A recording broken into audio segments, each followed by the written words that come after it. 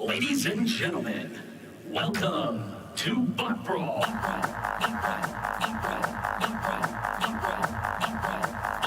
to Butt Brawl.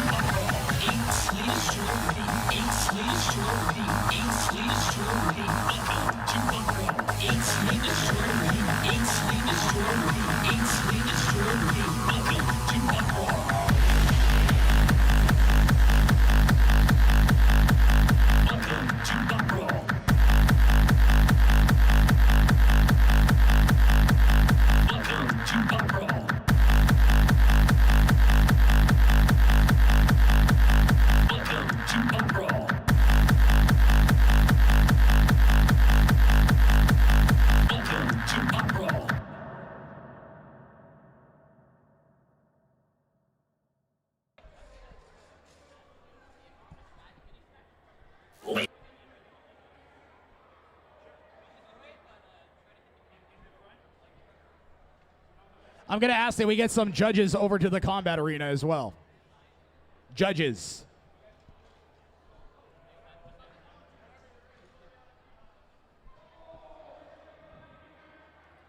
Go ahead and load in, guys. So that Lego robot, it has a giant rotating, I don't really want to call it a blade, but normally I'd call it a blade. But it's made out of plastic. It does have some hard teeth on it. Its previous fight, it did better than you would have thought. It actually managed to flip its opponent over multiple times using its giant spinning plastic weapon of doom.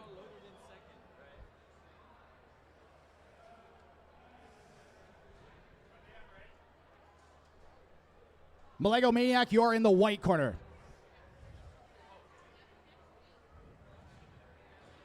Its opponent in purple is going to be Phantom 3.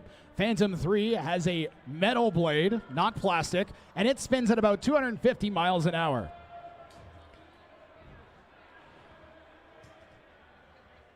So very, very likely we are going to see a whole bunch of Lego bricks go flying all over the arena in just a moment.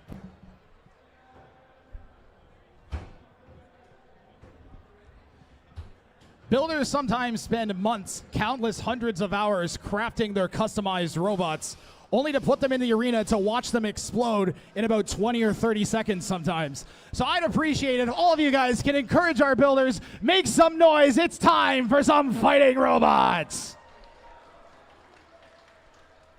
These are our 3-pound combat class robots. In the red corner, we have Phantom 3.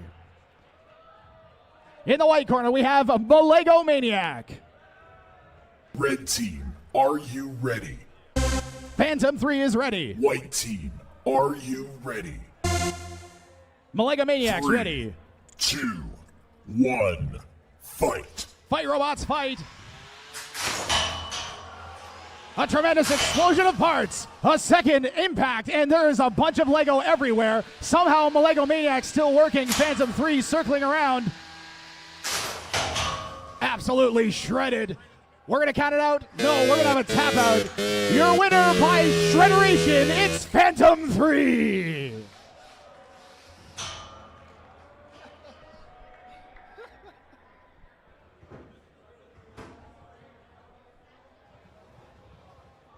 Remember what I said about hundreds of hours disappearing in about 30 seconds? I wasn't joking.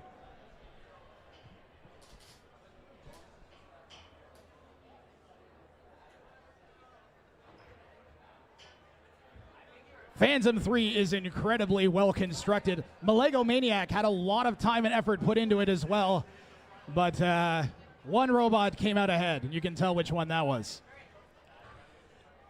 Screamer and Bumblebee, you guys are due up. After that, we will have Lavender, Haze, and Igor, followed by TS247 and Bearclaw. If you want to get involved, you want to participate, build your own robot, you think you can do better, visit botbrawl.ca and check out our Discord server, our Facebook group. Our builders are more than happy to help get you started in our competition. I'm going to take this time to thank our sponsor, FingerTech Robotics. So many of our robots are built with parts using them, and they generously sponsored our event today. As well as Send Cut Send. A lot of our builders will send their customized metal parts off to Send Cut Send to be cut, and we just want to make sure we are thanking them as well.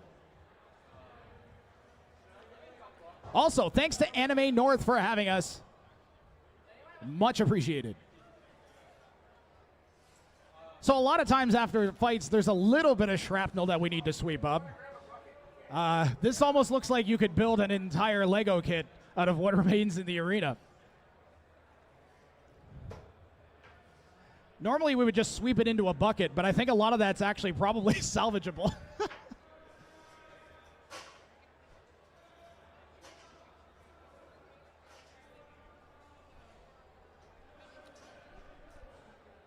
We are going to drop down a weight class to the 1-pound robots up next, Screamer and Bumblebee. A lot of times the 1-pound robots are actually more destructive than the 3-pound robots. It's a lot harder to get armor on robots at that size. So a lot of times people will just put all of their weight and energy and anything they would have put into armoring their robot. Instead, they put it into the weapon. So the 1-pound robots a lot of times...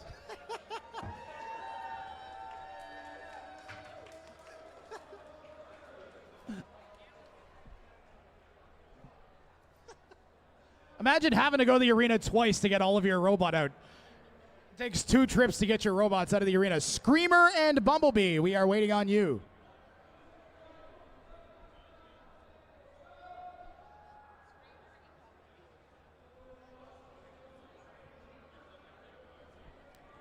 Screamer, are you here?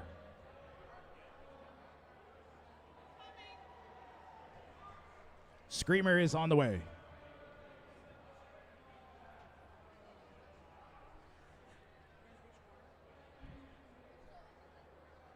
Screamer's in the white corner.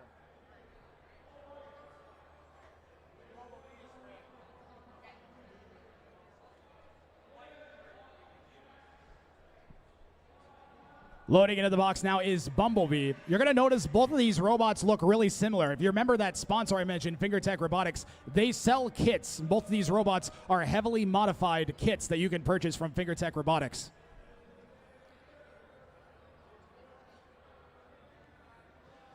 These still require a great deal of care and effort to keep functioning properly.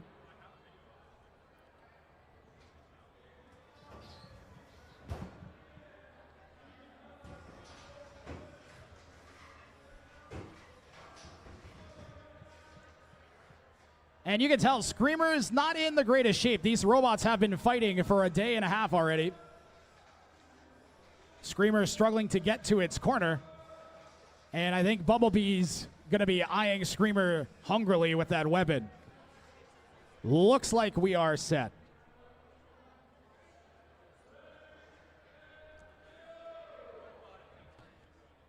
This is a 1-pound combat fight here at Bot Brawl. In the red corner, we have a Bumblebee. And in the white corner, we have Screamer. Ready? Bumblebee is ready, I think. Thanks, Bumblebee. White team, are you ready? Screamer is ready. 3, 2, 1, fight. Fight, robots, fight. Both of those weapons are working. That's really good to see for Screamer. The way these blades work, you get underneath the opponent, and then that blade will bite in using the weight of the robot falling down on top of it. So robots are going to have to try and get underneath each other to get those weapons to contact. Those wheels look juicy, though.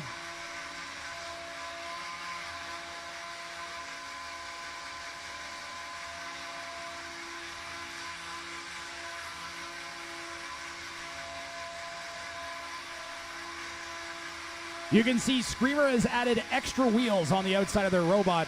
A lot of robots will do that so that if the weapon does bite into them, they kind of get a second chance, a second wheel to get torn off.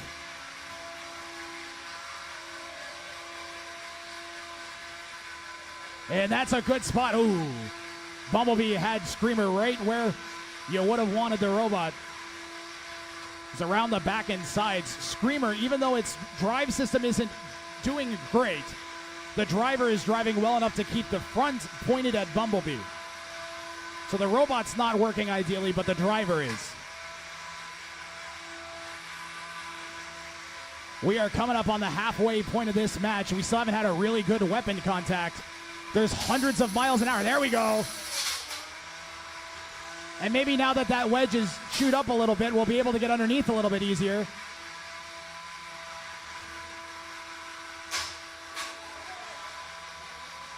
A good exchange there.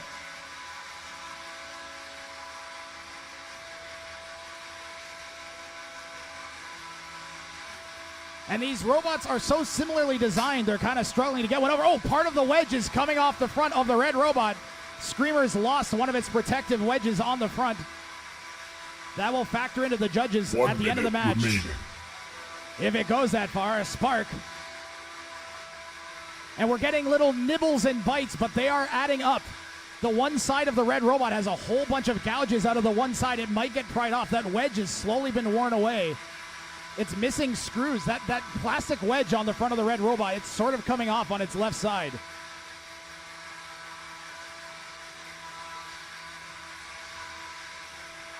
This has been clinical from Bumblebee. Last 30 seconds of this fight. You guys are getting treated to a driver's duel here. This has been excellent.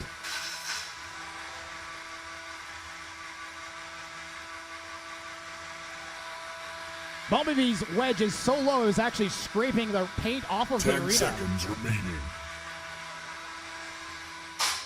There's some damage right at the end here. 3, 2, 1. Match over. That was a great fight. Let's hear it for both the robots. And you can see it's not always big impacts and destruction. Sometimes it comes down to really clinical and precise driving. The judges have reached a unanimous decision in favor of the yellow robot, Bumblebee. I'm going to give Screamer's driver, the red robot driver, a shout out. That was some great driving with a robot that was not functioning at its 100%. So really good job by Screamer to take that to a judge's decision and do some counter damage. Lavender, Haze, and Igor are up next. They are 3-pound robots. TS-247 and Bearclaw after that are 1-pound robots. So we have lots of combat matches back to back to back coming up for you folks.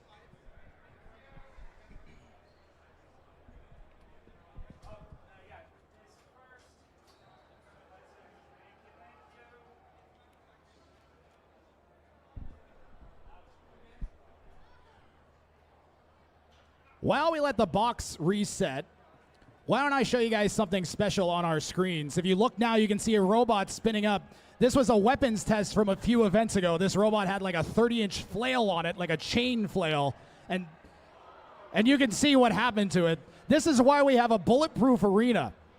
I'll go ahead and play it again for you guys because I'm sure you want to see it again. Give me a moment here. So that flail was about 3 feet, 2.5 feet long, and it spun at like 300 miles an hour. And the builder was kind of confident that it would be safe to run not in the arena, but as you can see, it needs to be run into arena. Robots have so much force into it. It's absolutely insane. Lavender, Haze, and Igor, we are calling you guys to the arena.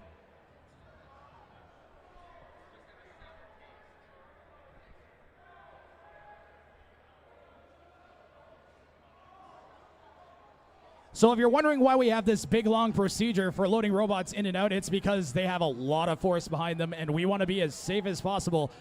These things are designed to go through metal and steel. You can imagine what they might do to a person. We try to be as safe as possible here at Bot Brawl.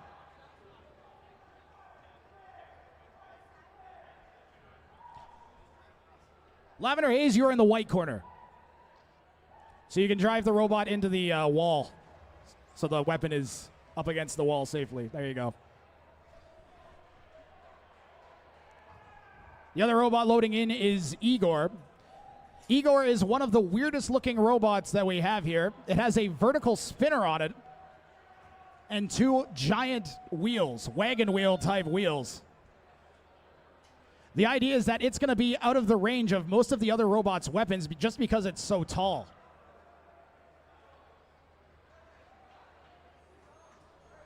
It also has a little spinning blade on the front. And you'll see in a moment, it kind of hammers back and forth and it leverages its wheels against its body to make a kind of flipping back and forth motion that brings that spinning blade down with a lot of force on the top of opponents.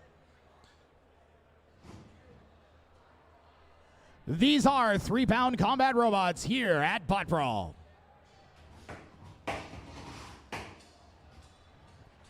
In the red corner, we have Igor. In the white corner, we have Lavender Haze. Red team, are you ready? Igor is ready. White team, are you ready? Lavender Haze is ready. 3, 2, 1, fight. Fight, robots, fight. Lots of spinning metal in the arena, waiting for it to collide. Lavender Haze maybe caught up on a rut in the arena floor.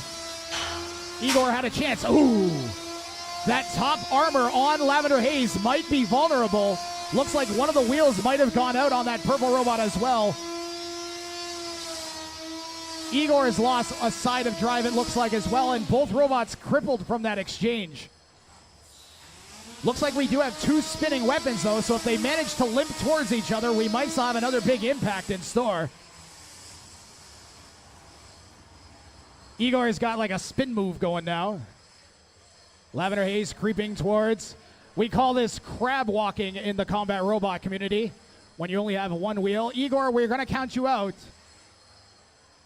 10, 9, 8, 7, 6, 5, 4, 3, 2, 1. Your winner is Lavender Haze. And that first exchange was all it took. If you look at the top of Lavender Haze, there is a ton, an absolute ton of shredded material. That top plastic armor is gone. I think I see some broken wires as well. So we actually literally cut the wires to a motor with the weapon on Igor.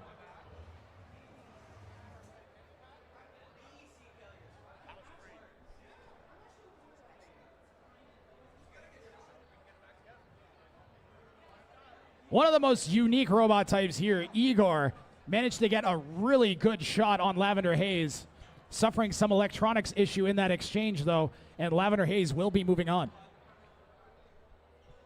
TS247 and Bearclaw are up next, followed by Golden Bear and Pizza Bot. That's right, we have a fighting pizza.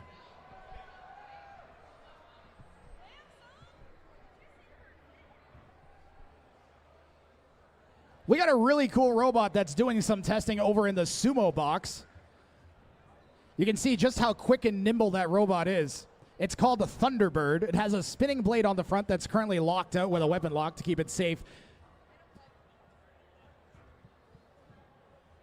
But it's definitely a front runner for our best looking robot here at Bot Brawl.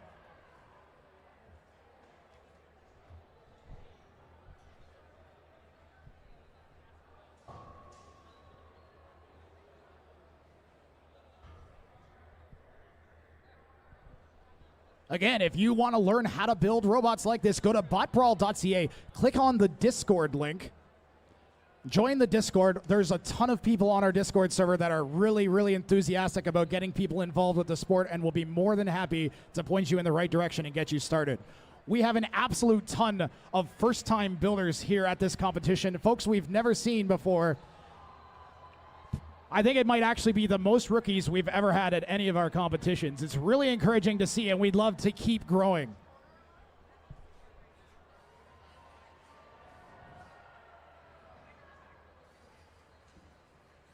Entering the arena, I believe this is Bear Claw.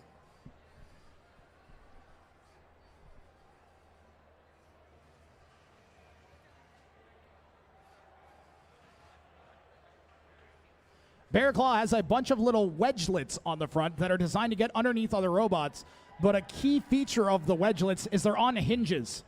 So that doesn't just mean that they'll ride along the floor nice and smoothly. It also means that when a weapon impacts them, they'll kind of flip up and absorb some of the impact.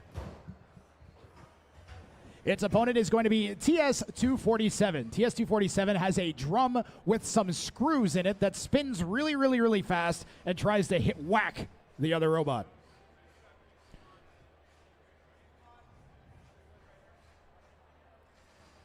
This is the 1 pound weight class here at Bot Brawl. In the red corner, we have TS-247. Our white corner is Bear Claw. Red team, are you ready?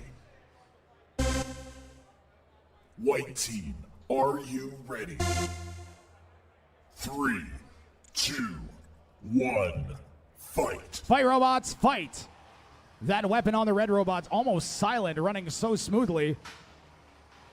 We'll see how much damage it can do. Those wedgelets on the front of Bear Claw doing their job. They're absorbing some of the impact of that drum.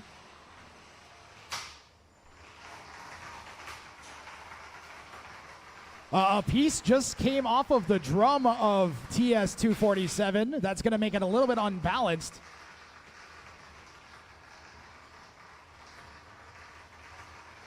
And TS-247 is doing a jig.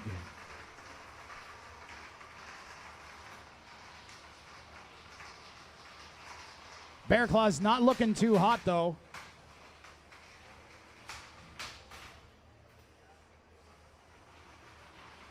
It's recovering. And what Bear Claw's going to want to do is to try and take TS-247 and shove it into the arena walls, especially that weapon. Ideally, get underneath and shove it around to break the robot's wheels from touching the arena floor so you can do what you want with it. So Bear Claw's weapon is to not die. A lot of robots will come out and try to hit as hard as they can, but you saw last match, actually, when you do that, sometimes you can break yourself. So some robots try to use that against other robots. They break their fist on their face. We're seeing some solid driving fundamentals from both robots here as they're trying to keep their weapons oriented at each other. A bit of a slip up there from TS-247, and Bear Claw managed to get underneath.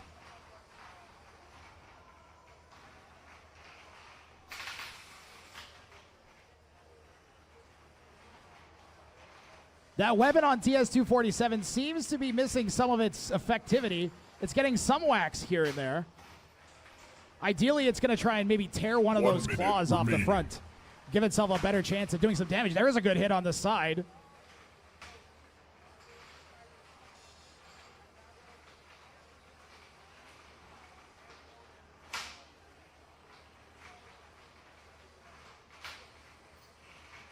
This has honestly been really good driving from the wedge robot, Bear Claw, who has managed to keep its wedges pointed at that drum almost this entire match.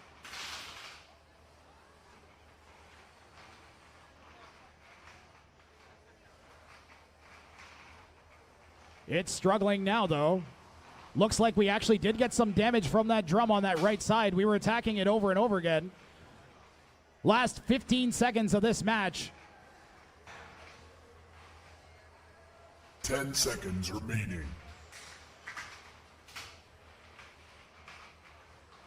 TS-247 with all the aggression. 2, 1. Match over. And that's that match. Let's hear it for both of our robots here. So when it goes the full 3 minutes, robots are judged based on damage done, aggression shown towards the other robot, and control taken. We have a unanimous decision in from the judges, going for the red robot, TS247.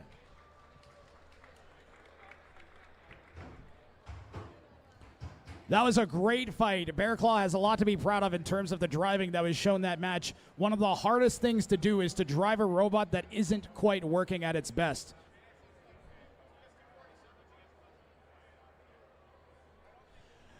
Golden Bear and Pizza Bot, you're due up.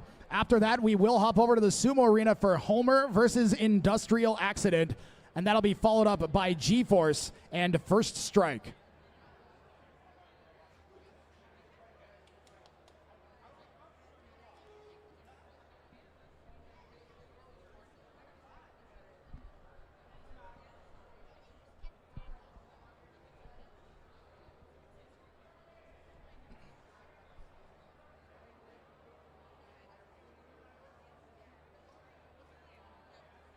So again, if you want more information, go to botbrawl.ca. If you're a Facebook person, we've got Facebook. Maybe you don't want to join Bot Brawl. Maybe you don't want to build. Maybe you just want to see fighting robots pop up in your feed every now and then. Well, we've got an Instagram too, and we'll be posting lots of highlights from today's event and future events on our Instagram. So if you just want to see some fighting robots once in a while, follow us. Instagram is Bot Brawl Canada.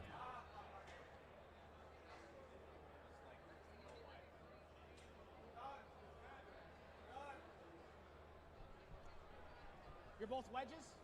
You got knives, you go first. Pizza Bot first.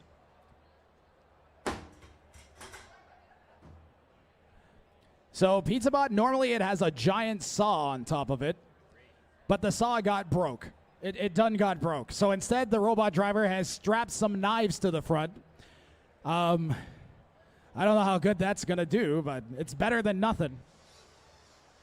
What's the old saying? Don't go to a robot fight with a knife. Don't show up to a knife fight with a robot. I don't know. Pizza Bot, you are in the red corner. No fighting until the match starts, guys.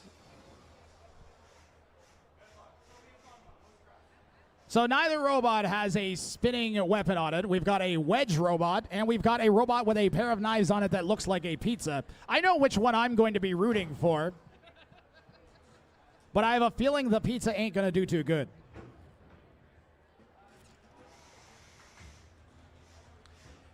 In the red corner, we have a Pizza Bot. In the white corner, we have a Golden Bear.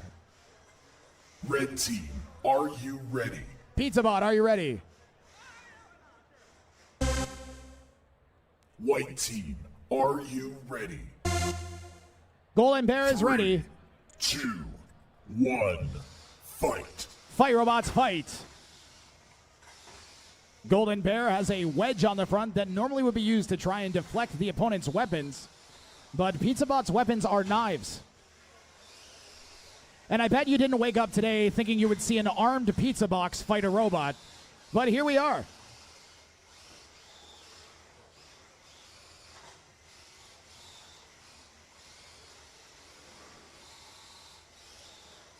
Pizza Bot trying to stab Golden Bear, slice it, dice it,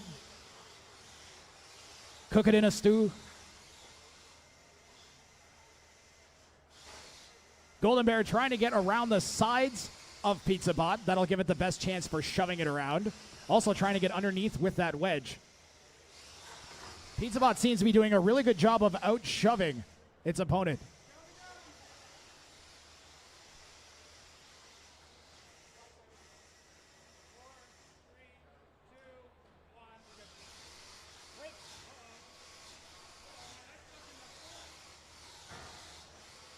We're going to pause the match.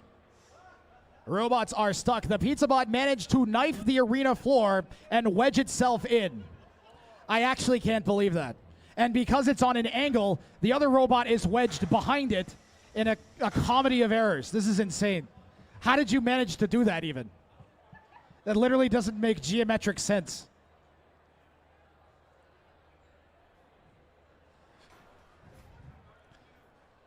our precision arena stick.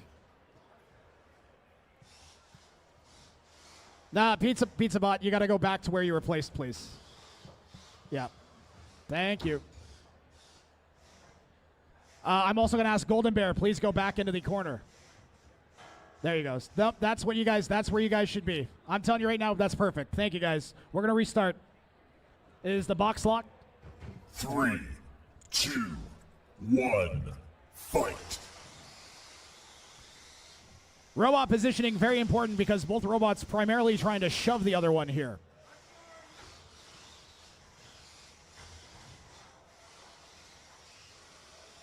Pizza Bot getting around the sides. And what I really want to see is one of those knives hit one of the wheels and then just like a little sliver of foam come off, because then we could call it damage. And that would make the judge's decision a lot easier.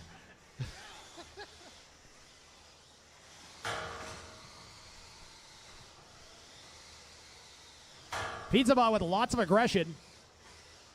Hemming Golden Bear in. It seems to have the edge in pushing power. Pizza Bot might actually be doing the most damage to the arena that we've had of all the robots with all the spinning weapons. This thing's already pried up 2 sections of the arena floor.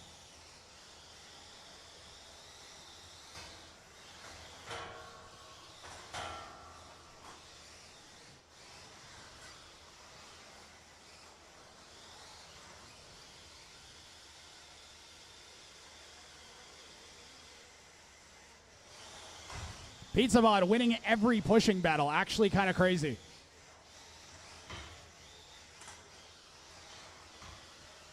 Just 25 seconds left in this match.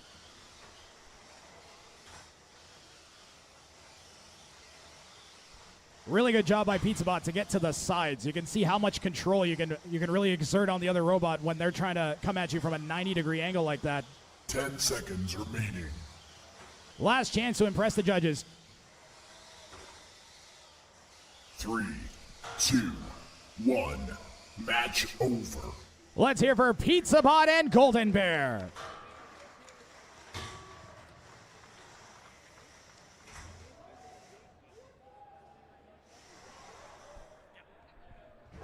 We have a unanimous decision in favor of Pizza Bot.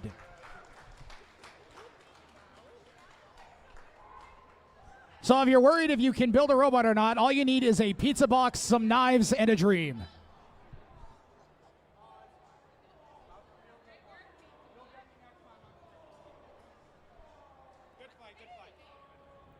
Matches like that are really important for builder development, meaning that builders need to learn how to drive their robots. Matches like that really, really help with learning to drive.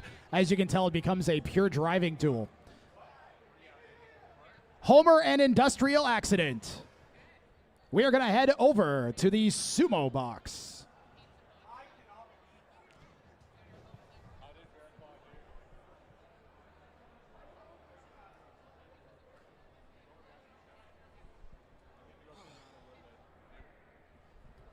So the Sumo Arena is a giant wooden circle. Robots are placed onto it and try to shove each other off of it. There's a big steel pole in the center. Robots can try to attach themselves to it. They can wrap themselves around it. They can do all kinds of weird things using the pole. We intentionally leave the rules vague so we can try and see some innovation from the builders. One of the strangest mechanisms we've seen was a robot that would drive forwards, kind of surround the pole, and then clamp onto it. We also have a robot that I think is like 10, 15 feet wide that just spins around, drives forward, grabs the pole, and then just spins in a circle to push the other robots off. These two robots are 30-pound robots.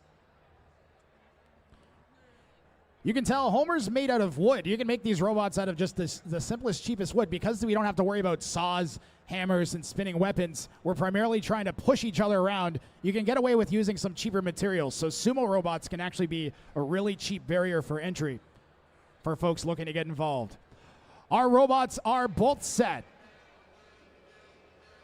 Industrial Accident's alarm thing is working. Fighting in 3, 2, 1, fight!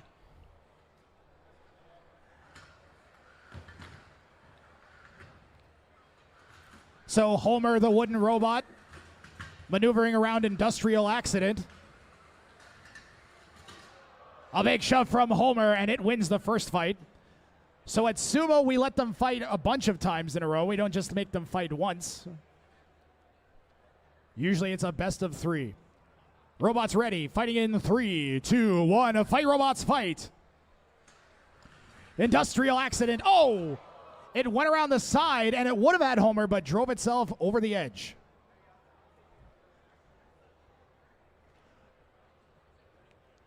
So that's 2-0 for Homer. Why don't we go to 4 victories?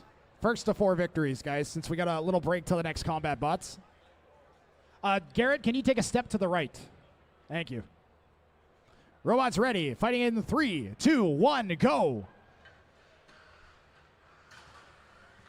Wow, really good driving by Homer, constructed by Dan. He is an excellent driver.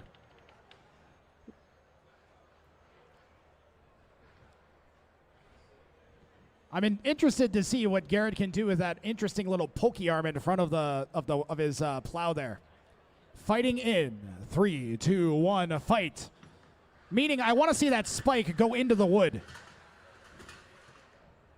I really want to see the spike get impaled on Homer. Wow, good shove from Homer. Industrial Accident loses another one. And Dan is on point with his driving. So you guys can go one more fight. Let's go one more. G-Force and First Strike and Ipsidi and Noisemaker, please head to the arena. Let's see if Industrial Accident can get at least one victory here. We're going to fight in 3, 2, 1, go. Really good driving by Industrial Accident around the side. It has Homer pinned up against the pole and shoves it out. Good job, Industrial Accident.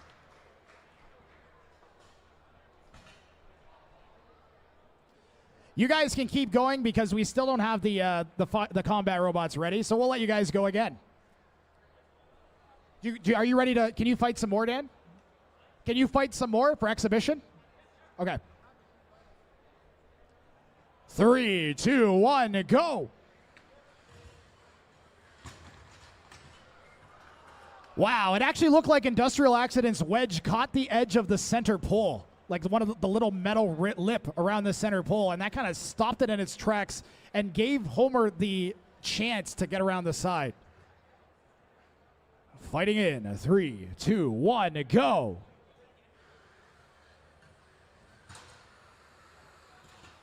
Wow.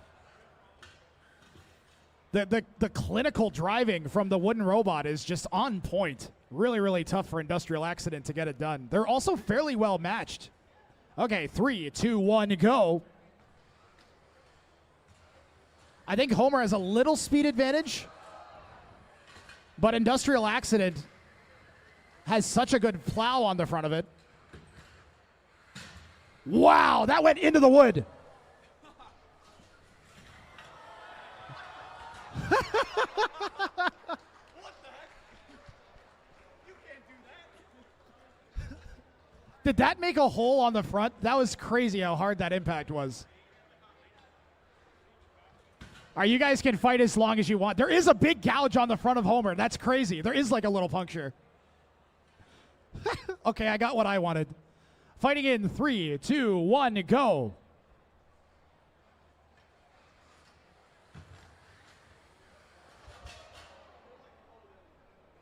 Aggressive shove by Garrett Campbell, and Industrial Accident sends both robots over the side.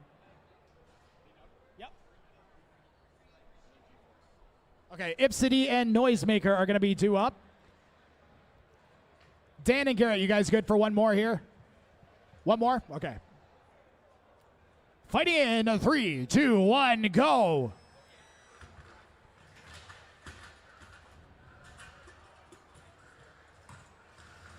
Wow.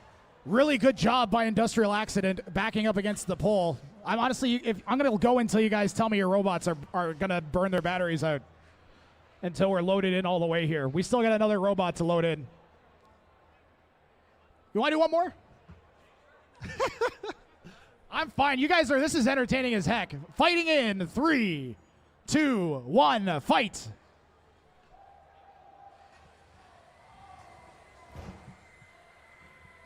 And you can see those wedgelets hung up on the pole, kind of holding Homer in.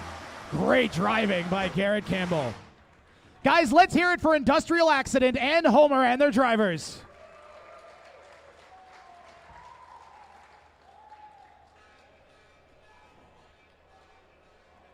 That's the alarm on Industrial Accident. Always cool when the builders have an eye towards aesthetics of the robot. We have 2 cool looking robots over here in the combat box. These are 3-pound robots with probably 500 miles an hour plus of combined weapon tip speed. This is going to be destructive.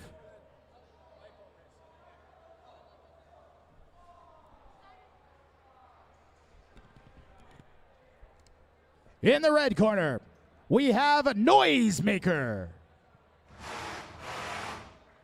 In the white corner, we have Ipsidi. Red team, are you ready? White team, are you ready? 3, 2, 1, fight. Fight robots, fight. You can see they both have big spinning steel or titanium blades on the front. Big impact.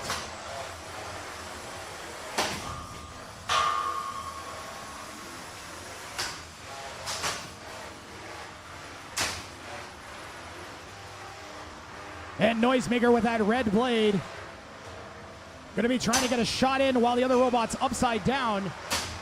Getting some good impacts there.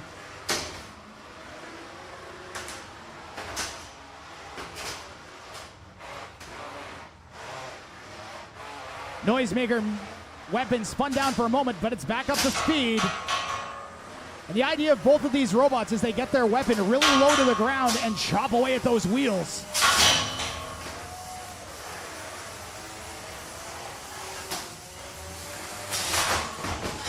Wow, a huge impact. Ipsidi's back on its feet.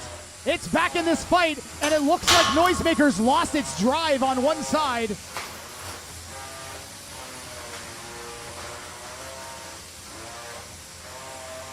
You can see Noisemaker has an interesting shuffling mechanism that just got torn off completely. So it doesn't have wheels, it has little legs, and it just lost half of them.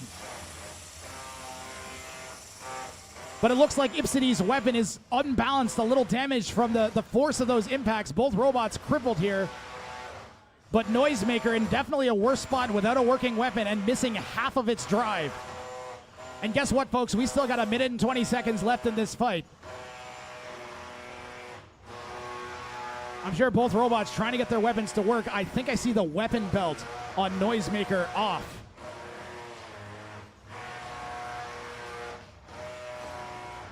There's loose bolts, there's pieces of scrap all over the arena from that impact. And if you look really close at Ipsidi, its metal top covering has a huge tab kind of bent up. And that's, guys, that's titanium. That's the amount of force that takes, I can't even explain. And I think right now, Noisemaker's just trying to make it to the bell and hope they get the judge's decision. Ipsidi trying to show some kind of aggression and control for the second half of this match. Absolutely insane exchanges in the first half.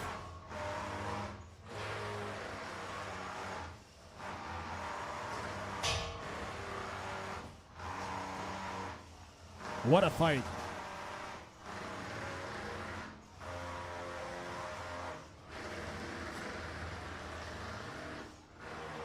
Ten seconds remaining. Both these robots are really, really well constructed, really, really cool looking. 3, 2, 1. But only one can Match win. over. We are going to a judge's decision. Let's hear it for our 2 robots.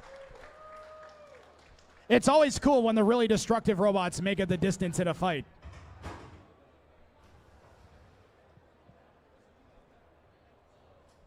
So judges award points based on damage, aggression, and control.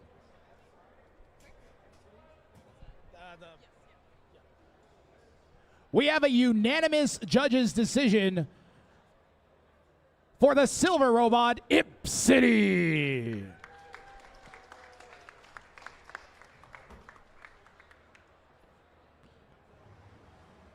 Unfortunately, Noisemaker's wheel, or pardon me, shuffling mechanism getting ripped off was just too much of a factor in the damage category, and that would hand it to Ipsidi almost by itself. So a cool fact, robots that have these little shuffling mechanisms, they're actually allowed to weigh up to 4.5 pounds in the 3-pound class. So they get a 50% weight bonus if robots shuffle instead of roll.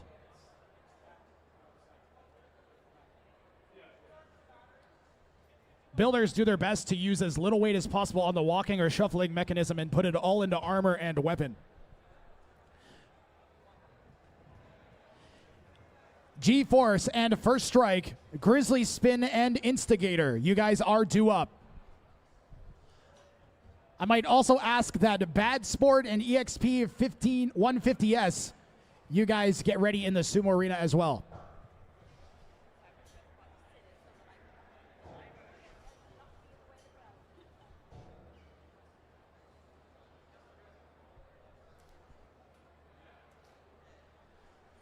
I'll take a second to thank the sponsors of today's competition, FingerTech Robotics, who has sponsored our prize pool.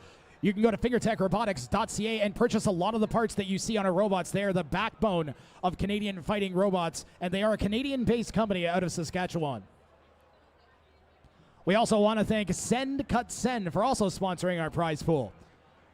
People will design a part, they send it to Send Cut Send, they cut it, and then send it back. It's an invaluable service for our builders, and we are more than happy to have them as a sponsor here today. Also, our thanks to Anime North for hosting us. This is our first time at Anime North, and it's been awesome. We want to make sure we thank them as well. Robot in the arena over in the red corner is First Strike. So it is a 3D printed robot featuring a vertically spinning drum on the front. These robots are in the 1-pound class. It's going up against a very formidable robot, G-Force. G-Force has a giant blade on the front, spinning at many hundreds of miles an hour, thousands of revolutions a minute.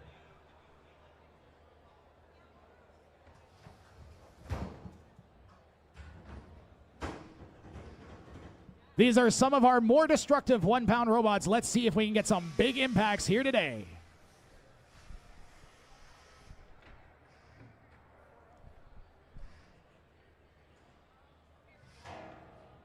In the red corner, we have First Strike. In the white corner, we have G-Force. Red team, are you ready? First Strike is ready. White team, are you ready?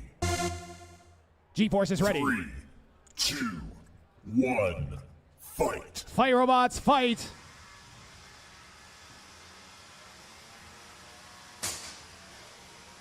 A big shot, weapon to weapon. And G-Force gets a shot on the back of First Strike. Both robots send careening around the arena. First Strike's weapon spins up and down. G-Force side to side. You never know which robot's weapon will bite the other.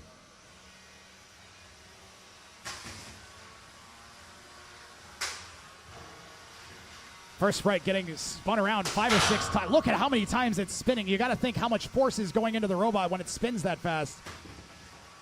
All those little electronics and wires, you got to hope you held them together real good. First Strike trying to get around to the sides to get those wheels. G-Force, I think he just wants to hit anything. His weapon is so big and strong. Wow.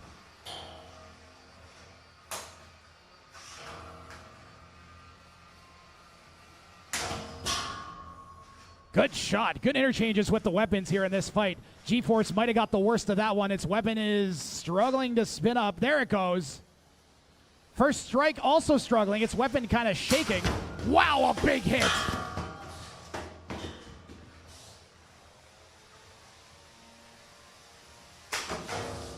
Insane the amount of force these two tiny little robots have. Hard to believe they only weigh a pound. Halfway through this match, guys. Somehow both weapons still working, I think. First strike rolling. Wow. G-Force jumping all around the arena.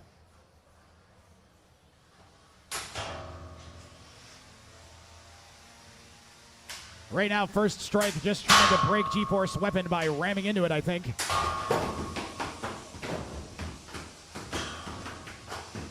1 minute remaining. Someone play Yakety Sax.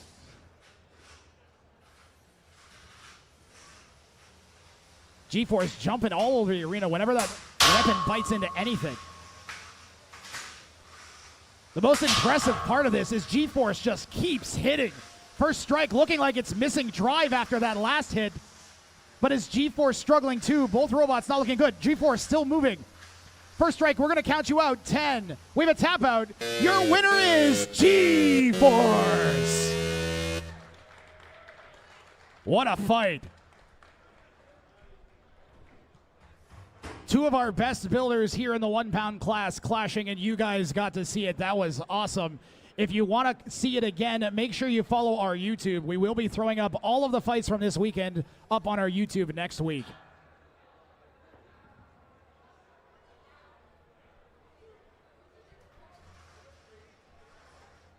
A really impressive fight from both robots. It's difficult to go the distance. We didn't quite make it there, but we made it like 2 minutes and 40 seconds, I think, into that fight. I think First Strike realized he was at a bit of a disadvantage, having lost his weapon about a minute in, or 2 minutes in, pardon me. And G-Force was just getting lots and lots of hits. Great fight, guys. Let's go over to the Sumo box while we wait for the combat box to get reset. In the Sumo box, we have the biggest robots we have here. These are 150-pound robots. The black robot called Bloodsport with the smaller wheels actually is the drive base for a BattleBot, a 250-pound full combat robot that the builders have taken the opportunity to bring here today. Its opponent is EXP 150S, so Experimental 150, built by Jason, and it looks kind of funky. It's got those big kind of spikes on the front, and I believe those are articulated a little bit, right? We're going to have these guys face off. Are both the robots ready? Drivers are ready?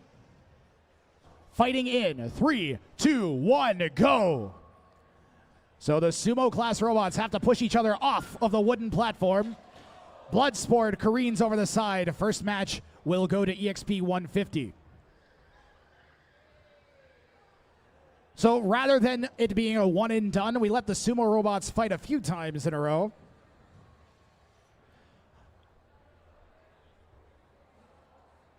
Let's see if we can get a big smashing impact between the two of them. Fighting in a 3, 2, 1, fight!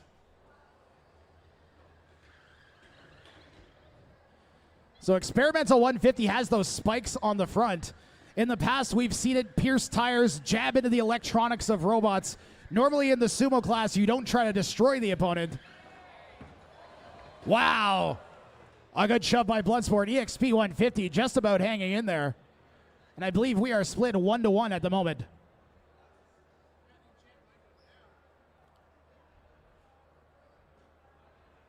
EXP 150 is the defending champion from last year's CNE competition. This is chance for Bloodsport to win some reputation here among our builders.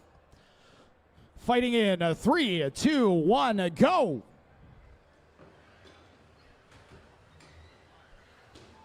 Great driving from Bloodsport. And that was it. You guys can go again if you want to do some exhibition matches. But Bloodsport will take that set. And pardon me, that robot's name is technically Bad Sport, even though it says Bloodsport on the side. Cool thing, I actually got a closer look at Bloodsport, and the little red things on the front, those are 3D printed TPU plastic. And they actually use that in the main competition. So you're talking about 3D printed materials being used up against robots that spin giant pieces of metal at hundreds of miles an hour. EXP 150 has some really cool taillights, though. Fighting in 3, 2, 1, go. Tires squealing. EXP 150 goes out.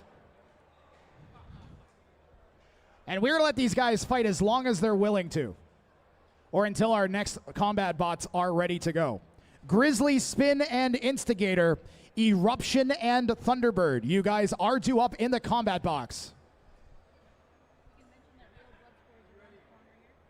If you guys want to see the black robot with the, I was going to say the black robot with the red wheels, but if you guys want to see the full-size Bloodsport, that's the small one, equipped with its giant spinning blade, you can come over to this side of the arena, the far side of the arena from where the Sumo arena is, and you can see the full-sized BattleBot on display. Those spikes raising and lowering on EXP 150, fighting in 3, 2, 1, go!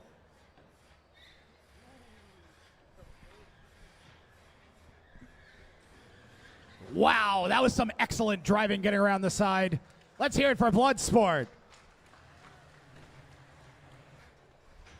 We're good. That's it. We are going to transition over to the combat box, because we have 2 more 1-pound fighting robots ready to go.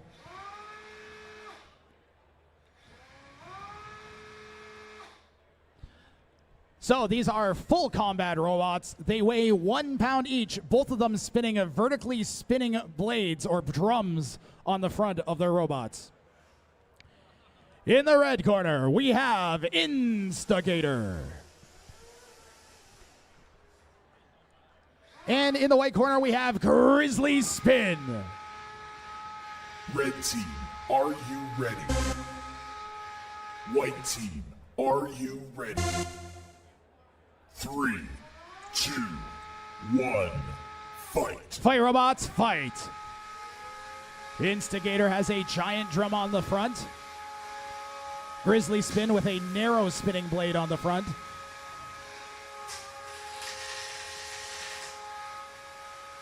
Instigator going to try to get underneath maybe the sides of Grizzly Spin.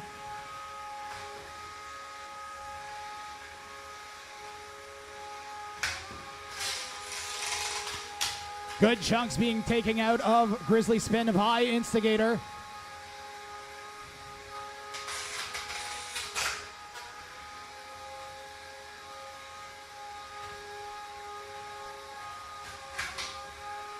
And Instigator is going to try to get around the sides and hit those wheels. Grizzly Spin probably going to try to do the same, but it looks like Instigator may have the maneuverability advantage. We are about 60 seconds into this fight already. Instigator more than capable of throwing robots all the way to the ceiling.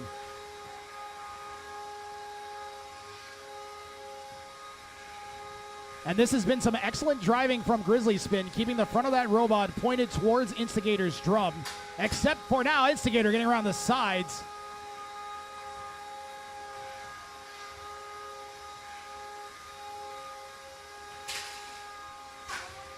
So you might notice that tail on the back of Instigator. It's not just to look cute. It actually helps it deal with some of the gyro forces and prevents it from getting stuck on its back or in a weird position. Ooh, that was almost a really good shot for Instigator. Its blade can bite. And we are going to start counting out Grizzly Spin in a second after that impact. 10, 9, 8, 7, 6, 5. Your winner by tap out is Instigator.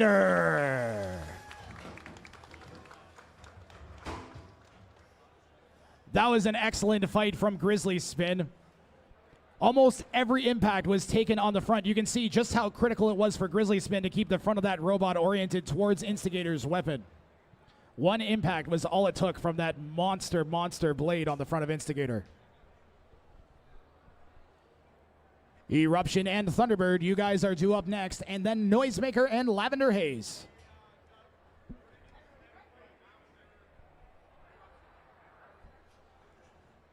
Also, come on and slam Shameless self-promotion. You guys are expected to be on deck shortly.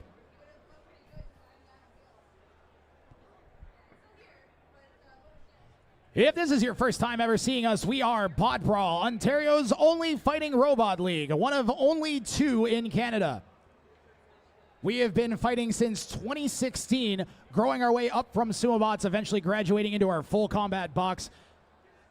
The full combat box you see is made out of 2 layers of bulletproof glass, spaced about a quarter of an inch to half an inch apart. Idea being that we have 2 layers of protection between us and the deadly, deadly robots.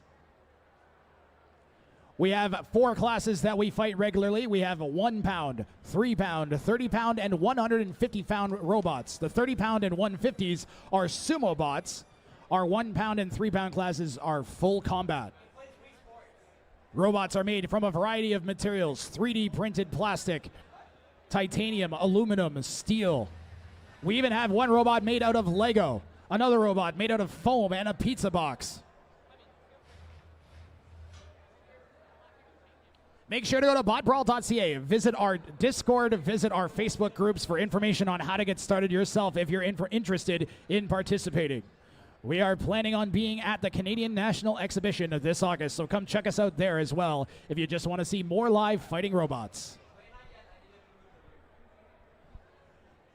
We also have Instagram. If you just want to see some fighting robot content pop up in your feed every once in a while, go to Bot Brawl Canada on Instagram.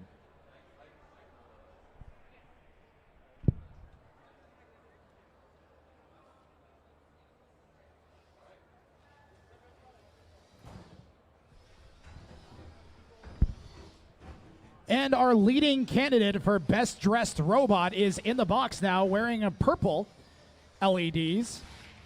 It's known as Thunderbird. Eruption and Thunderbird. I'm going to have you guys switch sides, please.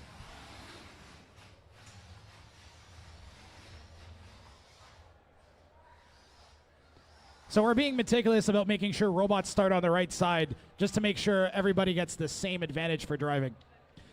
In the red corner, we have Thunderbird. Oh, we got 1 second. Apparently there is still some debris left from the last fight, and Thunderbird wants to wipe some of it off of their wheels. The opening exchanges are often the most important. Can we get the weapon lockout first, guys?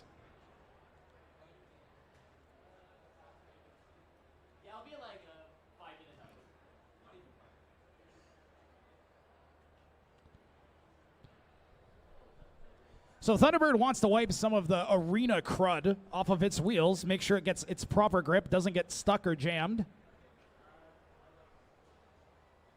So we'll give it about a minute to do that. We'll be nice. That's the reason we have the whole check-in process, is because sometimes things go wrong at the last second, and we want the robots to fight fairly. Eruption's probably going to want to switch their robot off so they don't waste batteries. While we wait, I've got something special I can show you guys. This is a robot that explodes. You ever want to see a robot explode? Well, watch the screens.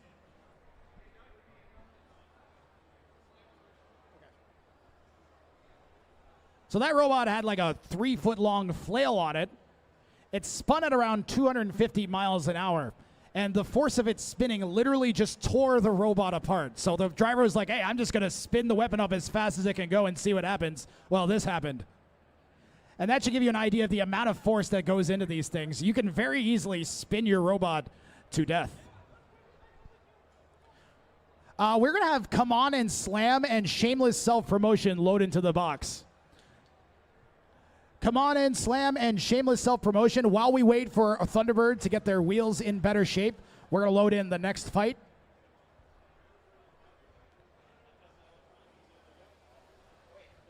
Eruption, we're going to ask that you deload for now.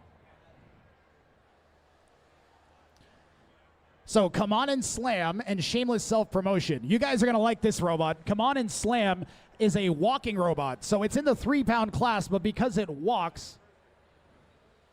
Wedge goes second, right? That's fine. Honestly, it doesn't matter.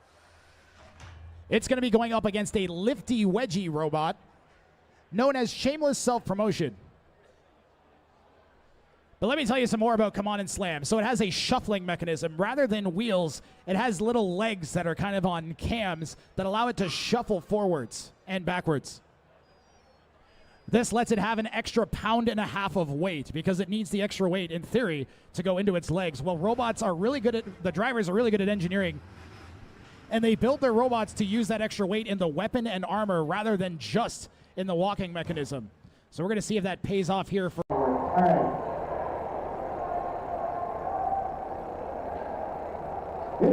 we have Shameless self-promotion.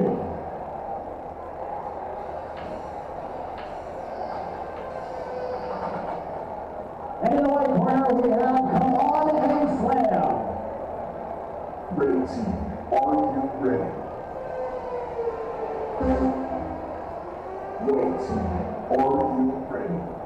are you ready? 3, 2, 1.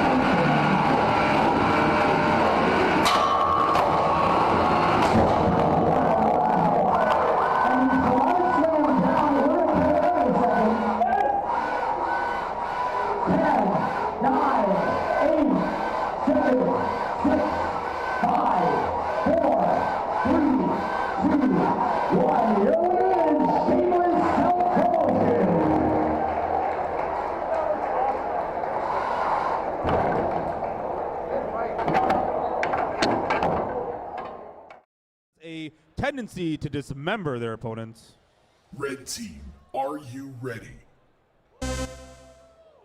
White team, are you ready? 3, 2, 1, fight. Both robots getting their weapons up to speed. Trying to get the hit. First one to make contact goes flying. Thunderbird up in the air but still operational. And there you see the telltale signs. Eruption picking apart its opponents. Up into the ceiling, our lighting ray coming down. We have a tap out making Eruption the winner of this match. Thunderbird has some repairs to do.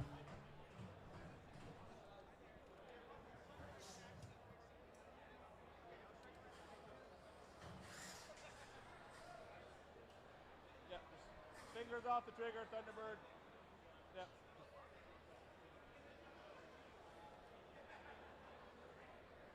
And there we are extracting Thunderbird.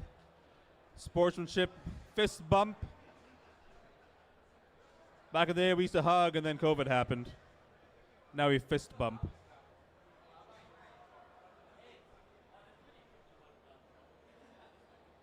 Who's next?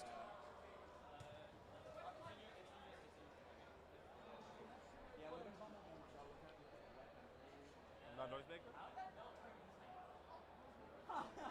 All right, next in box, Noisemaker and Lavender Haze.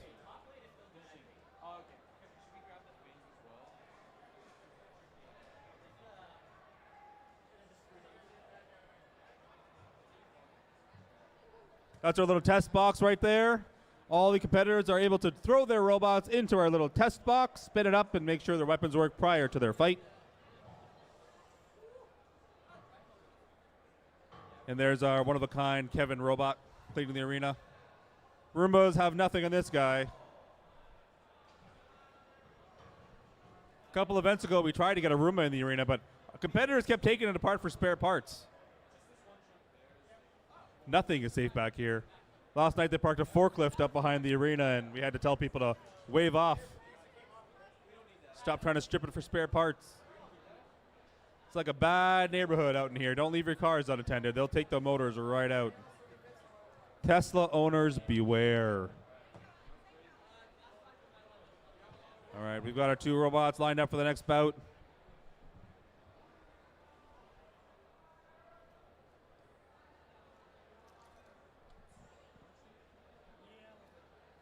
Forgot mine in the car. Hey, Chloe. This is the last match I'm going to stream. Here we have Lavender Haze entering the box. A nasty beater bar. It's got a vertical spinner that'll throw robots up into the roof.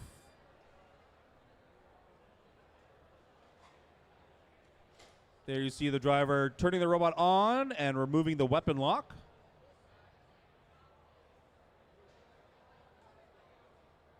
Using a drone controller, that'd be a Radio Master Zorro, I think. Usually used to drive FPV drones, and today they're driving robots. A lot of the components here you can find at any well-equipped hobby shop. Anybody running drones will be very familiar with the brushless motors, LiPo batteries, controllers, the whole 9 yards.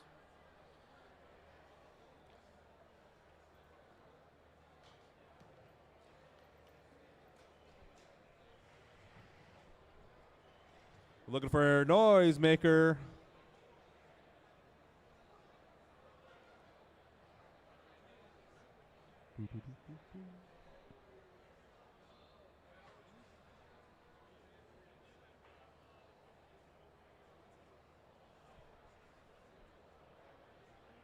A little bit of maintenance. Those sumo fights, those combat fights generate a lot of debris.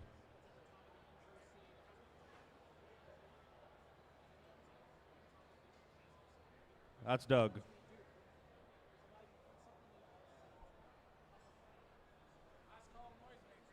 Noisemaker, last call. Noisemaker to the box.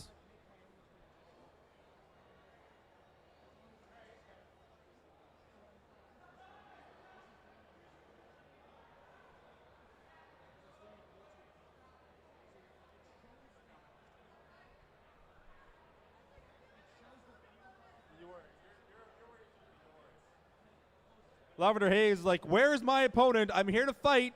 And if I don't get a fight now, I'm coming for you.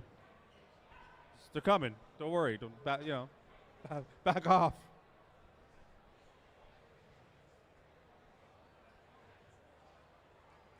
Here we are, Noisemaker, now entering the arena.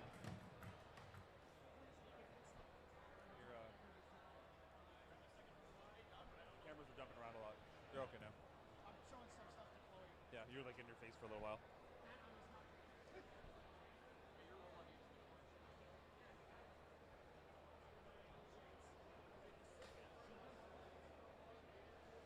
Ready to go.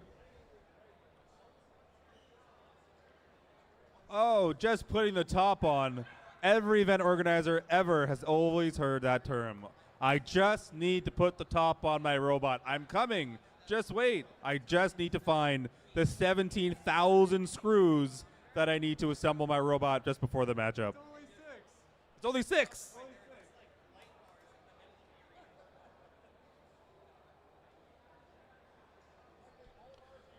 Noisemaker is a little unique robot. Its name comes from its very unique drivetrain. Rather than using wheels or tracks, Noisemaker, the little black robot, has a bunch of little legs that shimmy along like a creepy little centipede. It's called a shuffling mechanism, and because of that complex mechanism, we grant them an extra weight bonus. While Lavender Haze weighs in at 3 pounds, Noisemaker can go all the way up to 4.5 pounds. And a lot of builders will incur that extra complexity in drivetrain so that they can make a bigger, badder weapon. But with that complexity comes an extra level of, let's say, reliability. Wheels work, you just spin them. Little legs, there's a whole bunch of stuff going on there. And if you don't get it quite right, well, you lose. All right, the box is locked. The weapons are running. There you go. See the little legs shimmying.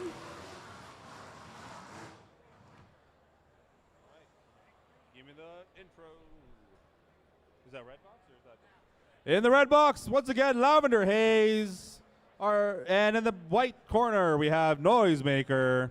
Red team, are you ready? White team, are you ready? 3, 2, 1, fight. Both robots getting their weapons up to speed. Noisemaker hitting critical velocity faster. And we got our first impact. There are screws everywhere. I think some of those screws at the top plate are coming loose. Oh no.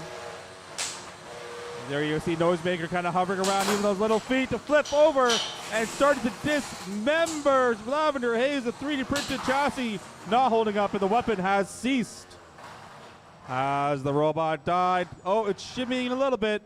But if we don't see movement soon, we may have to count you down. Let's see some movement, Lavender Haze. And the countdown has begun.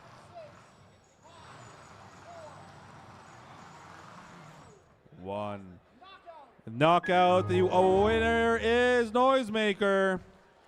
What you just saw there, ladies and gentlemen, is if your robot is incapacitated, turned upside down, wheels off, dismembered, and you cannot move and cannot show us movement, we will begin the countdown. You have 10 seconds to show us controlled movement, and if you can't, we say, well, you're busted, you lose. And that's exactly what happened there.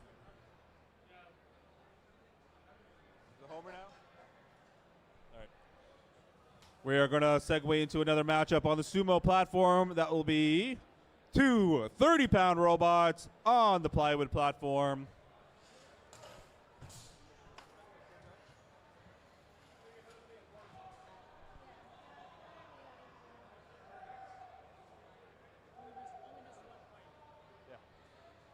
Yeah, I think so. All right.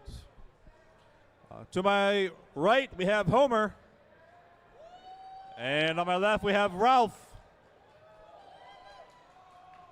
It's plywood and steel for its blue lights and air.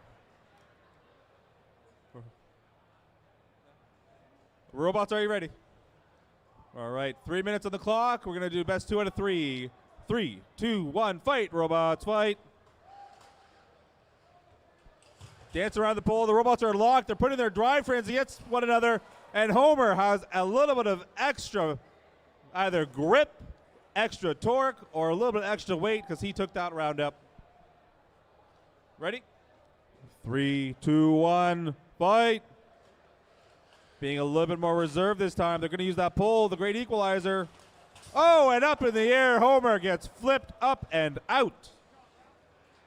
That's what I meant when I said blue lights and air. Ralph has a compressed air cylinder inside, a little pneumatic ram, letting it flip its opponents up in the air.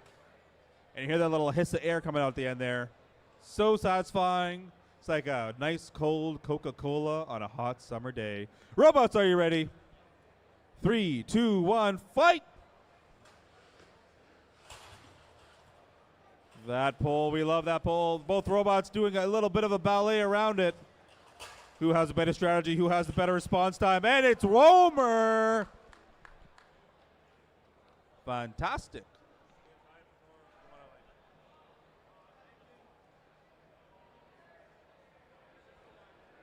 All right, the winner of that is Homer. And I just want to point out, Homer is mostly built out of plywood, using hand tools, drills, a jigsaw, a lot of time, a circular saw. He doesn't even have a jigsaw, so he did some shady stuff to get those nice square cutouts. Bit of steel, some carriage bolts. This, ladies and gentlemen, is a Home Depot special, and it is sweeping the competition. We're going to start up in the combat arena. Ladies and gentlemen, if you've never been here before, we are Bot Brawl, Ontario's only fighting robot competition. 2 robots enter our bulletproof arena, but only 1 leaves most of the time. We have 4 classes we fight. You just saw some 30-pound sumos. We are coming over to our combat box. These robots are allowed almost any weapon you can imagine, as long as it tears the other robot apart. These robots are 1-pound robots, so they are the lightest robots we have here, but you will be surprised at exactly how much force and energy they can exert. In the red corner, we have Bumblebee. And in the white corner, we have Left Shoe, Right Foot. Red team, are you ready? Bumblebee is ready. White team, are you ready? Left shoe, right foot is ready. 3, 2, 1, fight. Fight, robots, fight. Both of these robots have vertical spinning weapons, spinning at hundreds of miles an hour. More than capable of shredding steel, aluminum, and plastic if they hit hard enough.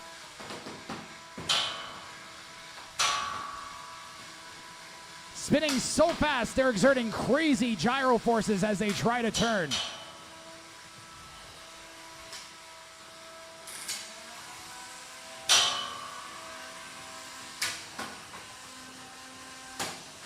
Left shoe, right foot is flipping its opponent over. Bumblebee hanging in there, though, managing to keep that wedge pointing towards that big weapon on the front. What a hit! And that wedge on the front of Bumblebee is coming off. The electronics might be exposed in a moment.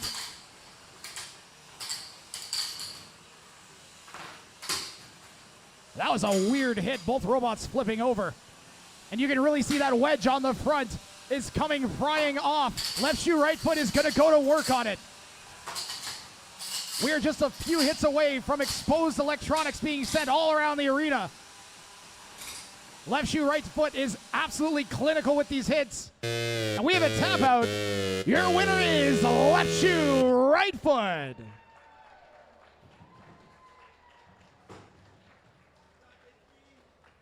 And I bet you guys didn't think that 1 pound was going to have that much force and energy in it, but believe me, these things are absolutely deadly.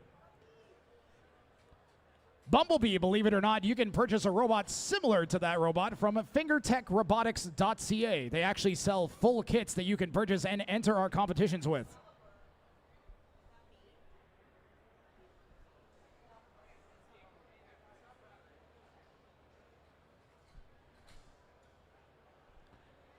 Coming up next, we're going to have a Monster Mash take on Shameless Self-Promotion. We also have a Dragua, Reco, and Atoma, and Face Tank and Pizzabot. We are going to ask that you guys get ready as well. That's right, I said Pizzabot. There is a robot that is a pizza.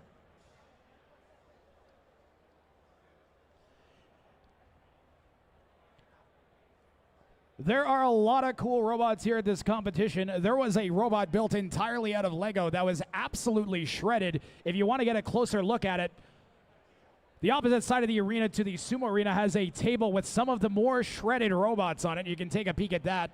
There's also a 250-pound BattleBot right next to our Sumo Arena, Lycan, that competed on ABC's BattleBots. There are crazy giant robots all over the place here. Monster Mash, Shameless Self-Promotion, please come to the arena. Dragua, Reco, Atoma, you guys are due up. And Why Can't We Be Friends and Phantom 3, we're looking for you guys too. So we have a Discord server, we have a Facebook group. If you guys want to start building your own and come and compete in one of our competitions, I really recommend you join either Discord or Facebook. Our builders are really happy to point you in the right direction and get you started out. I'll take a moment to thank our sponsors as well, fingertechrobotics.ca. A lot of the robot parts, I already mentioned them earlier, they're purchased directly from a Canadian website, Fingertech Robotics, and they are actually partnered with a competition out in Saskatchewan as well. So we want to give them a shout out. They are sponsoring our prize pool for today. Also, thanks to Send Cut Send, all of our robots are, not all of our robots, but many of our robots are built using parts that they customized using a service called Send Cut Send. And believe it or not, you can send them a part, they cut it, and then send it back. Makes customizing robots really easy. And of course, our thanks to Anime North. By the way, if you guys want a t-shirt, we are selling t-shirts for $20 if you want to prove that you came and saw the robots fighting in person. Entering our box now, we have Monster Mash. Monster Mash, I believe you are in the white corner this match. Just a heads up.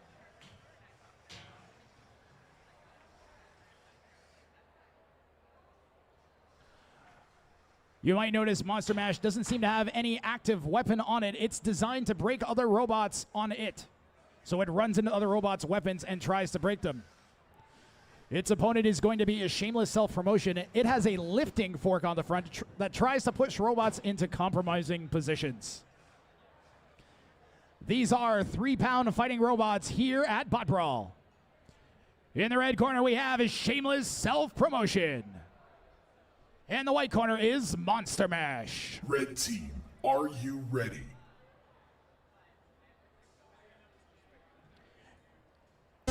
Shameless Self-Promotion is ready. White team, are you? Monster Mash is ready. 3, 2, 1, fight. Fight, robots, fight. So neither of these robots has a big destructive weapon, but that doesn't mean we won't see some damage done. They can both drive really quickly, and we might see some really big ramming shots and some cool flips from the red robot as well.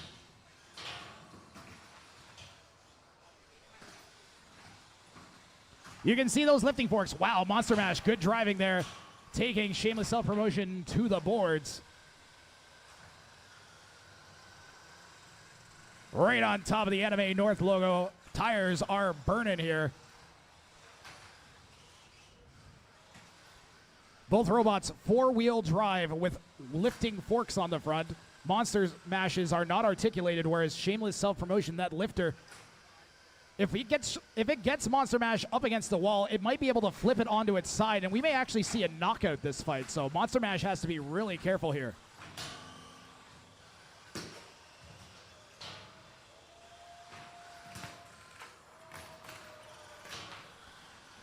Here at Bot Brawl, robots are allowed to pin each other for up to 10 seconds, and when you're in a match like this, the ability to control the opponent is really important to demonstrate to the judge. Judges are constantly watching to see which robot has control for longer.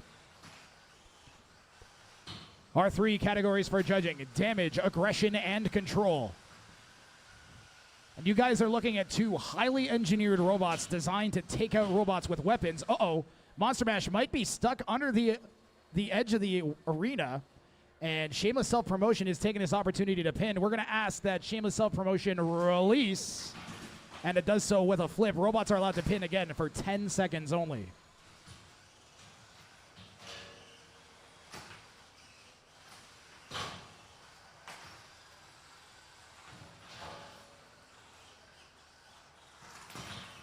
You can see either robot trying to get around the sides of the other remaining.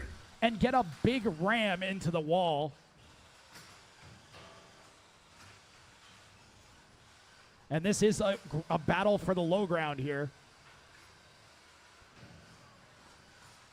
And these wedge-on-wedge fights, they can be as hypnotic as the big fights at times.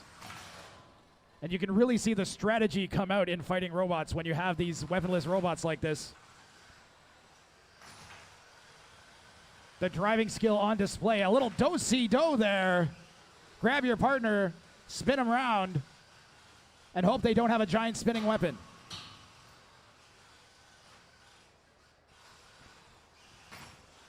Monster Mash's forks are so low, they're actually digging into parts of the arena floor. 10 seconds remaining.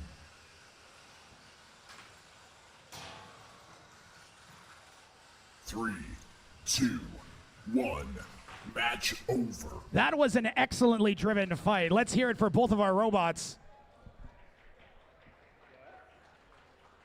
I'll explain why this was so impressive. Both of these robots have fought giant spinners. The fact that they are functioning this well after the fights they've had is actually insane. Judges have their work cut out for them.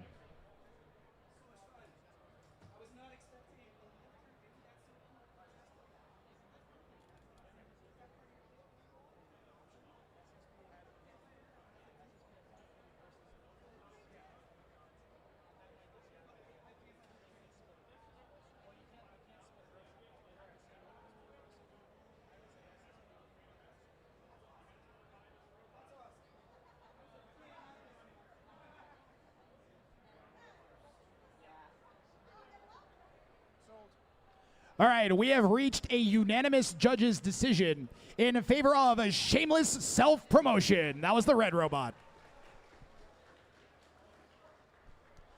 If you have an active weapon, it can be a huge help to the judges, because we look to see if the weapon did anything, and multiple times Shameless Self-Promotion was able to get underneath Monster Mash and break its wheels from the arena plane.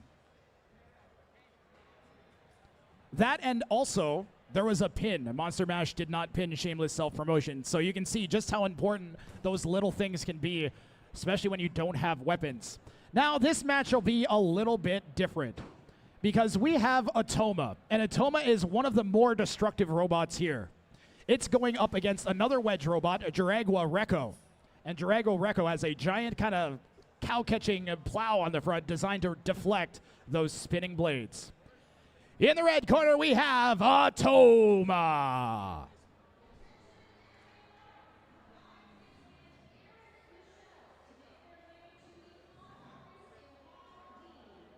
Red team, are you ready? White team, are you ready? 3, 2, 1, fight. Fight, robots, fight.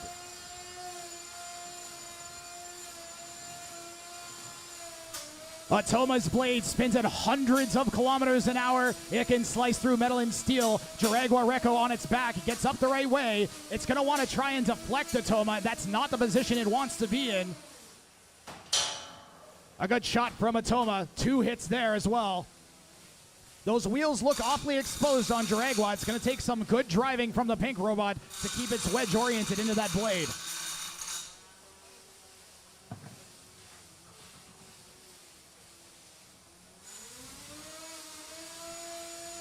Atoma ramping that weapon speed up, maybe trying to get a better bite. It's always a balance. Wow! The wedge completely removed from Dragua. A big hit from Atoma. The electronics exposed. We have a tap out. Your winner is Atoma.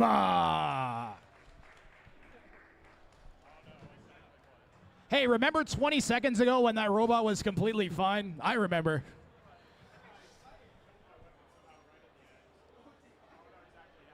Atoma weapon lock first, please.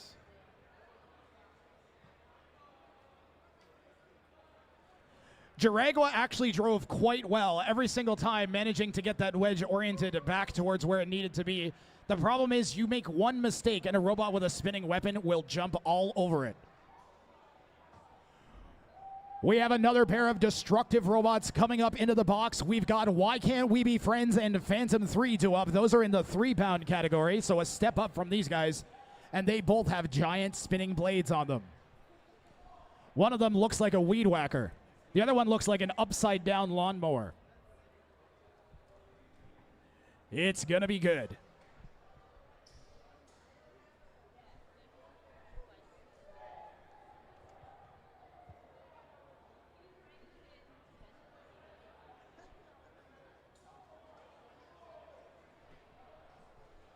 I think next time I'm gonna get a damage cam so that the people can go and like put the robots in front of the camera and like show how damaged the robot is.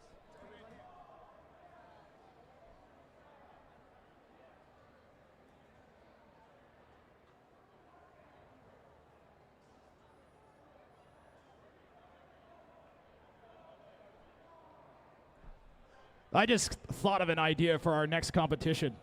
I am going to set up a camera for our next competition specifically for builders to put their broken robots in front of so we can show you guys how broken they are. So next competition, make sure you come check us out at C&E. We'll see if we can have that set up for next time.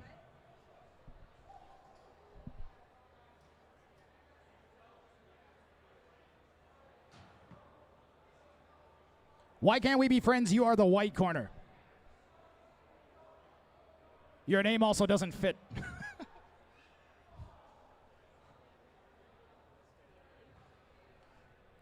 So both of these robots built by veteran robot builders that have competed, I think, at every Bot Brawl competition almost.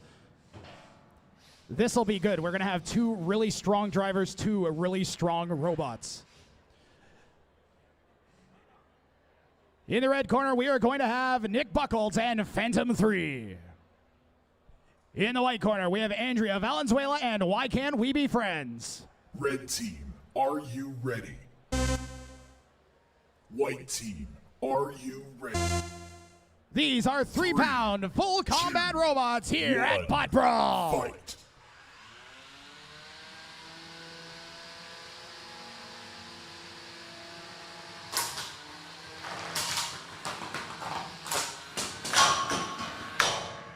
Why can't we be friends careening around? Those gyro forces are crazy. We might have a wheel down on the green robot. Phantom 3 seizes the opportunity. There's a big gouge on the back of Why Can't We Be Friends. Both of those wheels somehow working again, and the weapon going to Robust Robots. Phantom 3 kind of flipping around from those gyro forces. Can't seem to get flat. Why Can't We Be Friends closing in. Wow, something comes flying off. I have no idea what that was. Looks like a piece of armor off of Phantom 3 got torn up. And the sides and back of Phantom 3 are exposed a little bit now. What a fight.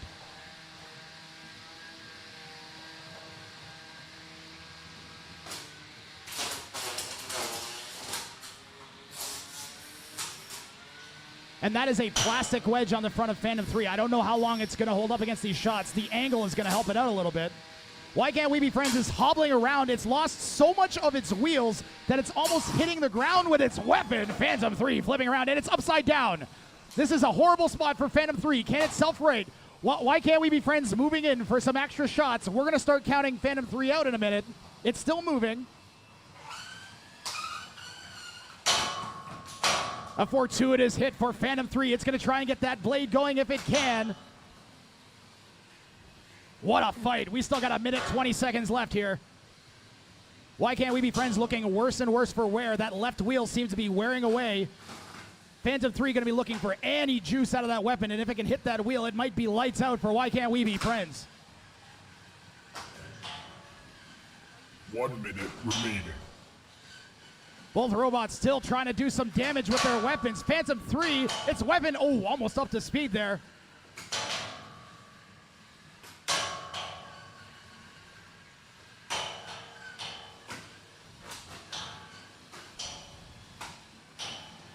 And this isn't as even of a fight, as long of a fight, I think, as we've had with two weaponed robots functioning the entire time. This is a great fight here. 30 seconds left in it. Folks, make some noise. These robots are putting on a show.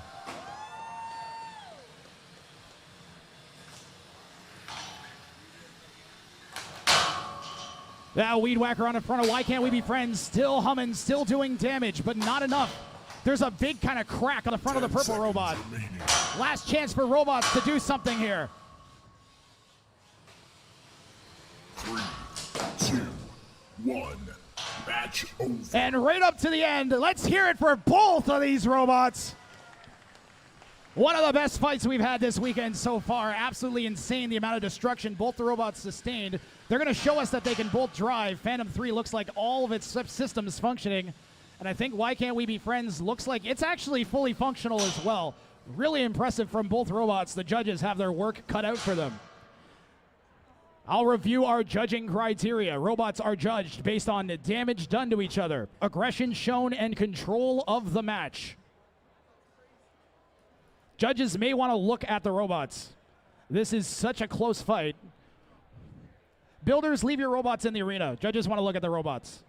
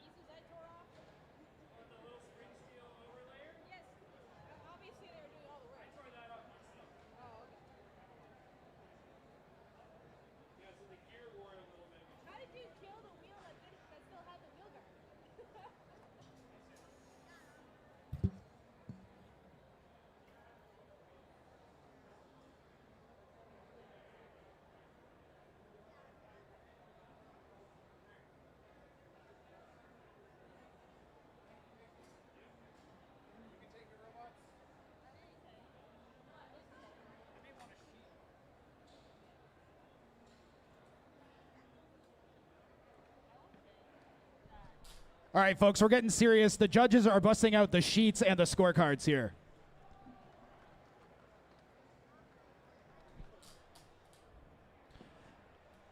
So we've got 8 points for damage, 6 points for control, 5 for aggression.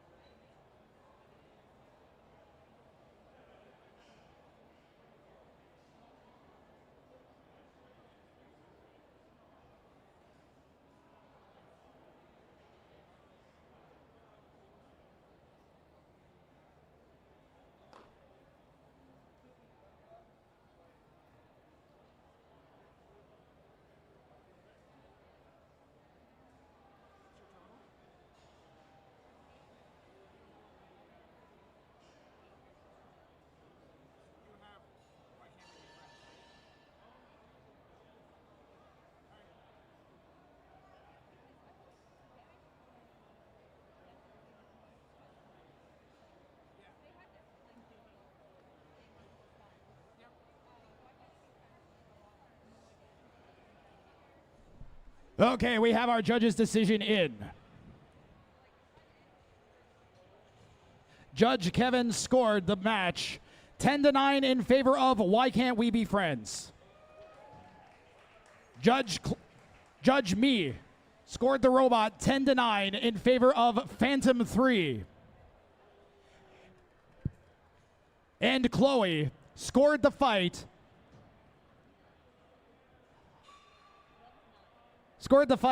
11-9. 11-8? Should be 11-8. 11-8.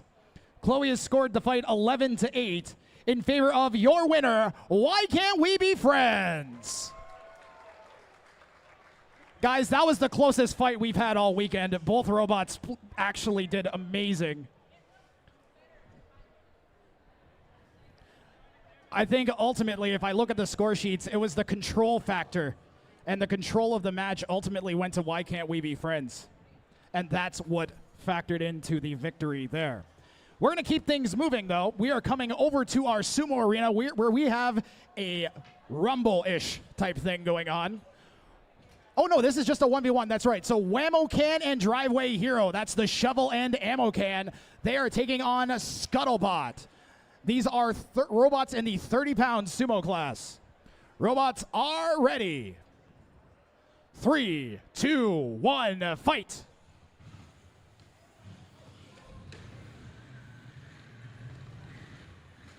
So you can see Scuttlebot scuttles instead of rolling. Whammo Can and Driveway Hero are going to try and team up on it. A big lift from that forklift on the front of Scuttlebot. Boy, I think Scuttlebot touched the outside ring before Driveway Hero hit. I'm going to give that win to Driveway Hero and Whammo Can. So Scuttlebot has to push both of its opponents out of the arena to win here. Whammo Can, Driveway Hero weigh about 12 pounds each. So together combined, they weigh approximately 30 pounds-ish. Now Scuttlebot's huge, guys. It actually weighs 45 pounds because it uses that shuffling mechanism. It's actually allowed an extra 15 pounds of weight.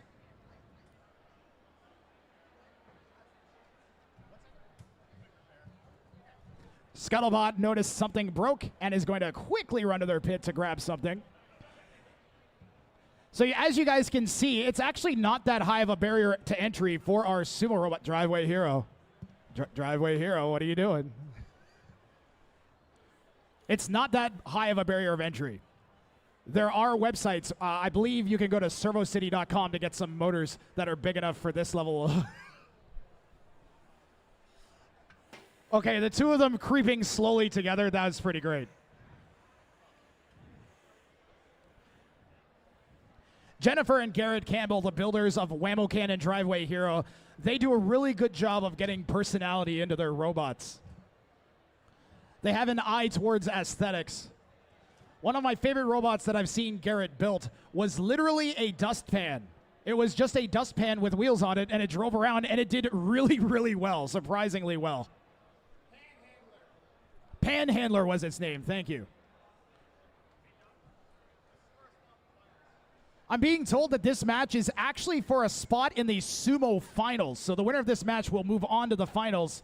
Scuttlebot took, Driveway Hero and Whammo-Can took the first match. And it is a first to 2 victories, right? Yep. So Scuttlebot facing elimination from the tournament here.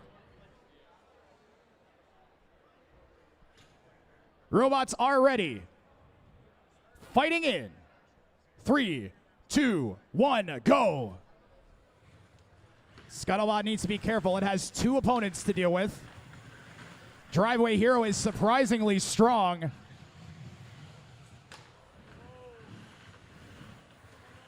And you can see if that scoop gets underneath the feet, it can shove Scuttlebot around. Whammo-Can goes over the edge. A big shove, and Driveway Hero is going to the finals with Whammo-Can.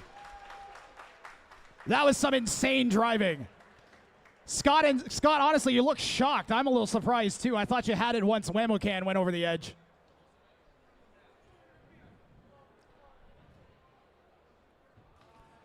Face Tank and Pizza Bot, you guys are due up, as are G-Force and TS247. We want you on deck. Okay. All right, since the robots are in place and we're here to have fun, we're gonna let them go again. Fighting in 3, 2, 1, fight.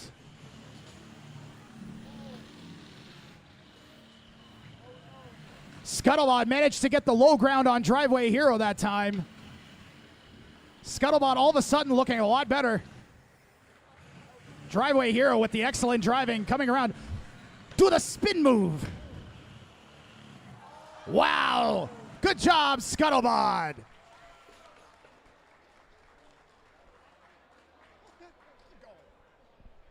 If you guys are willing to, I'll let you fight again.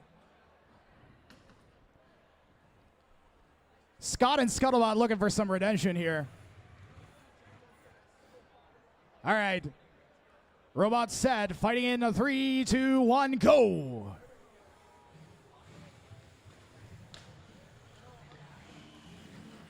And you can see Scuttlebot trying to focus on Driveway Hero.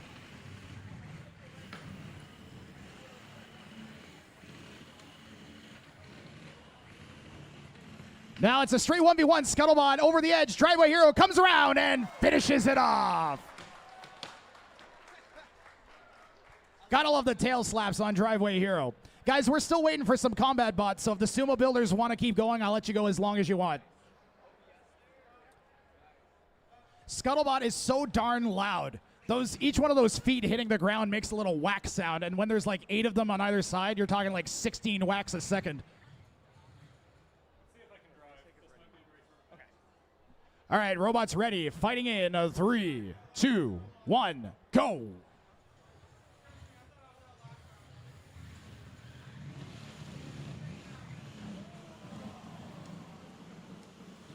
Driveway Hero goes out. Let's see if Ammo-Can can make some magic happen.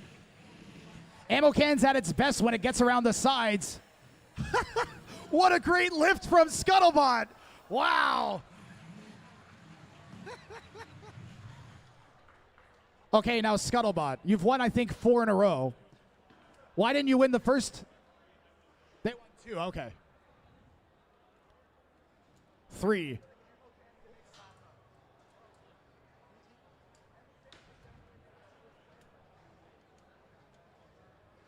That's an interesting screw. Always good when bits of your robots fall off and you don't know where they came from. Okay, we are almost ready in the combat box, so this is going to be the last one we do between these guys. Fans, make some noise for Scuttlebot, Driveway Hero, and Whammo-Can. Fighting in 3, 2, 1, go!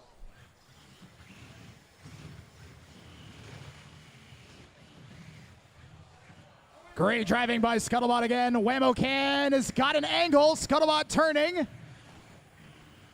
Driveway Hero trying to get back in it. And Scuttlebot with the surgical dumping is going to take the last match. One last round of applause for Scuttlebot, Driveway Hero, and Whammo-Can. We've got more full combat action happening right now. We are going to watch a Pizza Bot in red corner take on a Face Tank in the white corner. Red team, are you ready? Pizzabot's ready. White team, are you ready? Face Tank is ready. 3, 2, 1, fight. Fire robots fight. So Pizzabot has a pair of knives duct taped to the front.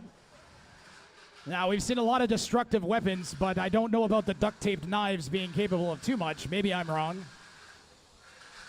Face Tank, as its name suggests, it has a tank on its face. These robots are designed to take out some of these spinning weapons that you see on some of the other robots. But the brackets have matched them against each other, so now we get to watch a tank fight a pizza box.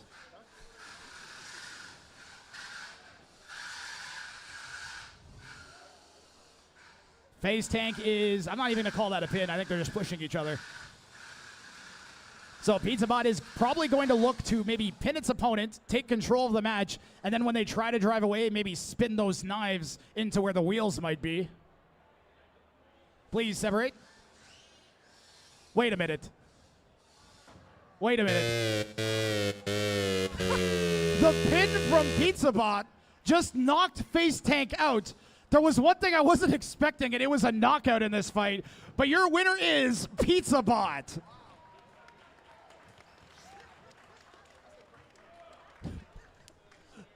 So the thing is with the robots, sometimes they'll just take all of the punishment you can imagine, and then other times you bop it in just the right way, and it just kind of switches off. Thankfully, those are really, really rare, but we're lucky to have one in a weaponless fight, so that's nice. The good news for us is we have more 150-pound robots ready to fight over in the Sumo Arena. This is the loser brackets final, which means this is actually the match for third place of the 150-pound bracket here at Bot Brawl. So it is a first to 2 victories. These robots combined weigh 300 pounds.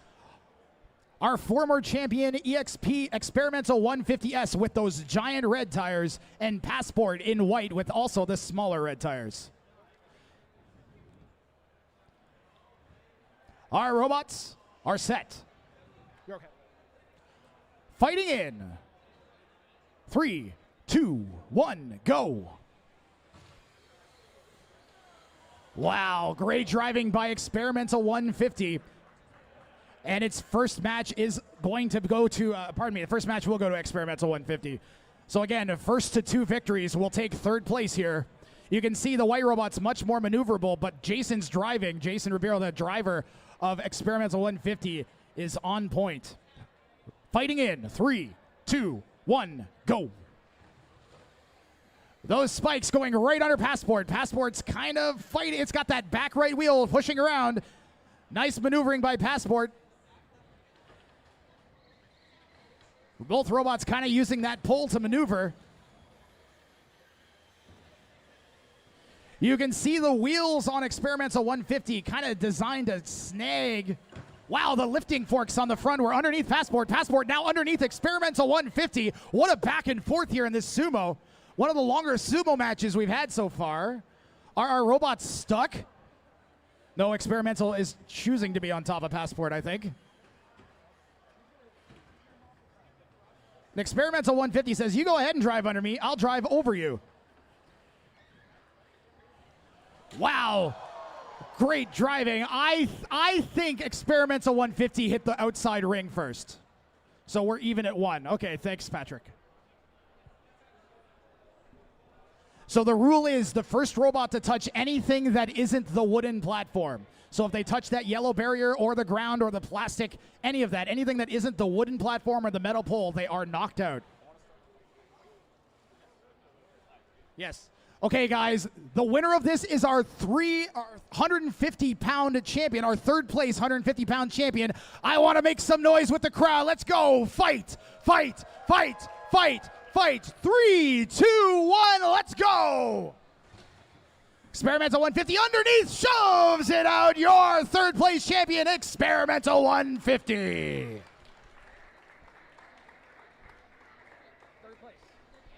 Yeah, I was the losers bracket champion.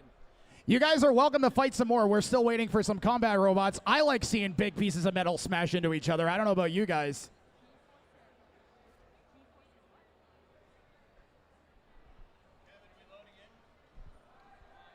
G-Force TS247, you guys can go ahead and load in while we get some exhibition matches here between Passport. Do you want to, another Grudge, like just because you're both in the arena? Yeah, okay. Why don't we do another best of 3 between you guys? Are you guys ready for that? Batteries can handle it? Best of 3, okay. All right, we'll do another best of 3, this one for fun. Fighting in. 1 second, sorry, Patrick.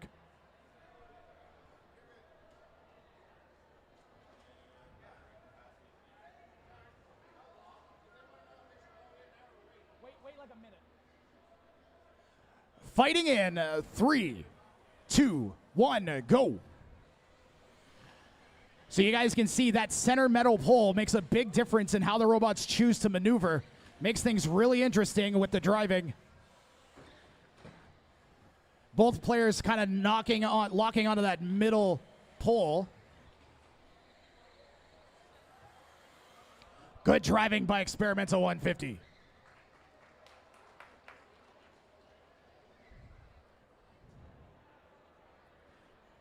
If you guys want to see what Passport looks like with a giant 80-pound blade on top of it, it's over here, the opposite side of the combat arena on the outside. You guys can check that out if you want to see. All right, robots set. Fighting in 3, 2, 1, go.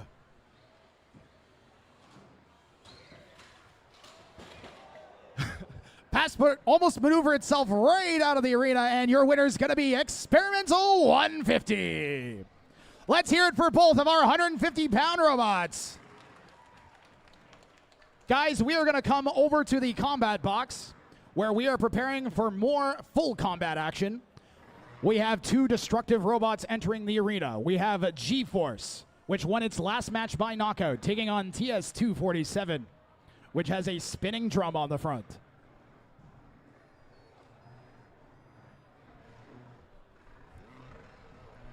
Guys, Passport, a.k.a. Bloodsport, competed on BattleBots. They have their own social media. Make sure you check them out on Facebook, Instagram, and everything as well.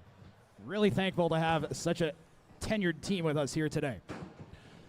Oh, by the way, there's also another 250-pound full combat BattleBot over right by the combat arena. That's Lycan, you can see there. It is a giant jaw that can crush robots to death. But over here in the combat box, who do we got? Oh, TS247. And in the white corner, we have G-Force. Red team, are you ready? TS247's ready. Are you ready? G-Force is ready. 3, 2, 1, fight. Fight, robots, fight. G-Force has a huge spinning horizontal weapon. TS247 no longer has any weapon. It's been removed. Huge shot from G-Force. TS247 is going to be hoping for an impact to break G-Force.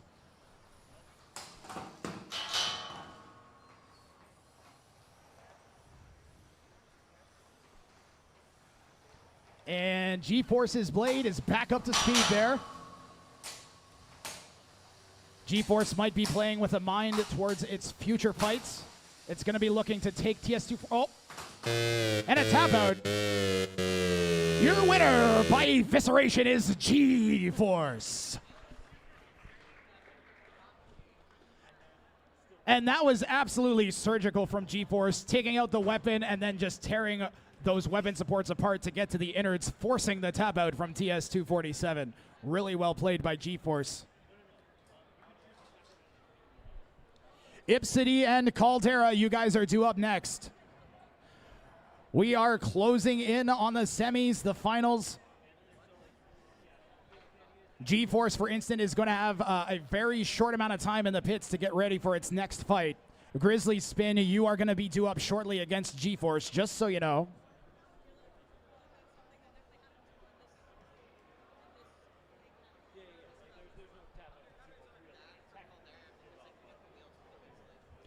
If you ever wanted to compete in a fighting robot competition, head to botbrawl.ca and check out our Discord and our Facebook. And you can join our groups, join our Discord, and you have tons and tons of builders that have joined there that are more than happy to point you in the right direction.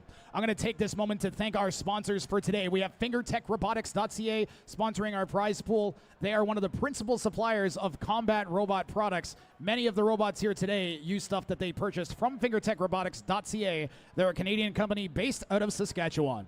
Our thanks also to Send Cut Send. Send Cut Send takes parts, takes designs for parts, then they cut it and then send it back to you. They've also sponsored our prize pool. Lots of our robots use Send Cut Send to get custom parts cut, so thank you to them as well. And of course, thanks to Anime North for hosting us. If you want more Bot Brawl action, we will be back at the Canadian National Exhibition this summer. You can also check us out on YouTube and Instagram if you want more combat robot content and don't want to wait. Caldera will be red, Ipsidi will be white.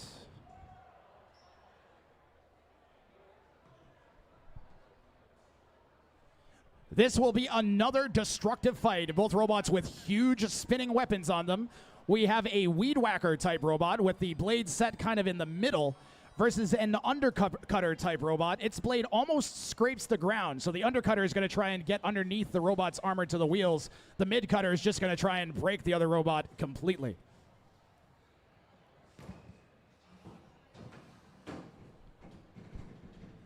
This is our 3-pound full combat class. In the red corner, we have Caldera. In the white corner, we have Ipsidi. Red team, are you ready?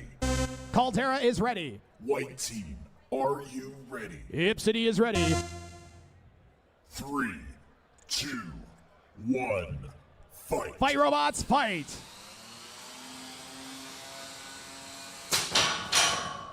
Those blades spinning at hundreds of kilometers an hour.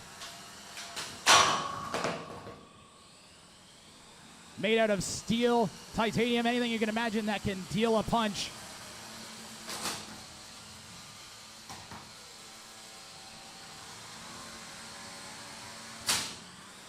Ooh, something got shredded. I don't know what it was.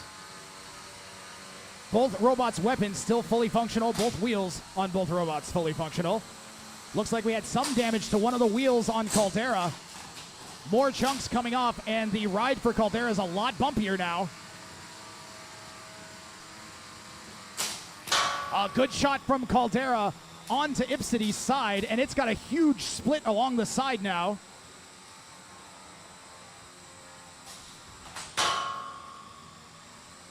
Both robots incorporating a 3D printed plastic into their chassis design.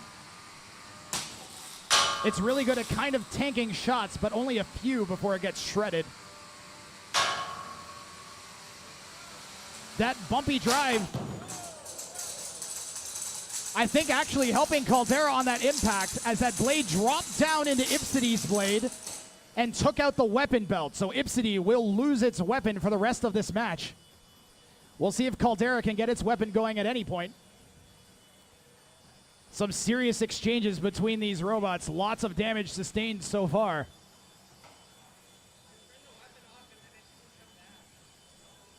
Caldera saying he can't get that weapon restarted.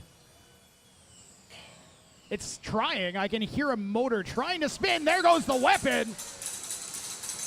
And maybe we can get another few hits. This is absolutely key for Caldera. 1 minute remaining.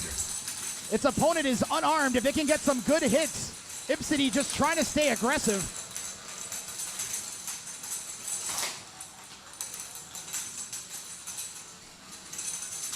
And if you ever wondered what it sounds like when you put baseballs into your washing machine, that was a piece of the weapon pulley on Ipsidi that just got torn off. Serious damage being done. That might factor in hugely to Caldera in the judges' decision. Judges will base their decisions on damage, aggression, and control shown. Both robots weaponless now for the last 20 seconds of this match. A big ram there. 10 seconds remaining. Both of these robots just showing exactly how robust they are. The combination of 3, titanium 2, 1. and 3D prints Match over. means we got a full 3-minute fight. Let's hear it for Caldera and Ipsidi. And this is the second destructive fight that the judges are going to have to make the decision on today.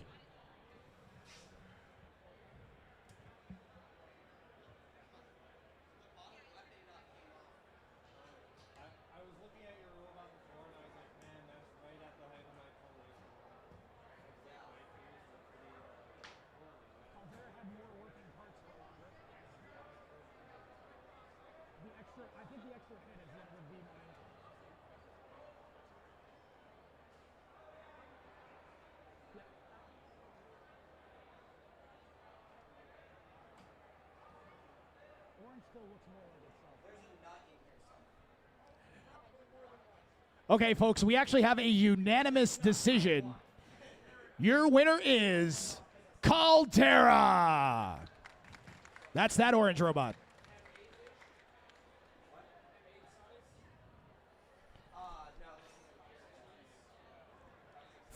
Being at full functioning capacity for a longer period of time really factored in there against Ipsidi. But Ipsidi can feel really proud of that fight. That was one of the better fights we've had this weekend.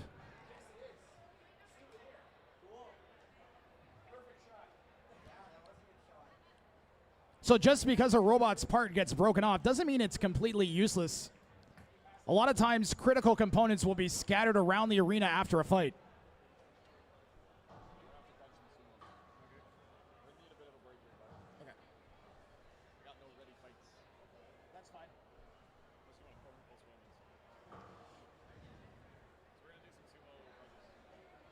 Are we going to do that now or are we waiting? What's going on? We're going to do it now. Right now? Right this second? Okay, I'm being told we're going to do some grudge matches over in the Sumo arena.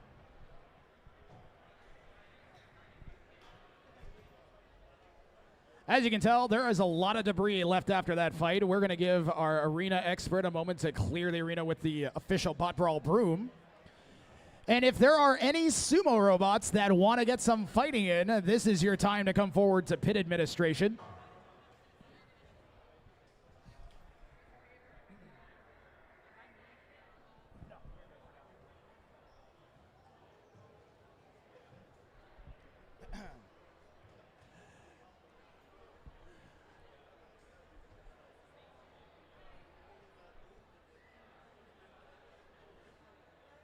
Tyler Beetle to announcing table. Tyler Beetle to announcing table.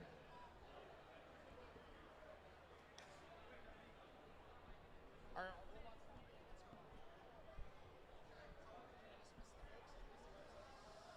gonna get a bunch of 30s going over here. Yeah. As long as it's now and not 10 minutes.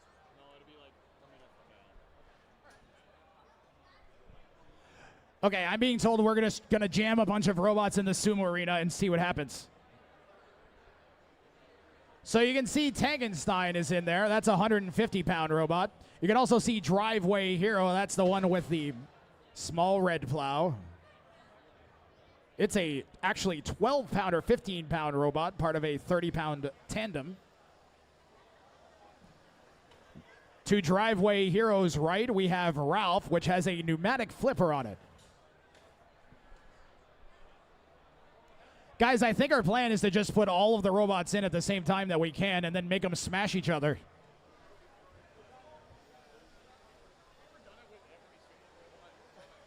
That's just a pile of robots. Loading in now, the robot with these giant weird leather belts is known as Wrought Iron Wrecker. It has a pair of ball caster wheels on the front.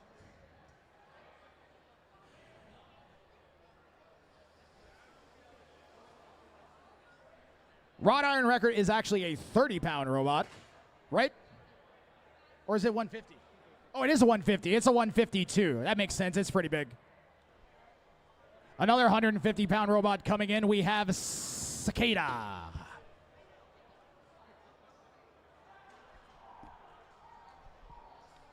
Cicada has a weird yellow fork attachment on the front, designed to hook around that pole. To the left of the red plow, we have Industrial Accident. And the pink saber robot is called Scuttlebot. Oh my god, I almost called it Scuttlebot because the driver's name is Scott.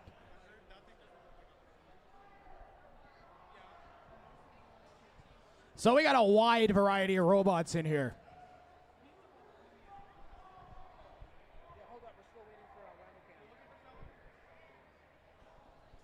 We're gonna try to get as many robots in here as we can, I think. We might be waiting for one more. Thank you. There's Whammo Can. So Industrial Accident has a kind of cool siren to let you know that the industrial accident is happening. Can we hear that weird horn, Garrett, on Industrial Accident?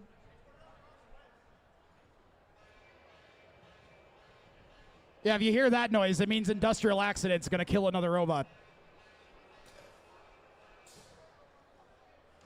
Okay, we got a ton of robots here in the box, or in the circle, I guess. Is anybody not ready? Please say something. Oh, hold on. We're gonna let Jennifer take a quick snapshot of all the robots in the arena together. All right. Fighting in. 3, 2, 1, go.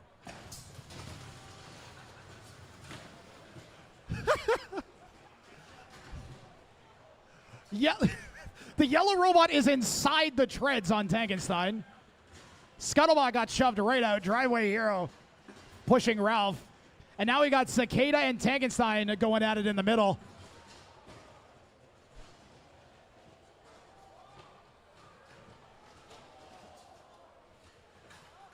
And it's either Cicada or Ralph. And it's going to be Cicada. All right, load him back in and let's do it again.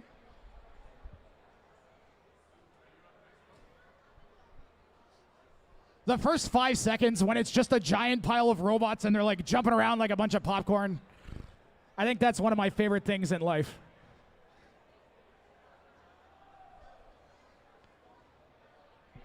The first impact on the Rumbles is just so good when 8 robots all hit each other at the same time. It's such a great noise, too.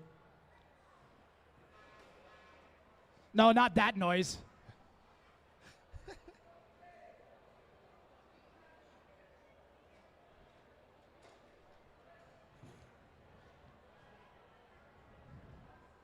We have Autumn, can I get you to slide to the left just a little bit? That's the right, but okay, that works too.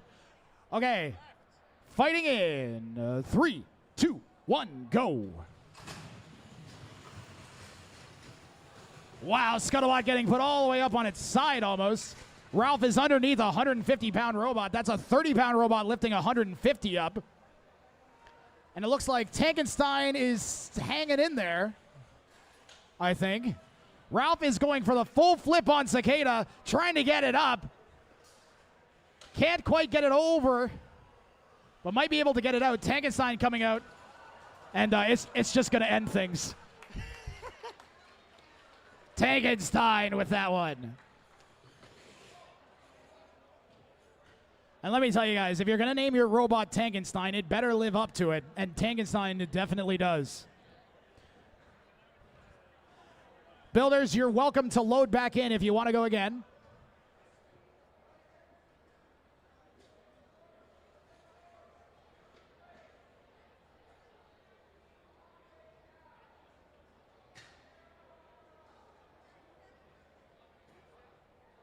You're looking at hundreds of hours of engineering going into designing and building these robots. Let's make some noise for this next match. Fighting in 3, 2, 1, go.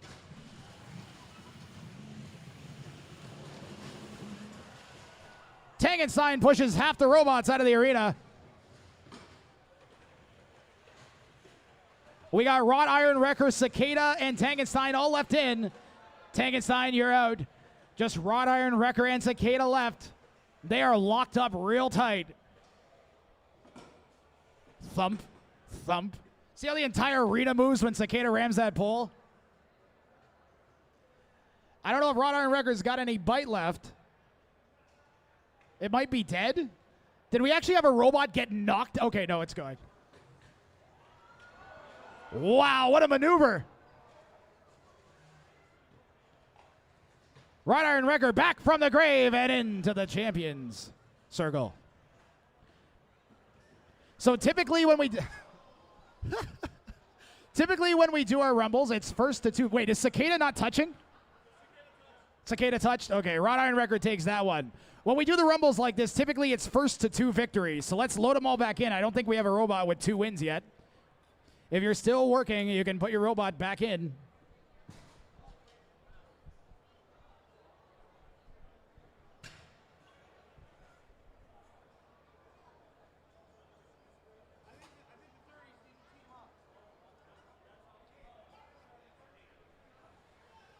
I don't think that Ralph Tankenstein combination is regulation.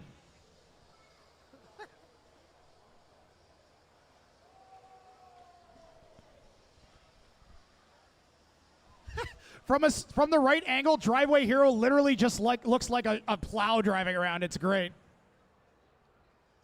All right, everybody set? Fighting in 3, 2, 1, go.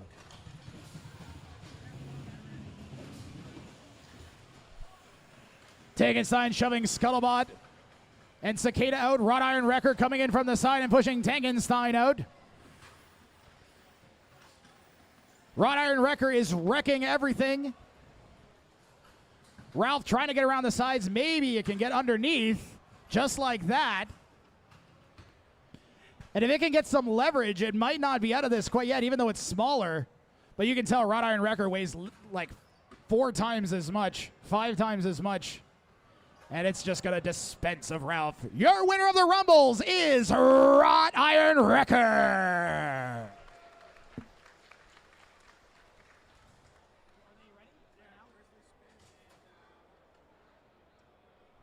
Okay, Sumo Bots, you can load in one more time. This will be just for fun. Grizzly, Spin, and G-Force, you are due up in the combat box. And we're going to go to that right after this next Sumo match.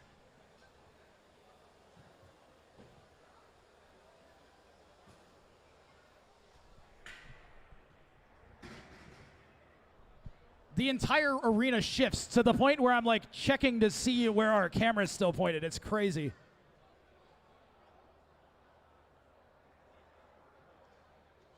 Looks like Scuttlebot's out of it. Looks like Ralph is done. A couple of these robots a little worse for wear. All right, one more time just for fun. I'm fighting in 3, 2, 1, fight!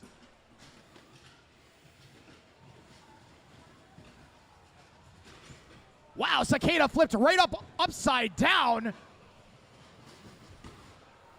And now it's Tankenstein and Whammo-Can. Whammo-Can trying to help Cicada because I think it knows that it's dead if it doesn't.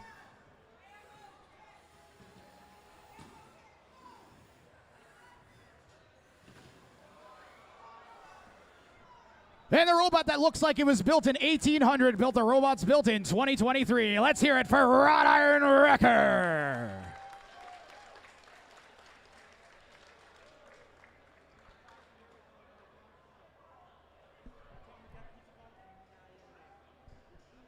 Okay, Grizzly, Spin, and G-Force. We're going to have you guys load into the combat box.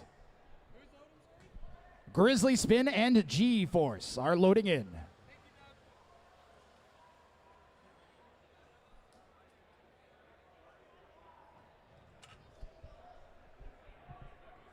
Grizzly, Spin, you will be in the white corner.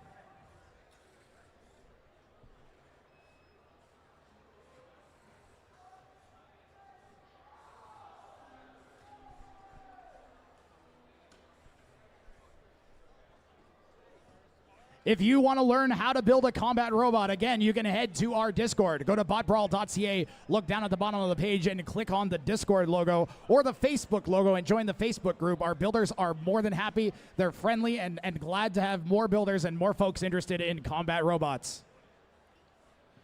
We will be back at the CNE in August if you want to see more live action after today. You can also follow our YouTube and Instagram if you just want some fighting robot content popping up in your feed. Again, all available on our website, botbrawl.ca. Thanks again to our sponsors, fingertechrobotics.ca and Send Cut Send. And our thanks go again to Anime North for hosting.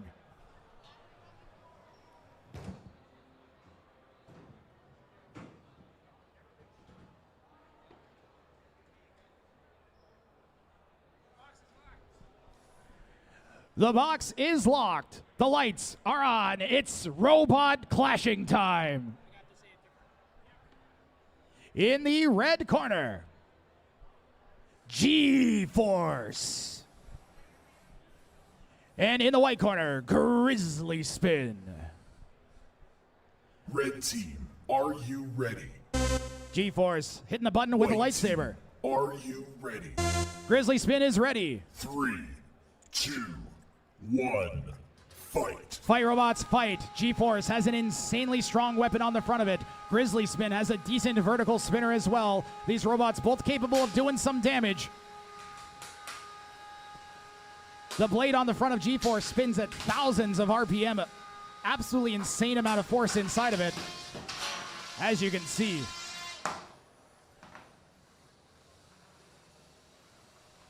Grizzly Spin upside down. That's not a good position. G-Force's blade will have a much easier time contacting. Grizzly Spin still alive. G-Force trying to line up a good shot. And that was a really good hit.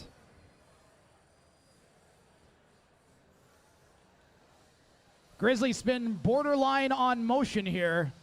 G-Force tentative. We're going to start. It's still. Oh, we have an exposed battery. We're ending the fight. Thank you, G-Force, for backing off.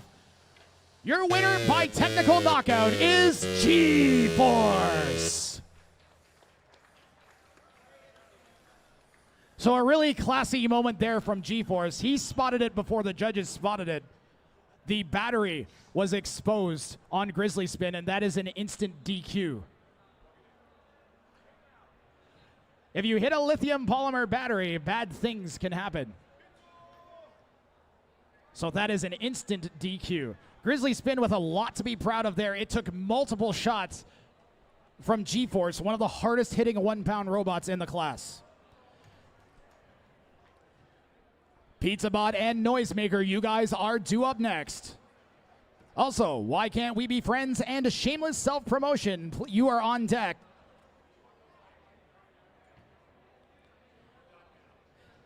Scuttlebot and Homer, you guys will be due up next in the Sumo Arena. And then I want Dragua, Reco, and Left Shoe, Right Foot to be prepared as well.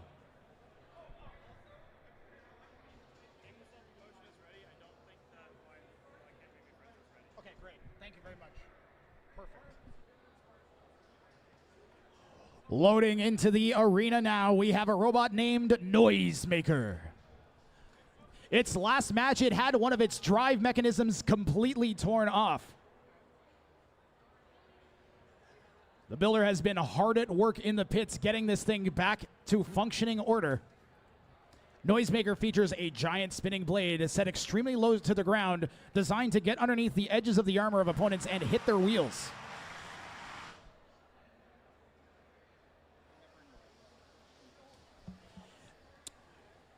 And what monstrous, meaty, destructive robot will be taking on Noisemaker? Well, it's going to be a pizza. You heard me right. This is Pizzabot, a robot comprised entirely of a pizza box and foam.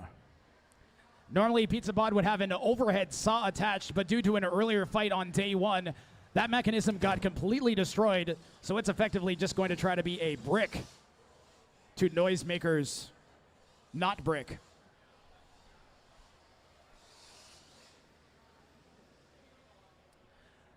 These are 3-pound full combat robots.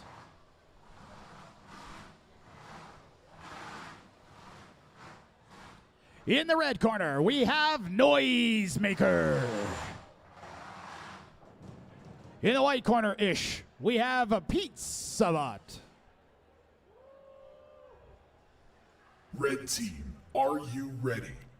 Noisemaker is ready. White team, are you ready? Ipsidi is ready. 3, 2, 1, fight. Fight, robots, fight. Ipsidi has a spin move, and it's going to use it. Noisemaker is chewing away at the sides. There's a lot of foam between the outside and the inside on Ipsidi. It's designed to get shredded up like you're seeing.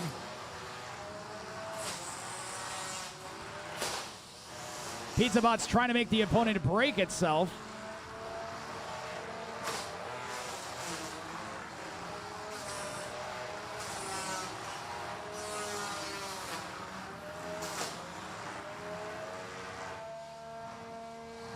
Noisemaker actually weighs 4.5 pounds. That's because it has those walking mechanisms on either side. You can kind of see them going. Robots that shuffle are given an extra 50% of weight. Ipsidi might be stuck here. It's trying to vibrate itself loose.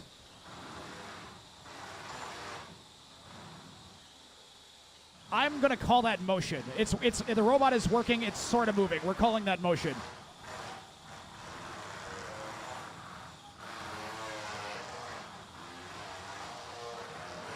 We need to see you move out of your circumference, Ipsidi. Can you show us that you can move out of your circumference? We're going to count you out. 10, 9, 8, 7, 6, 5, 4, 3, 2, 1. Your winner is Noisemaker. Noisemaker moving on. It was doing some pretty cool drifts at the end. Those shuffling feet, they kind of got a low traction, which makes that drifting possible. Dragua, Reco, left shoe, right foot. You guys will be due up. Why can't we be friends in shameless self-promotion? You guys are due up. Scuttlebot and Homer, please be ready in the Sumo Arena.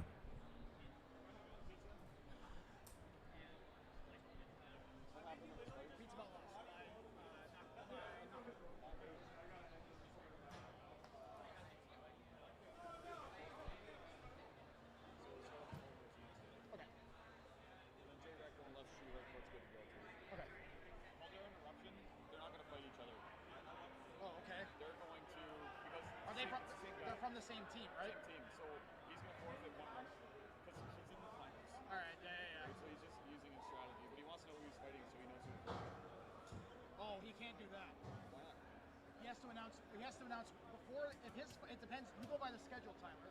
He has to announce which robot is forfeiting in order in the fights. Okay? Yes, but. All right. So if he's waiting until like one of these fights, he's waiting for White King to be free. Okay, then that's fine. As long as it's scheduled in that order, then that's fine. Yeah, like that's fine. All right, that's fine then. Like he's using his strategy well. All right, I tell you what, folks. While we wait, just for oh no wait, we have this. Are you guys both ready? The Sumo Bot's ready to go. Is this the finals? Third place. Okay, up next in the Sumo Arena, we are going to have the third place match. Winner of this match gets third place in the competition.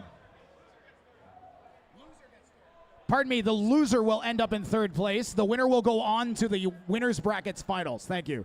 So winner moves on to the tournament finals. Loser gets third place here. This is first to 2 victories. Scott, I'm going to have you take a step to the left or right. Literally anywhere else. Great.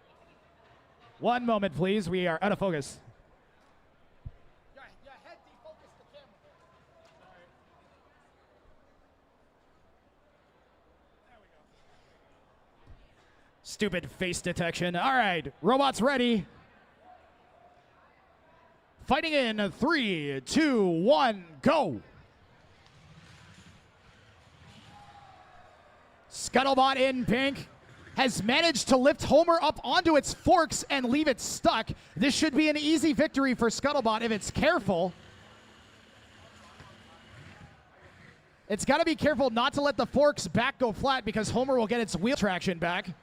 Scuttlebot being precise in dispensing of Homer out of the arena. Homer gets back in. What a comeback! What a comeback by Homer. Absolutely insane. Insane reaction times from Dan and Homer. That was one of the best pieces of driving I have seen all weekend. That was ridiculous. Actually insane reactions there from Dan. So Dan is one fight away from moving on to the finals. We're going in 3, 2, 1, fight.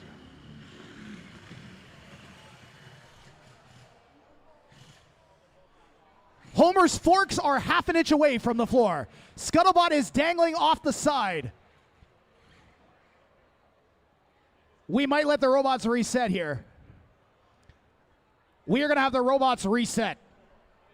Okay, matches paused. You guys go back to your starting spots. They are equally incapacitated.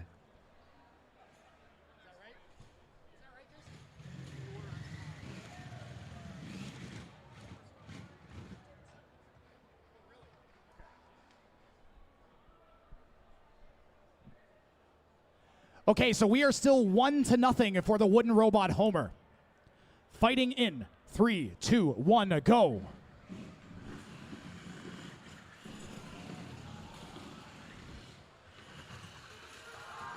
And your winner is Homer. Third place will go to Scuttlebot. Homer moving on to the finals. You guys can fight again, I think, for fun, since our robots are in the arena.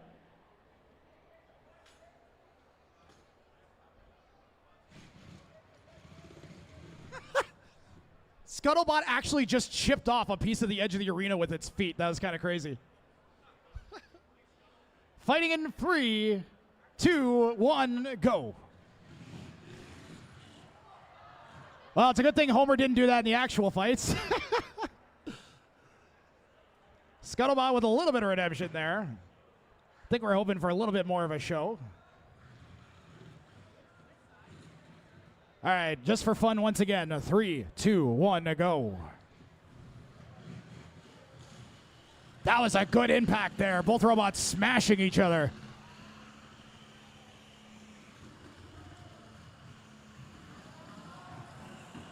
Wow, Homer takes that one again. Let's hear it for Scuttlebot and Homer. We are keeping things moving here for you folks. We are going back to the main combat arena where we have 2 robots entering.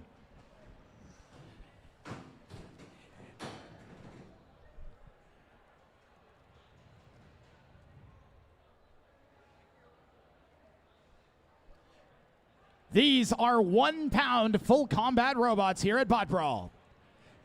In the red corner, we have a left shoe, right foot. Its opponent, Dragua Reco. Red team, are you ready? White team, are you?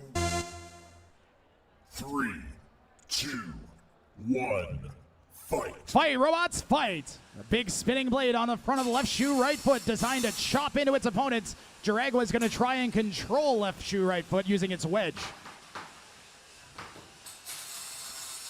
Dragua is going to do exactly that. Try to slam left shoe, right foot into the wall.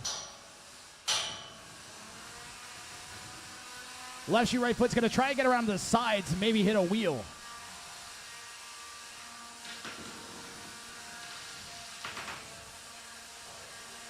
And it's dancing like a top.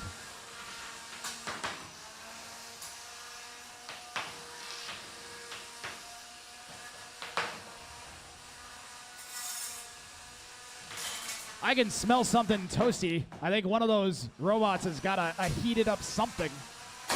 Wow, big impact. And Dragua has lost its wedge. It's really vulnerable now. It's going to be hoping that its armor alone can hold up to that spinning blade on left shoe, right foot. Left shoe, right foot puts it on top and then sends it flying behind itself.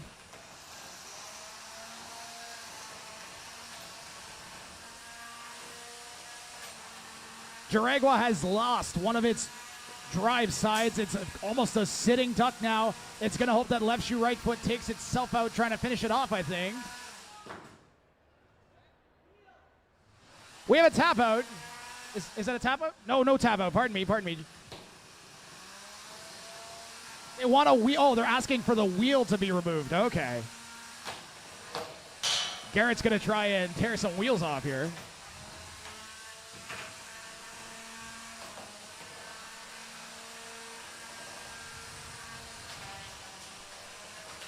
We're going to count Dragua out. No, we're not. Your winner by tap out is left shoe, right foot. Dragua, you held up, I think, almost half the fight. That was really good. Excellent driving from Dragua, keeping that weapon oriented at Garrett's weapon the entire time.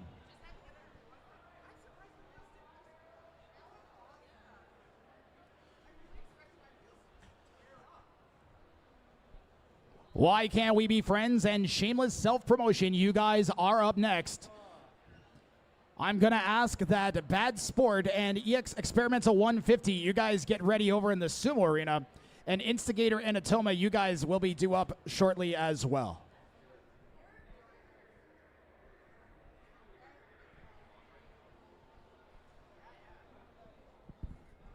Okay, while we wait for our next fight, I got something special to show you guys.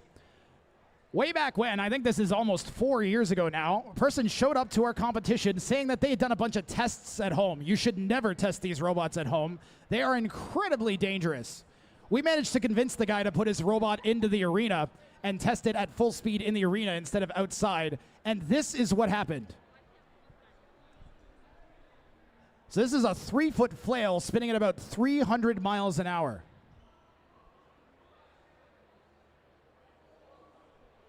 And that is why we have a bulletproof arena that we test all of our robots in. I'll go ahead and show you guys one more time here.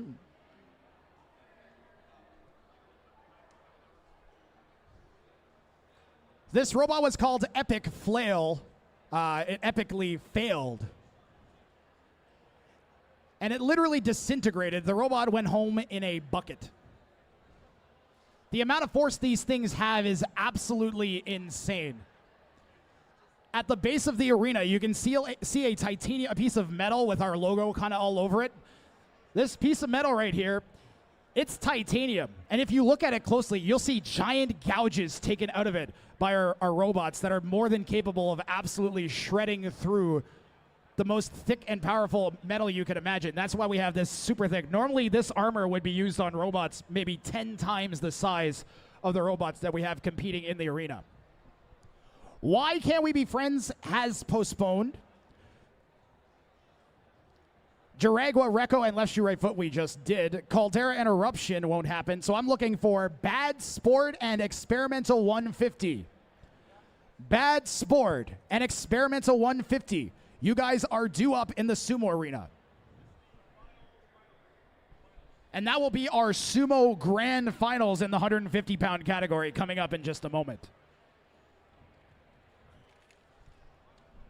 I think I got one more thing I can show you guys while we wait.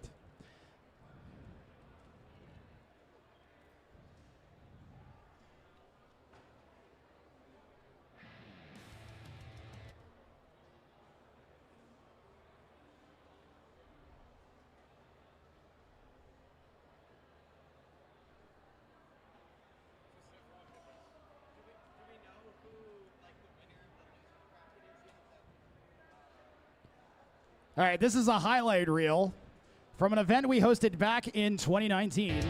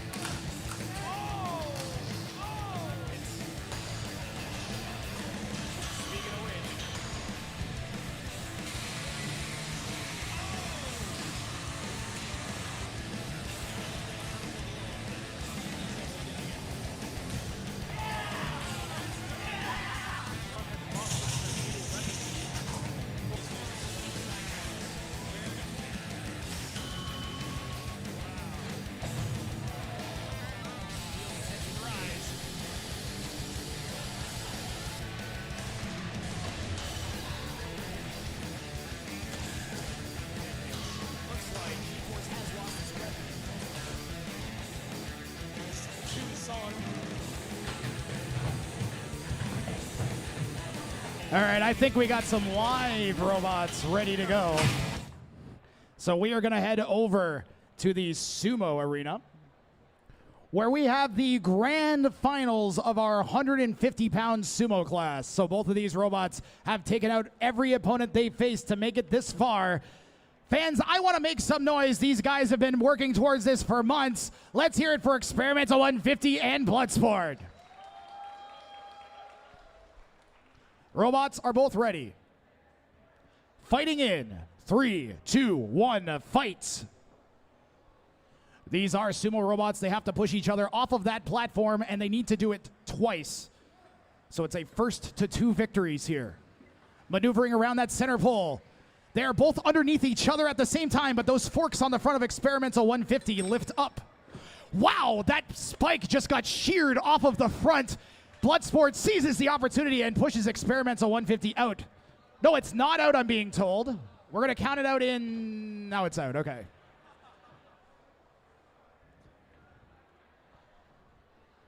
Good call, Patrick. You can see one of those spikes is completely missing off of Experimental 150. The driver's reaction was pretty good. I don't think Jason was expecting that thing to break. That's actually crazy, guys. The amount of force these things have, these are 150 pounds. Bloodsport should have a bit easier time with half of those forks missing on the front of Experimental 150. It's just 1 victory away. This is a decider game. Fighting in 3, 2, 1, go. Experimental 150's got to use that 1 fork it has remaining to try and get underneath, and it does it. Great driving by Experimental 150. Bloodsport maneuvering out of that, trying to get around that pole. And you can see the pole really forcing decision-making from our drivers. Wow. Experimental 150 manages to force a game 3 here. And this one is going to be for all the marbles, guys. Every fight leading up in this weight class has led to this one match. I want to hear some noise from everyone here at Anime North. Let's hear it for our 150-pound Sumo Championship. Fighting in 3, 2, 1, go! Robots tentative around that pole. Neither wanting to make that first stab. Bloodsport sweeps around the side, gets caught up on the center pole, and gets stopped. Experimental 150 locks up on that pole. Bloodsport locks up too. Now that wheel's caught on it. Bloodsport sends a piece flying out of the arena. And it's a straight shoving match. The fork lifting up under Bloodsport. Got half its wheels up, but not fast enough. Bloodsport on the outside. Experimental 150 hanging on that pole for dear life. There's smoke coming out of those tires. Your winner is Experimental 150. Look at the smoke rising off of those superheated tires from all that traction back and forth. That was some insane driving from Jason to win just 1 fork on the front of his robot. Bloodsport with the incredible maneuvers around that pole as well, trying to get to the sides. Jason is one of our longest tenured sumo competitors. He was competing at sumo competitions before Bot Brawl existed and before the predecessor to Bot Brawl existed. This guy's been in the sumo game for like 20, 30 years at this point. An absolute veteran and one of the nicest guys here. Let's hear a big round of applause for Jason and Experimental 150. Our thanks go to our finalists as well, Bloodsport. They've got a ton of robots here. Is it a double elim final? Is it double elim? That would have been good to know. I totally forgot about that. Okay, so it turns out there's some drama, guys, because this is a double elimination bracket. So in theory, Bloodsport actually has to lose again in order to be knocked out. So if you guys want to do the second part right now, we can also wait for you guys to do some repairs. So that was not the championship. I was just informed by pit administration. You can tell I thought it was the championship. I expect both robots are going to want to try to fix themselves.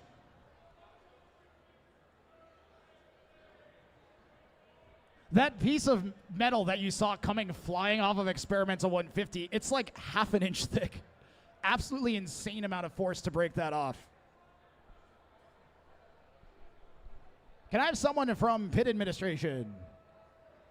Tyler Beadle to the PA announcer's booth.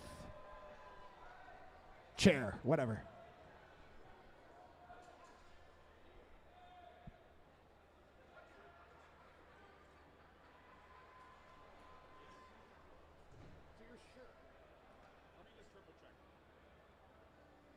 They seemed stunned. Is it okay? Is it my dog?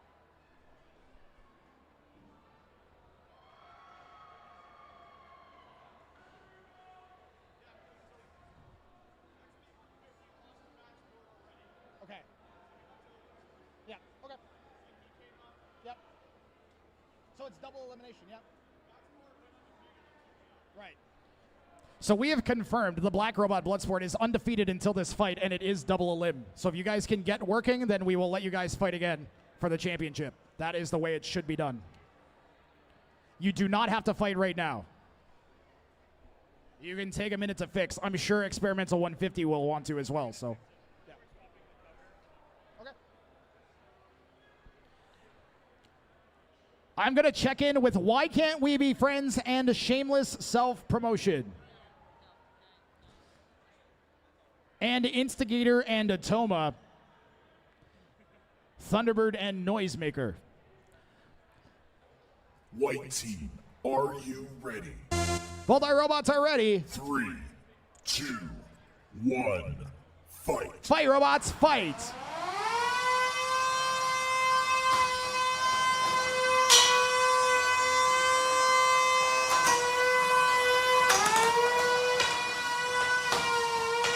Thunderbird lost a chunk, one of its protective side pieces.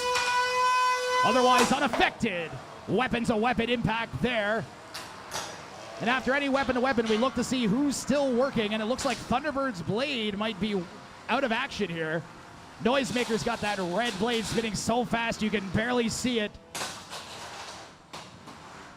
Looking to get around the sides. Thunderbird with remarkable maneuverability.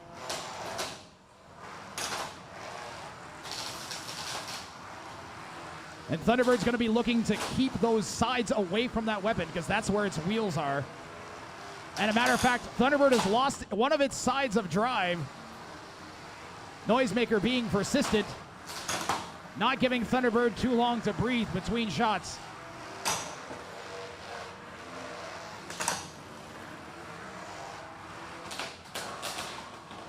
Thunderbird lost a side. We are going to have a tap out. Your winner is Noisemaker.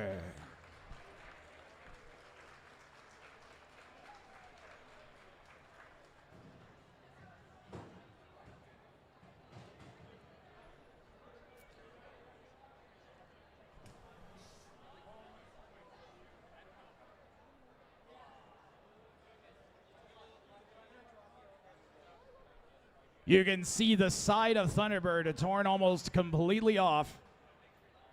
The builder had had enough. It may still have another fight left and doesn't want to have a pile of parts instead of a robot to work on. And Noisemaker will take that victory.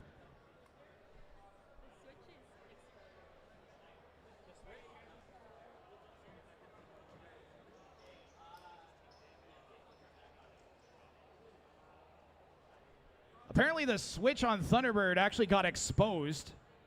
So I'm wondering if the robot was literally switched off. Ah, the battery popped out. That'll do it. That's always good, yeah.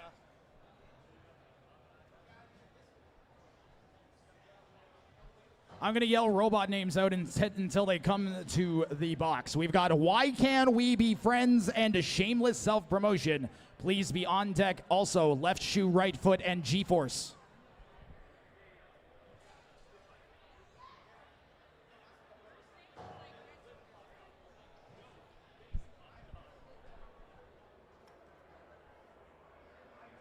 Instigator is white. Why Can't We Be Friends is white.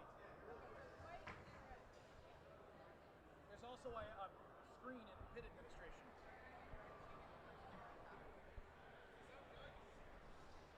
Why can't we be friends? A shameless self-promotion. Come forwards.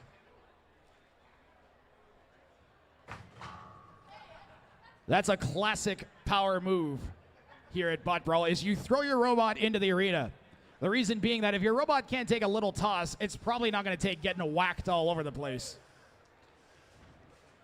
This is shameless self-promotion. Speaking of which, our sponsors, we have fingertechrobotics.ca as a sponsor, sponsoring our prize pool, and Send Cut Send. Lots of our builders use services from both of those online shops. Fingertech Robotics, a Canadian company based out of Saskatchewan that sells robot parts. Send Cut Send cuts parts for people and sends them back to them. Our thanks also to Anime North for hosting. So this is one of the classic fights in combat robotics. We have a robot with a horizontal spinning weapon, otherwise known as a mid-cutter, taking on a lifty wedge robot designed to counter spinning weapons. These are 3-pound robots here at Bot Brawl. In the red corner, we have a shameless self-promotion. And in the white corner, we have Why Can't We Be Friends? Red One moment. team, are you ready? Shameless White self-promotion team, is ready. Are you ready? Why Can't We Be Friends is ready. 2, 1, fight. Fight robots, fight. Why Can't We Be Friends has a giant weed whacker type weapon on the front designed to split robots apart. Shameless self-promotion is going to try and poke them with that stick on the front, maybe put them in a upside down or unable to drive position. A nice pin from Shameless self-promotion. Why Can't We Be Friends trying to get that weapon going.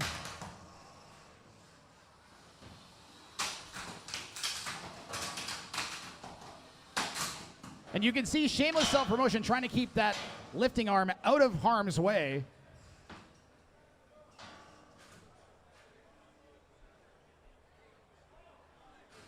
Self-promotion release. Robots are only allowed to pin for 10 seconds. Pinning can score you points from the judges.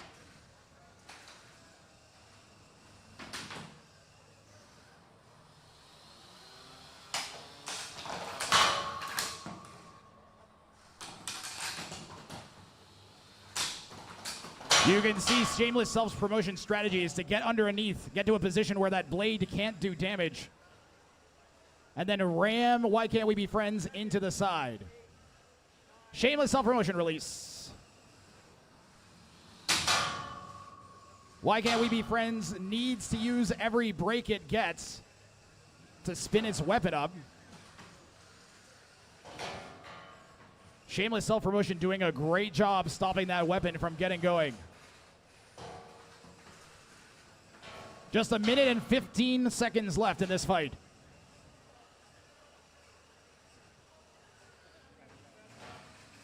Release.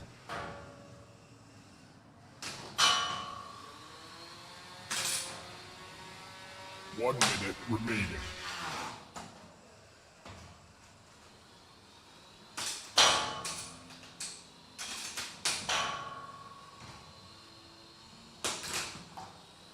That wedge on the front of Shameless self-promotion, making the blade ride up and around instead of hitting anything critical.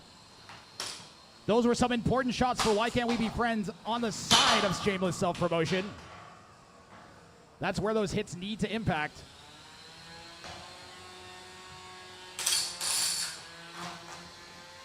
"25 seconds left.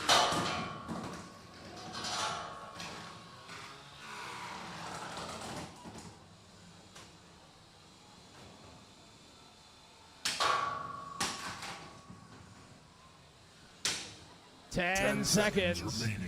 Last chance to impress the judges here for both robots. 3, 2, 1. Match over. Stop fighting. This one is going to the judges. Robots are awarded points based on damage inflicted, aggression shown, and control of the match. The damage category is weighed the highest. followed by aggression. 1 hour later. Okay, we finally have the scores from the previous match. Judge Kevin has scored the fight 11-8 in favor of a Shameless self-promotion. I scored the fight in favor of Why Can't We Be Friends 11-8. And the winner of your match was scored by Judge Chloe 11-8 in favor of Shameless self-promotion. That is the hardest debate we've had over a victory in a long time here at Bot Brawl.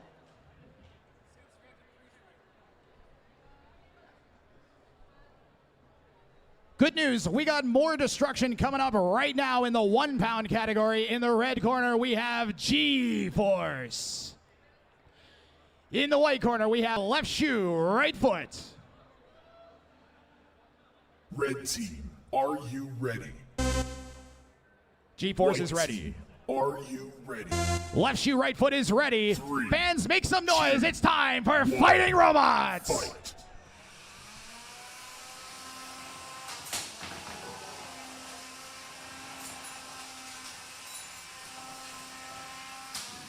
Weapon still functioning after those exchanges. Both these robots pack a punch. And G-Force hasn't spun back up yet. Left shoe, right foot is still going. And it looks like the belt on G-Force is completely gone now.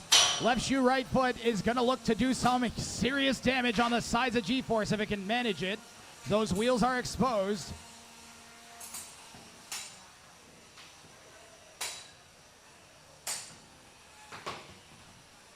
G-Force is going to try to use its weapon kind of as like a battering ram against left shoe, right foot's weapon.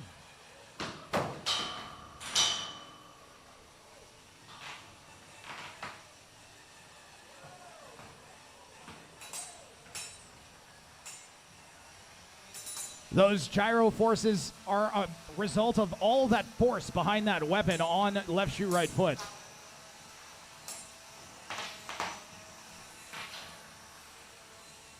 When you spin something real fast and try to turn it, that's what happens.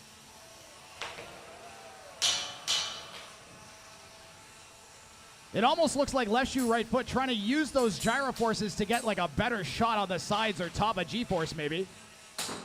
Just like that, great driving by left shoe, right foot.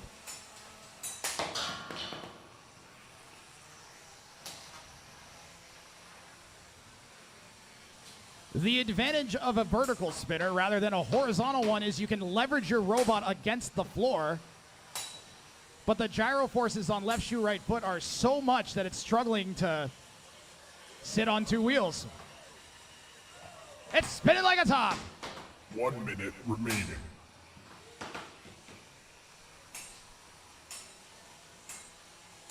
Just 60 seconds left in this fight. G-Force is going to look to try and smash left shoe, right foot with its weapon. Left shoe, right foot going flying.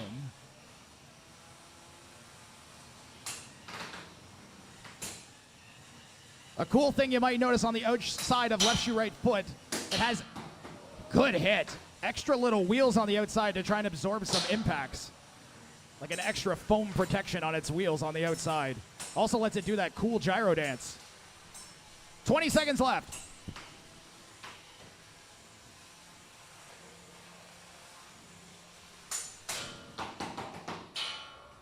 Ten seconds remaining. Crazy driving from left shoe, right foot. At the beginning of the fight, it looked like that was unintentional. 1. Match over. Let's hear it for both robots in that fight. That one's going to go to the judges, but I have a feeling it's going to be a much faster decision.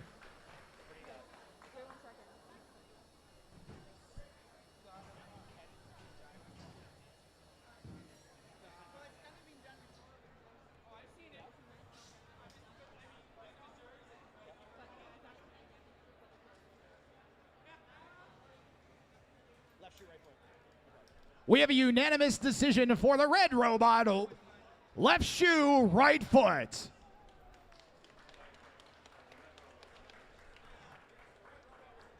It's really, really difficult to deal with losing a weapon halfway through a match. G-Force did a good job of staying competitive and staying alive, but it wasn't enough. And Garrett Campbell and Left Shoe Right Foot will move on.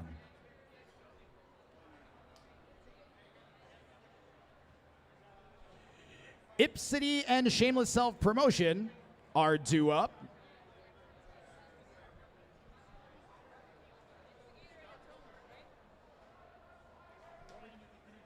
SSP gets a 20-minute break between matches. Okay. So we're going to go over here first and then probably do that next Amway fight. Okay, our order of fights, we are going to do a 30-pound sumo match between Whammo Cannon, Driveway Hero, and Homer. Then we are going to run Instigator versus Atoma. And then Ipsidi and Shameless Self-Promotion. So we are heading over to our sumo arena. We have two types of fighting robots here. We have full combat robots that can use those saws, hammers, drums, all kind of crazy spinning destructive weapons. And then we have sumo robots that are played in the open air. They don't use any of those big scary weapons, but they do slam into each other really good and weigh a lot more.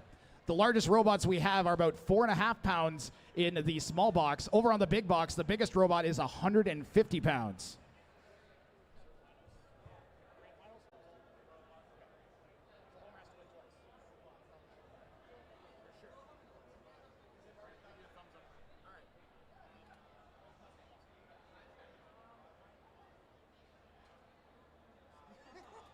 This guy's got 10 robots. He's not going to remember. I don't remember. Okay. All right, folks, so this is actually the finals, sort of. The way this works is Whammo Can and Driveway Hero need to win twice. No, the other way around. Homer needs to win 2 sets of 3 against Whammo Can and Driveway Hero. Right.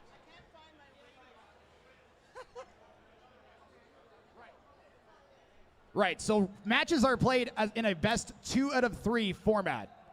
So Homer actually has to win 2 best of 3s in a row against Whammo Can and Driveway Hero in order to secure the championship. Whammo Can and Driveway Hero only need to win 1 set.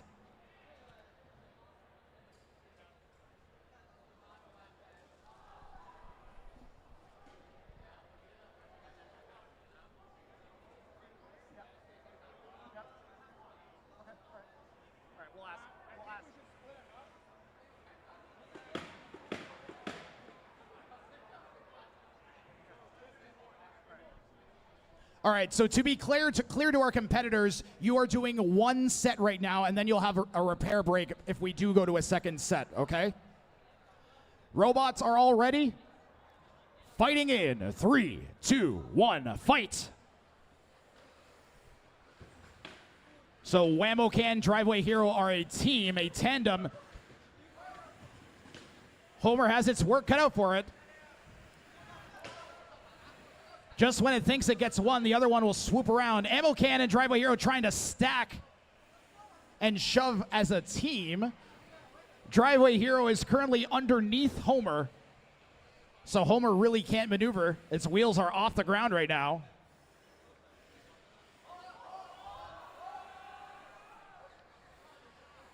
Homer is out.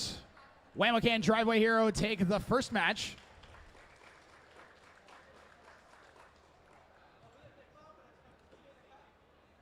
You're okay.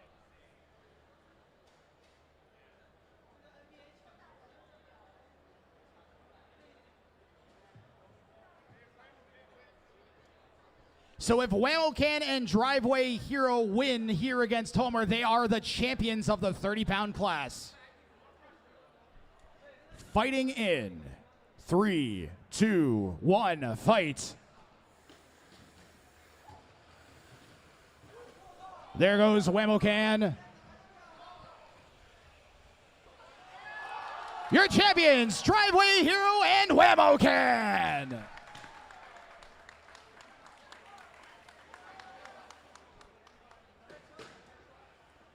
These guys have been fighting all weekend long to get to this point. Homer has been driving amazingly well, but 2 opponents is pretty tough. We're going to have these guys fight one more time just for fun. Ready, fighting in 3, 2, 1, fight. Ammo can shot straight up and out of the arena. And now it's Driveway Hero who's going to try to get around the sides, maybe, of Homer. Garrett using that pole, the driver of Driveway Hero using the pole to shield up against a big ram from Homer. Garrett just about had it, went for an attempt at a shove out.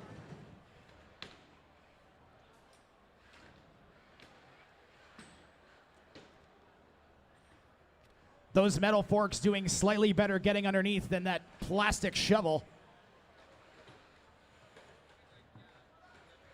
This is a true driving duel here, folks. Reactions for both going to be keyed up. Driveway Hero hanging in there. Great driving.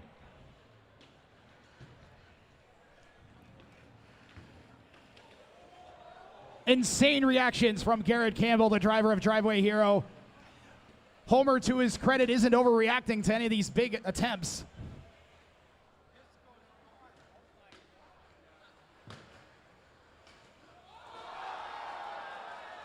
Homer saves some face in that exhibition. Okay, folks, we are coming back to the combat box, where we have two robots that are both former finalists here at Bot Brawl and have faced each other several times. In the red corner, we have Atoma. In the white corner, we have Instigator. Red team, are you ready? White team, are you ready? 3, 2, 1, fight. Fight, robots, fight.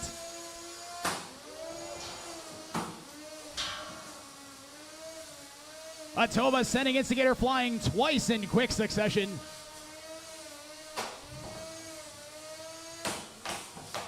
Instigator loses a wheel. Still alive. I don't think that weapon is working. Instigator taps out. Your winner is Atoma.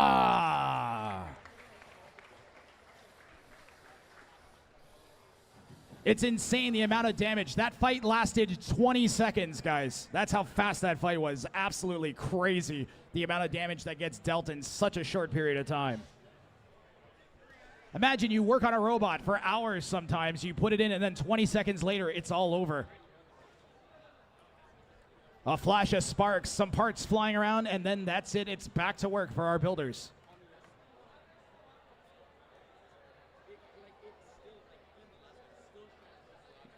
When you get this deep in a competition, it becomes even more impressive that robots still have fully functioning weapons. I can't explain the amount of force these things have. That drum on the front of Instigator is like half-inch thick aluminum, and if you get a chance to take a look at it, you'll see some of the gouges that have been taken out of it. And I mean gouges.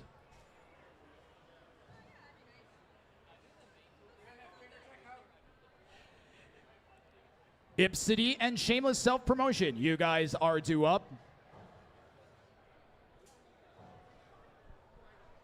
Experimental 150 and Bad Sport. You guys are also on notice.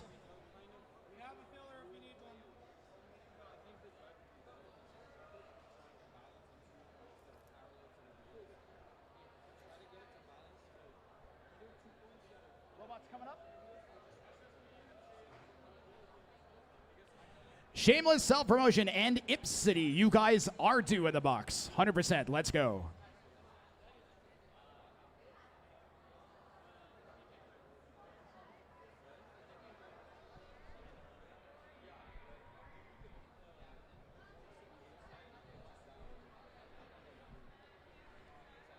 So why don't I run you through things work? So there are a lot of weapons that you can use on your fighting robot. Lifters, hammers, saws, spinning flywheels, drums. Shameless self-promotion, well, he's gone with a stick. Now, how are you going to win with a stick, you might ask? Well, you'd be surprised. A lot of robots, they have multiple orientations where if they get flipped onto it, they aren't going to be able to move. That counts as a knockout. So Shameless self-promotion will be hoping to use that lifting arm to get underneath other robots and put them into compromising positions.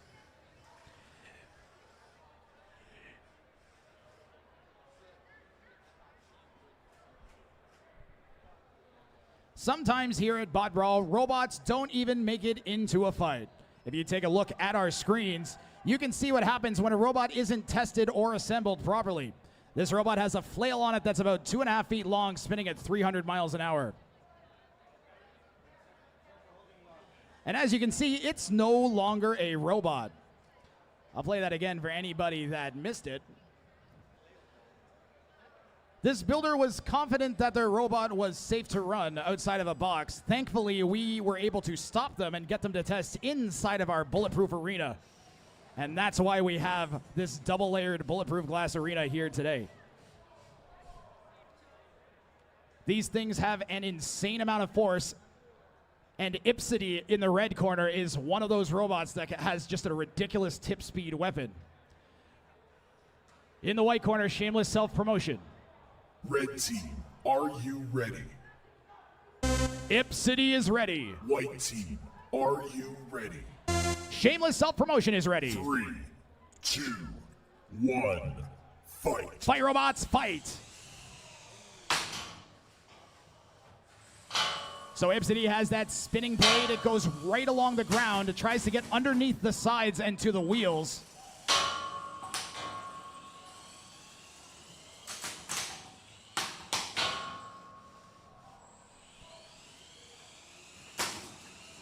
The wedge on the front of Shameless Self-Promotion is designed to deflect horizontal spinners just like that. And you'll see every time the robots come together, Ipsidi kind of pops upwards and SSP stays really low. And that's what that wedge is designed to do.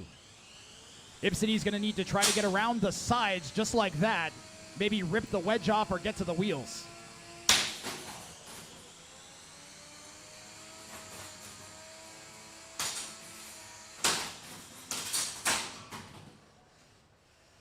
And Ipsidi's weapon is still going. That was an interesting impact. Really well done by Ipsidi's builder to make that robot as robust as it is.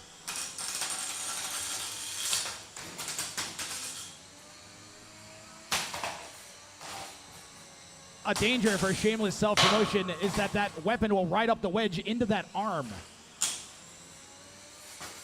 And that is a controllable arm. Ooh. And wow, it took one good hit. I wasn't expecting that. I figured as soon as that blade hit that arm, it'd be gone. Props to SSP's builder. That thing is robust. We're halfway through this match. Oh no. And it's in the weapon. This is ideal for SSP, who's gonna have all of the control. Robots get 30 seconds if they're stuck, but they manage to separate. 1 minute remaining. We're going to see if Ipsidi can get that blade going again.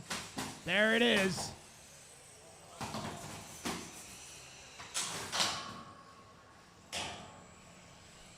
Some excellent driving from both drivers.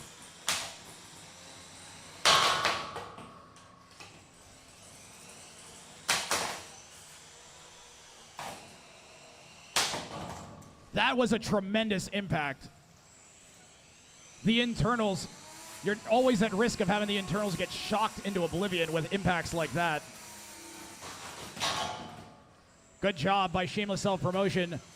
Forcing that blade into the walls is a great plan.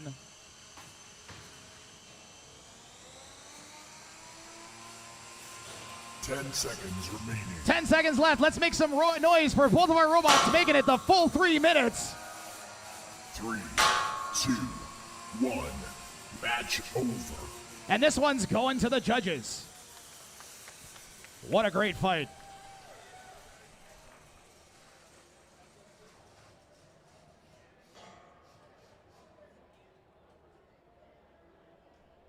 Robots are awarded points based on damage done, control shown, and aggression.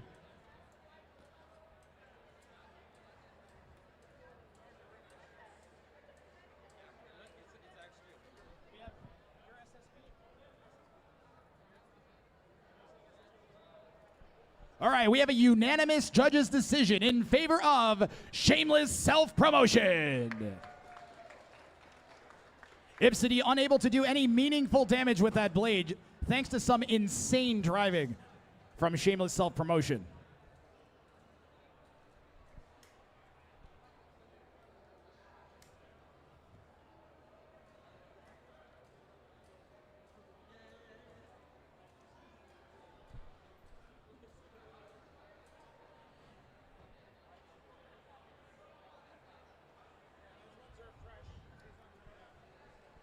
We have a match scheduled that isn't going to happen because the robot's driver entered 2 robots.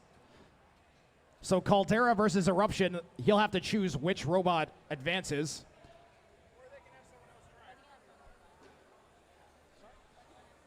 Or they could have someone else drive, but we'll see if that happens. We also have Instigator versus Left Shoe Right Foot. And on the docket as well, we have Experimental 150 versus Bad Sport. And that is the 150-pound grand final. If you look over at the sumo box, you can see Jason is currently filing the front of his robot's spikes down to try and make them get as low to the arena floor as possible. Its opponent loading into the arena is a full-fledged BattleBot, or at least the bottom half of one. If you've ever seen BattleBots on television, this is Bloodsport. Normally it totes a 80-pound rotating steel blade on top that spins at 250 miles an hour. Thankfully, the builder removed that since we are in an open-air sumo competition at this weight class. But this gives an excellent opportunity for him to get some driving practice in and general testing of the drive platform. His opponent, Experimental 150 with those forks. Their last time they met, one of those front forks was actually sheared completely off.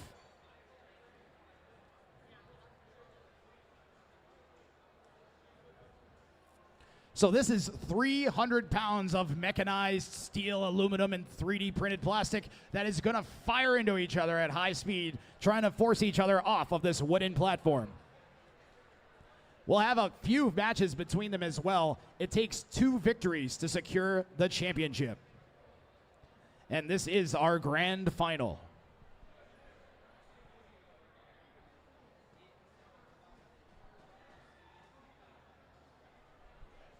There are a couple BattleBots hanging around that you can see what the 250-pound version of Bloodsport looks like on the opposite side of the arena from the sumo arena on the outside. Experimental 150, are you ready? Bloodsport, are you ready? We are going to fight in 3, 2, 1, fight! And this is our grand finals, folks. Make some noise for our grand final 150-pound competition. Bloodsport sending Experimental 150 out. Bloodsport just 1 win away here. From eternal glory. Our next 150 sumo champion is just moments away. Fighting in 3, 2, 1, go.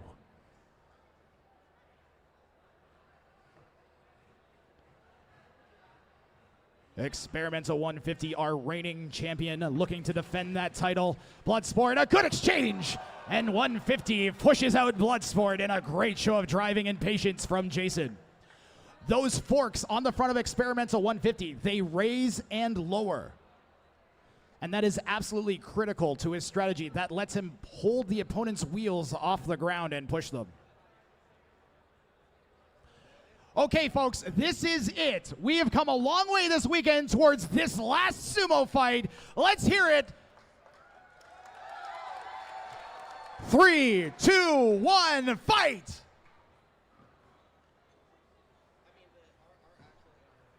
Robots using that pole to maneuver. Bloodsport goes out. Your winner is Experimental 150.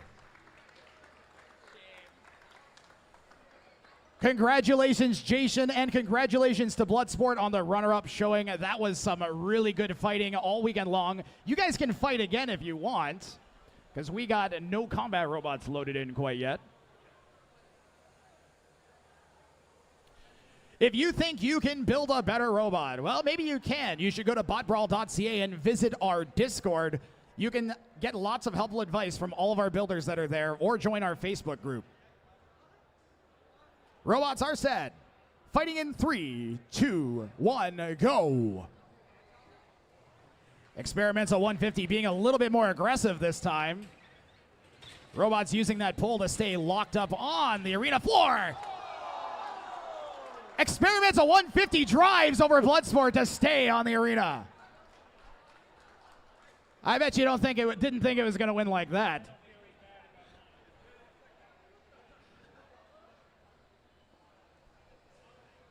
And we'll let these guys fight for fun all day long. This is awesome. Fighting in 3, 2.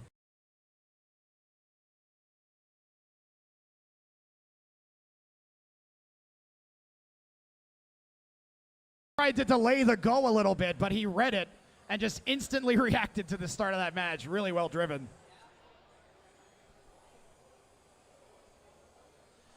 So Jason, the driver of Experimental 150, I think he spent an hour sharpening those spikes on the front after the last ones were broken off. Before they were hardened steel, now they're like a piece of what is it, a bolt that's been kind of filed down. So he spent like an hour just filing a piece of bolt until it was a spike. Patrick did, the other guy sitting at the edge of the arena. Okay, fighting in 3, 2, 1, go.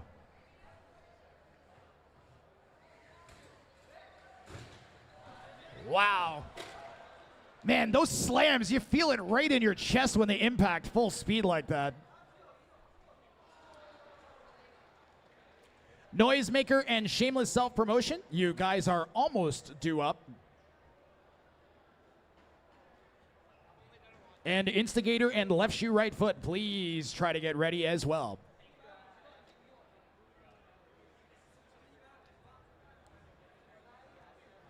Man, I love fighting robots. I don't know about you guys. Fighting in 3, 2, 1, go.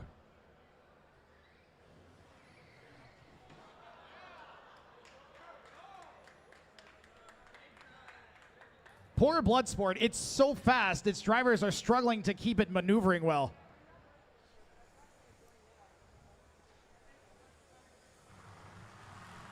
Okay, one more time.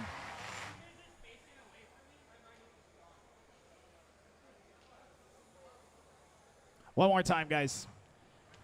3, 2, 1, go.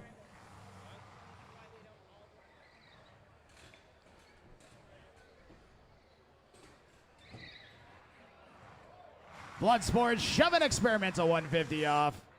Guys, let's hear it for both of our robots, Bloodsport and our champion, Experimental 150. We have more full combat robots happening right now. Okay, in the red corner, we have a Shameless self-promotion. Its opponent is Noisemaker. Red team, are you ready? Shameless self-promotion's ready. White team, are you ready? Noisemaker's ready. 3, 2, 1, fight. Fight, robots, fight.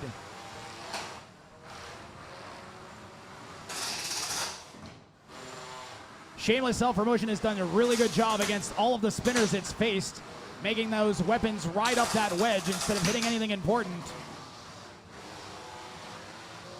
Seems to be the case here as well.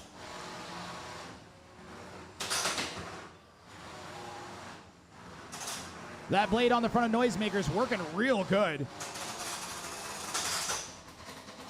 If it can catch one of those wheels, that would be ideal for Noisemaker. Shameless self-promotion has shown itself to be an excellently driven robot, and we're seeing more of that here. There's an opening. Those sides and back are the most vulnerable parts.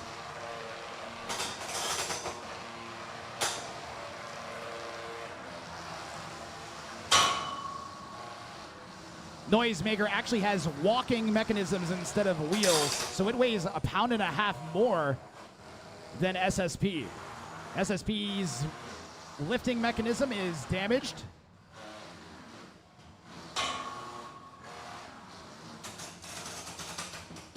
Now it's less of a lifting arm and more of a poking arm.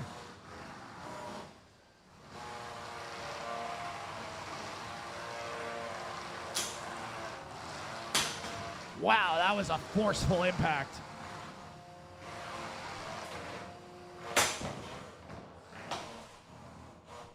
We have a pin.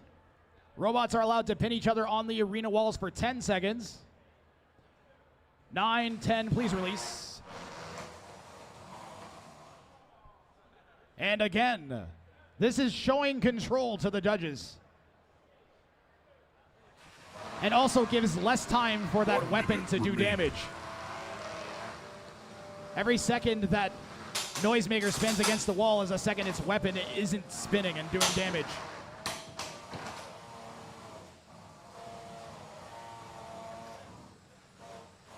Great job by SSP with another pin.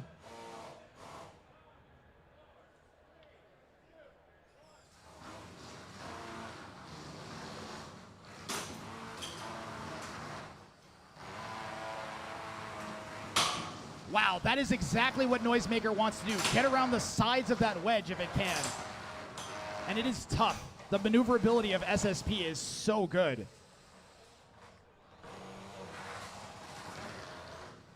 Just 10 seconds left here. 10 seconds remaining. Something came flying off. That was the blade thing on the front. 1. Match over. That'll do it for this match. Let's hear it for Noisemaker and Shameless self-promotion. This is going to be another judge's decision. Robots judged on damage, aggression, and control. 1 hour later. We have a split decision.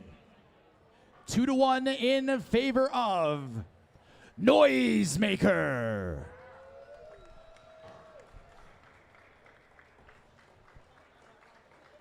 That was the robot with the spinning blade, if you're confused.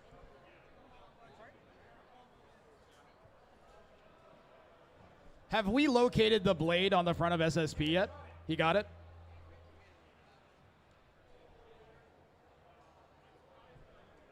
I see Instigator and left shoe, right foot are on the docket.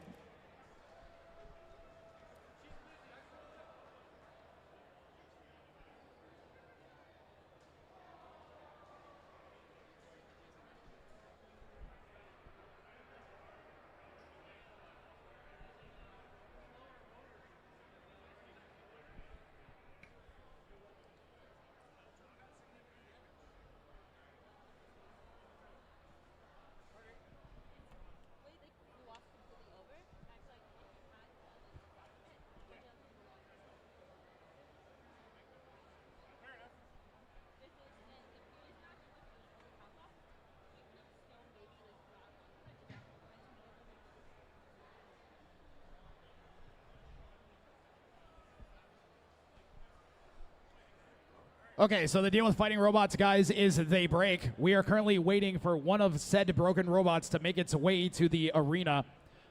One of the biggest parts of the competition is robots builders' ability to repair. So it's not just about getting the robot to work as good as it can. Sometimes it's about getting it to work at all. You have an opponent? We have right now, right ready to go. Okay, go get him. All right, Instigator and left shoe, right foot. We are going to give you guys one more match. We're going to have a grudge match coming up. We're going to have Lavender Haze take on a Pizza Bot. So if you've ever wanted to see a pizza fight, you are in luck.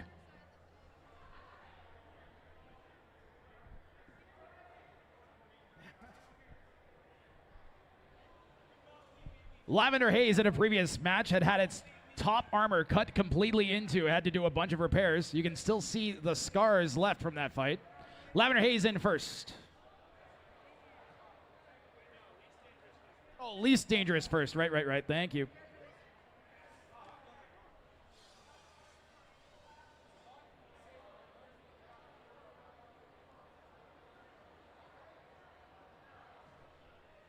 What's inside the pizza box? Well, hopefully we'll find out in a minute.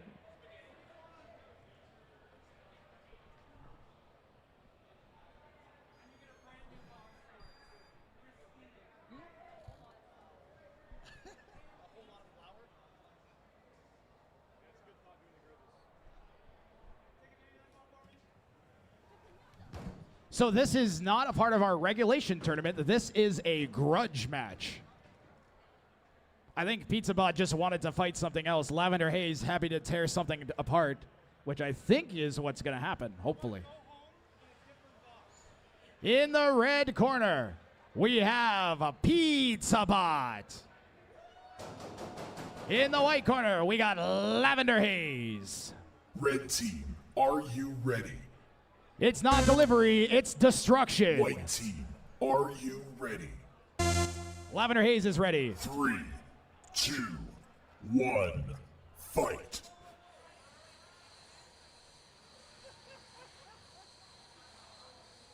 Pause the match, pause the match.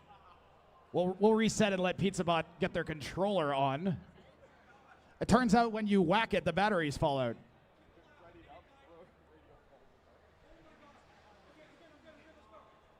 So we'll just restart from there, okay? Fighting in 3. Oh, yeah, reset. Okay, we'll do a full reset then. Give it a second while the cameras restart. You're not going to whack your controller this time, are you? Okay, great. Red team. PizzaBot's ready. White. Lavender Haze is ready. 3. Let's do it for real this time. 1, fight. Fight robots, fight.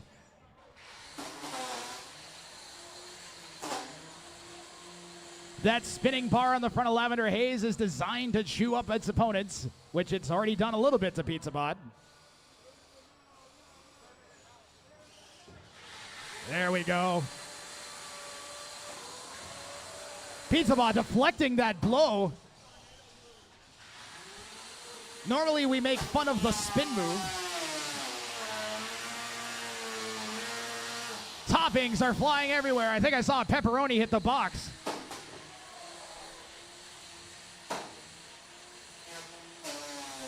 And I've heard of shredded cheese, but this is ridiculous.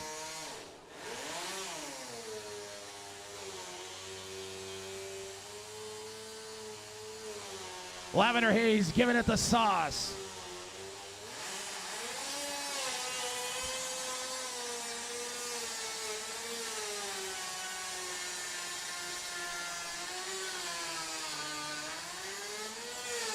Okay, we're going to unstick, pause the match. We're going to poke the robots with our regulation stick.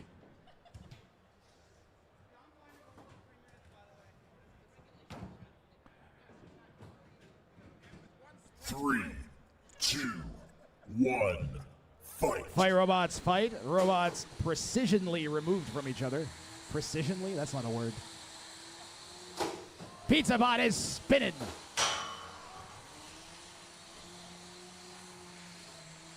And we don't do hand-tossed pizzas here. We do robot-tossed pizzas at Bot Brawl.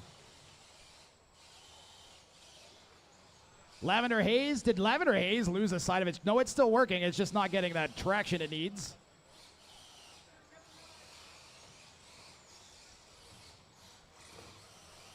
So PizzaBot's primary strategy is to not die.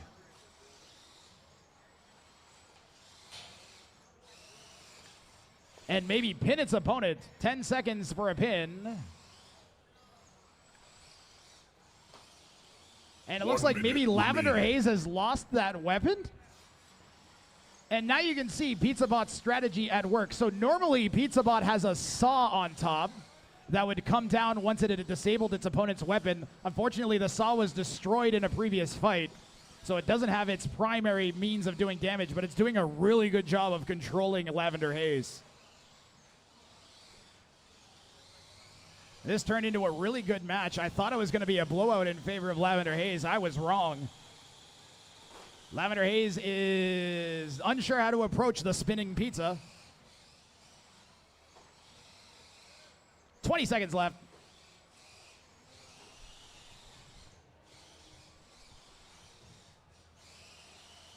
Pizza, pizza, 10 pizza. seconds remaining. I want a pizza. 3, 2, 1.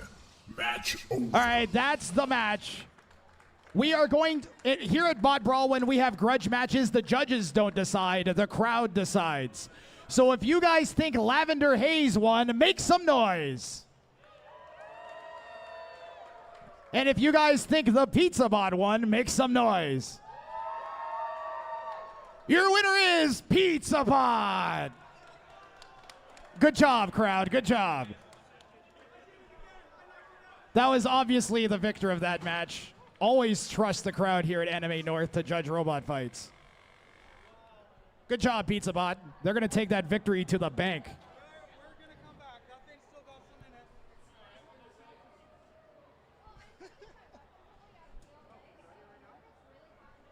Thanks to Lavender Haze for throwing that bot in there, and to Pizza Bot. That match was just for fun. Builders did not have to do that. Thank you guys very, very much. Okay, Instigator and Left Shoe Right Foot, and Eruption and Noisemaker, you guys are all due up.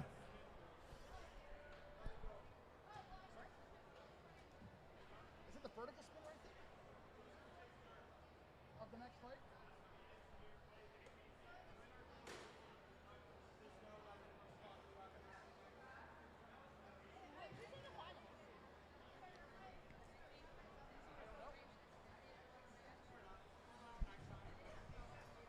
Make sure you visit botbrawl.ca for information on our upcoming events at the CNE.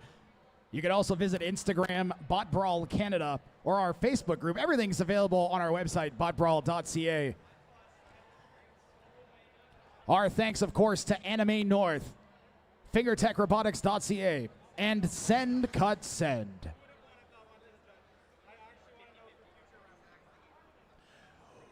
We are going to keep things going. We have a pair of 150-pound robots that have set down in our box.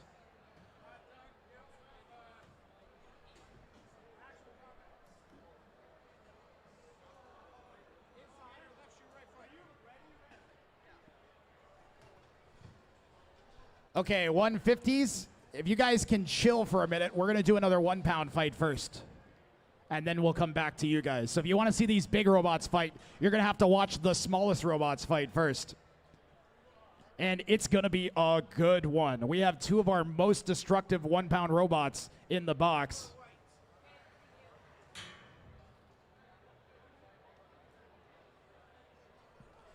Left shoe, right foot is already in the box. Instigator has loaded in as well.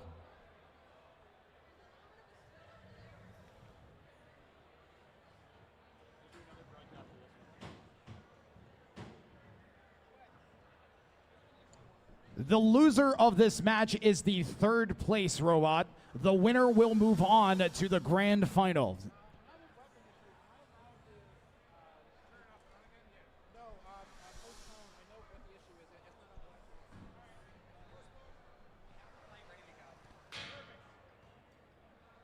Okay, so because this fight's so important, left shoe, right foot has detected an issue during load-in. They want to go back and repair their bot.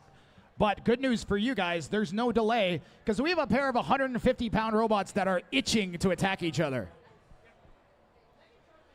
So the robot currently moving is Tankenstein for obvious reasons. Its opponent is called Cicada. These are 150-pound robots.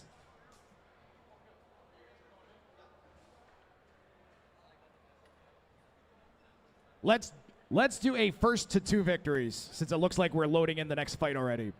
Fighting in 3, 2, 1, fight. Cicada has a pair of yellow forks on the front designed to wrap around that pole in the center. Tankenstein has a ton of traction in those tank treads. Plus that giant plow on the front.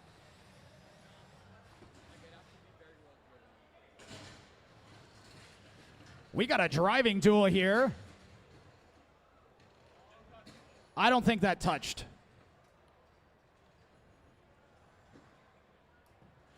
Robots are eliminated when they touch the outside. Like that.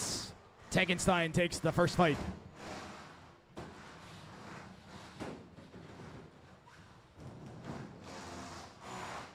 Robots ready. Fighting in 3, 2, 1, fight.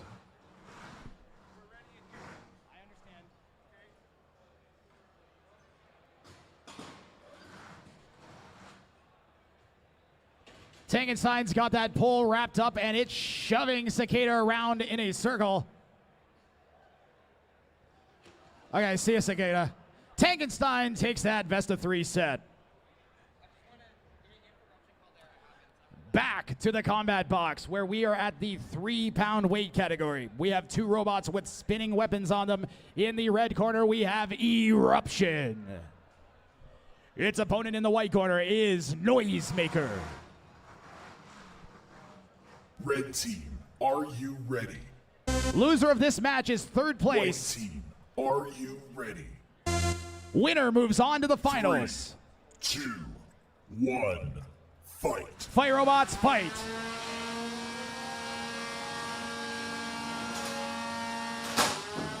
What an impact. There goes that. We have a tap out. Your winner is Eruption. After tearing that drive mechanism off, Noisemaker decided to call it before any more damage was done. That robot is finished. And Eruption with the victory. Jeez, I don't know how long that fight lasted, but it was less than 30 seconds. That was kind of crazy.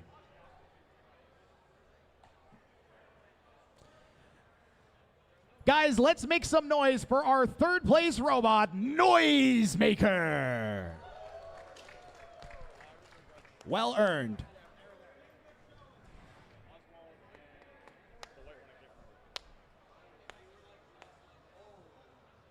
We are going to do a grudge match up next here in the combat box to keep the content coming for you fine folks.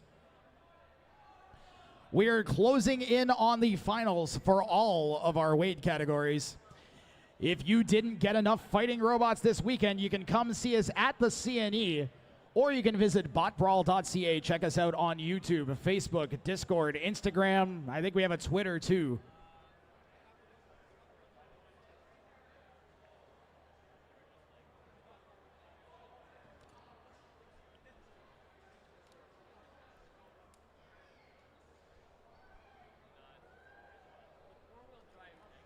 You are good to load in for that grudge match.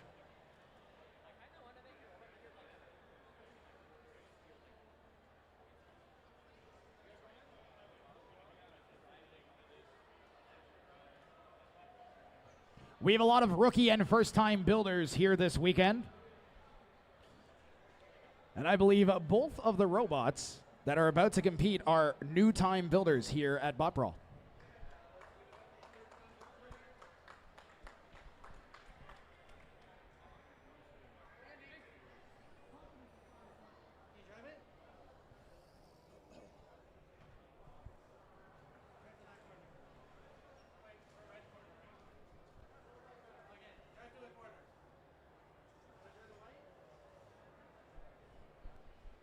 So I'm going off of memory. I believe that's Hector in the white corner. Hamlet? Henry? Oh, he's Henry. The driver's name is Henry. What is it? Oh, Robo Mixy. That's right. Right. Robo Mixy has 2 weapons on it, designed to hit at 2 different heights. You've seen a lot of robots are kind of awkwardly shaped. Well, this one's extra awkwardly shaped. It's got 1 drive wheel and a giant spinning wheel.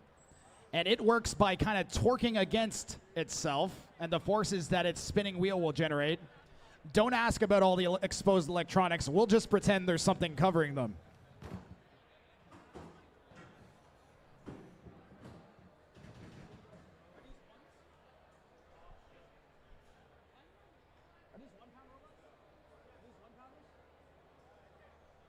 Robots are loaded in the red corner, we have Hector. Oswald, oh my God, not Hector. Oswald in the red corner. And in the white corner, we have Robo Mixy. Red team, are you ready? Oswald, are you ready? Oswald is ready. White team, are you ready? Robo Mixy's ready. 3, 2, 1, fight. Fight, robots, fight.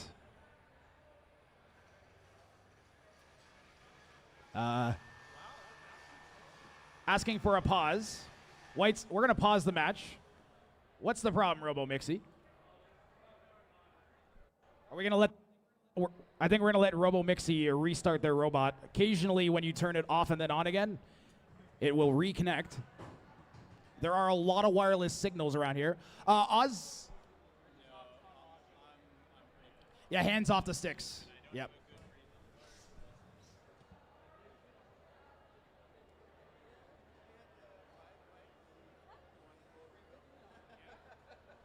Sorry? I think so, yeah.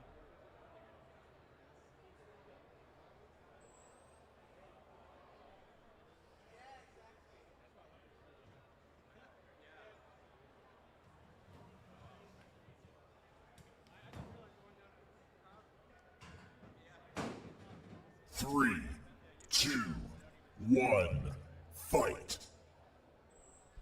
We are back at it. This time Robo Mixy looks like it's working.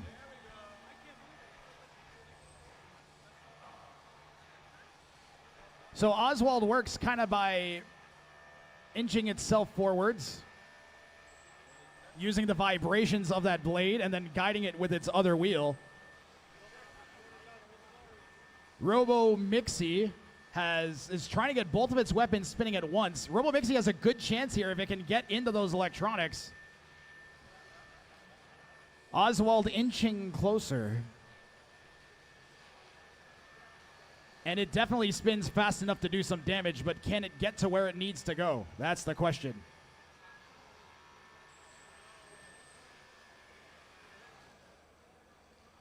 Mixy's got one weapon working. The other one won't quite go, but if Mixy can get that weapon into the electronics, it might do some damage.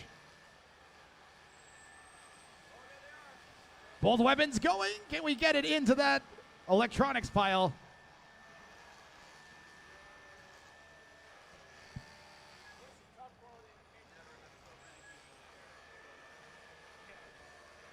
Okay, we all know what we want to see. But will it happen? Maybe if we will the robots together, they'll hit each other. Okay, everybody push on 3. 1, 2, 3. Ah, yeah, that didn't work. I tried. Let's go, let's go.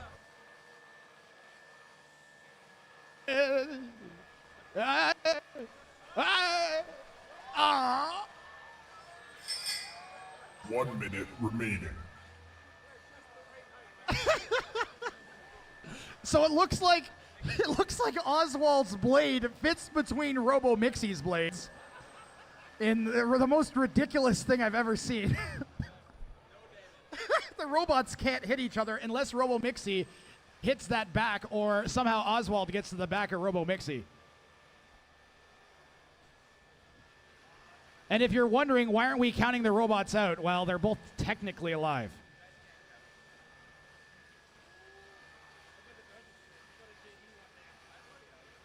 Okay, now, crowd, how do you judge this fight? What damage was done? What control and aggression? Oh, it's gonna come down to aggression, maybe.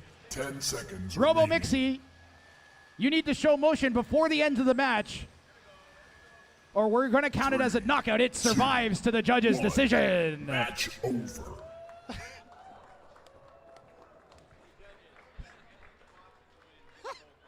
All right, guys, this was pretty good. Both of these robots were very broken earlier this competition, so the fact that they're working at all is impressive. But we are going to decide who wins by crowd vote. So if you think the white robot, Robo Mixy, should win, make some noise. And if you think Oswald, the red robot, should win, make some noise. Okay, you guys are no help at all. All right.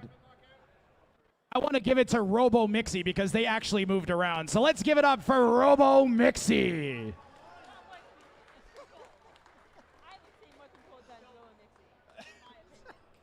I want to give Oswald the cool robot award, though.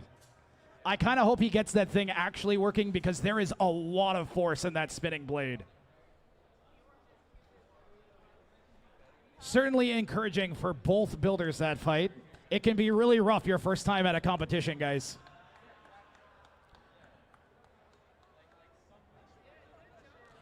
Instigator and left shoe, right foot need to fight again. Is that right? And I also got Caldera and Eruption on the docket.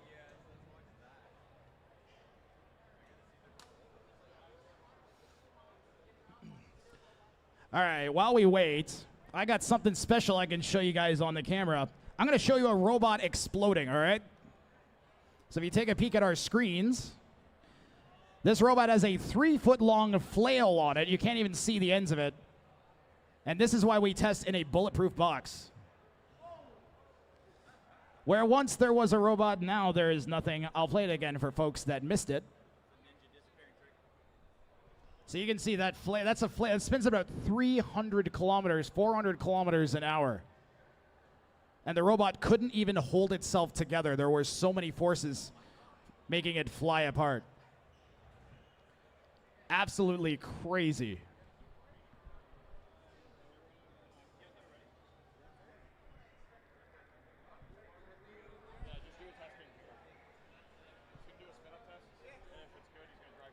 Okay, so left shoe, right foot is coming into the arena. He had some technical issues during their fight with Instigator earlier, and we weren't able to start. So if left shoe, right foot has solved that issue during this test, then we are going to go with Instigator versus left shoe, right foot.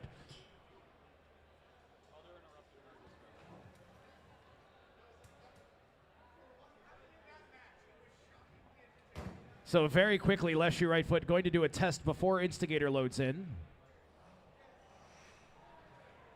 And it looks like we are good to go. Left shoe, right foot in the red corner. Instigator will be in the white. So this is the losers bracket finals. The loser of this match will be declared the third place robot, and the winner will move on to the grand final.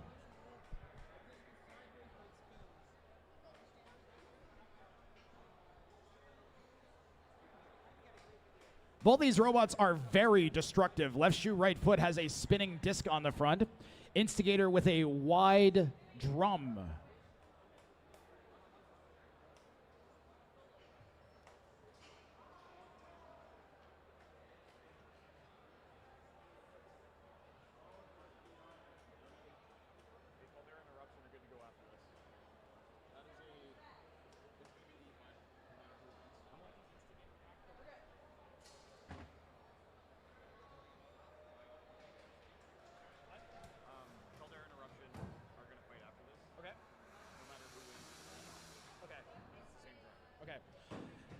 After this, we will have the 3-pound grand final.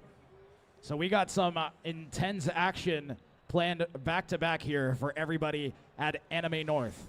Again, the loser of this is our third place finisher. The winner moves on to the grand final. These are 1-pound robots. In the red... 1 second, guys.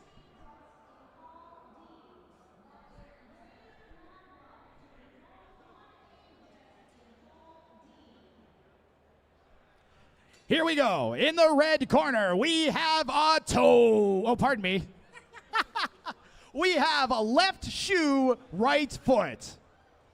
And in the white corner, we have Instigator. Red team, are you ready? Left shoe, right foot is ready. White team, are you ready? Instigator's ready. 3, 2, 1, fight. Fire robots, fight. Both of those blades up to speed.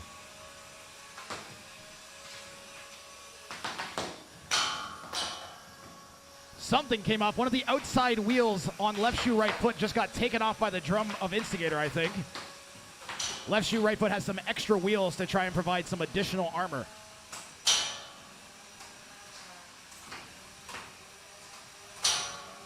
Instigator trapped upside down. Trying to get back on its feet. A spin move, and Instigator is moving. Left shoe, right foot is stuck on its own wheel. We're going to count it out in a minute. Robots do get 1 unstick per match, right? He loosens himself. Good job by Garrett Campbell and left shoe, right foot. Instigator had an opportunity and wasn't able to get the robot under control in time. Good hit. Left shoe, right foot is so awkwardly shaped, it can be hard to get a bite with that weapon. A big hit from Instigator's drum sends left shoe, right foot back, careening into the arena walls. And another shot directly to the wheel of left shoe, right foot leaves it without foam on one of its wheels.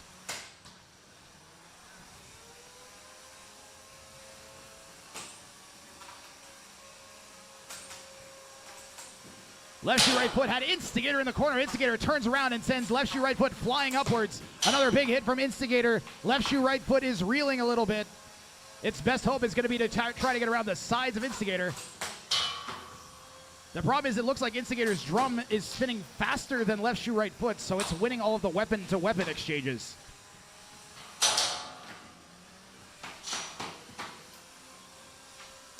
One minute left here. 1 minute remaining.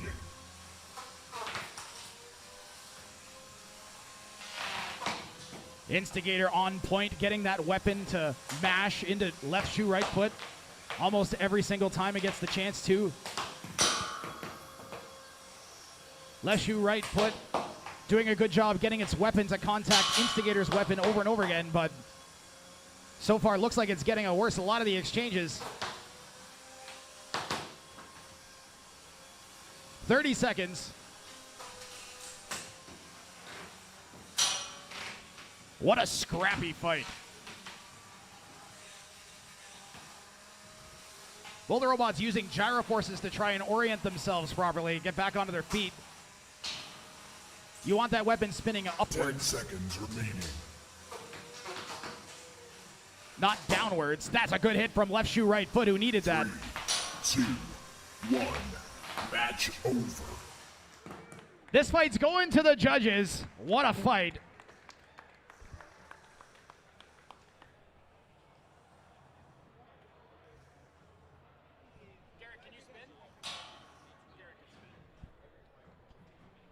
So, robots are judged based on damage, aggression, and control.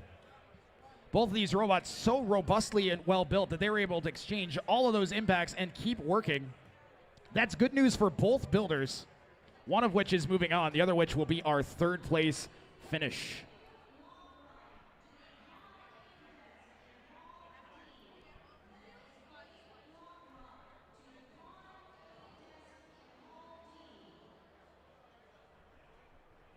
Eruption and Caldera, you guys are due up next.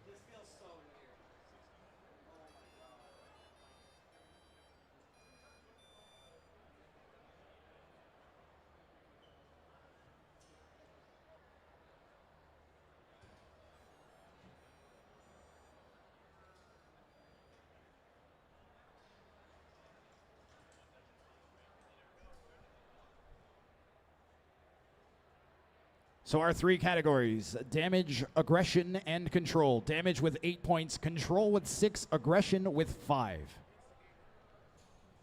We have a unanimous judges' decision in favor of Instigator. Guys, let's hear a round of applause for our third place finishing robot, left shoe, right foot. Congratulations, Garrett Campbell.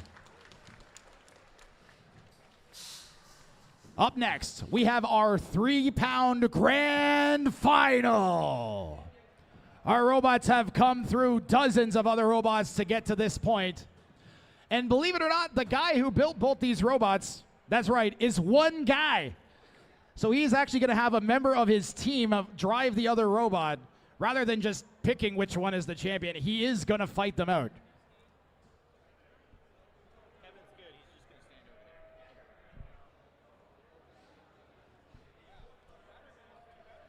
Once again, this is our 3-pound grand final here at Bot Brawl Anime North.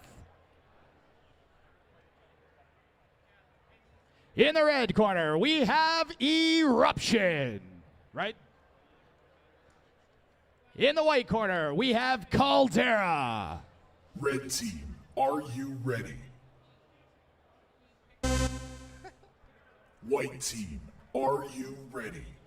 Both our robots are ready. Make some noise. Our 3-pound championship 1, match. Fight.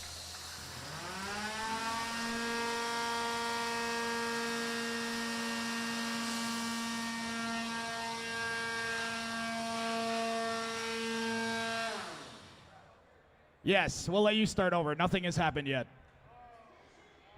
Remember, the guy owns both robots. He wants to put on a show for you guys. That's fine. We are going to reset the match.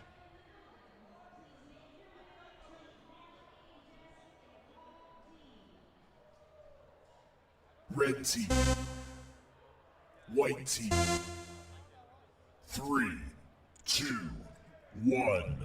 Fight. Fight, robots, fight. Let's go.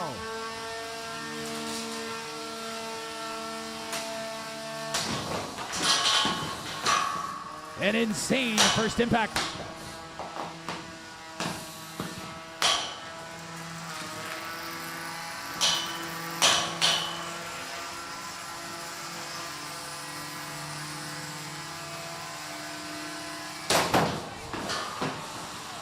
Can you folks see why I'm not saying anything? This doesn't need any announcing. Looks like that weapon is inoperable on the vertical spinning drum. And the other robot's up on its end.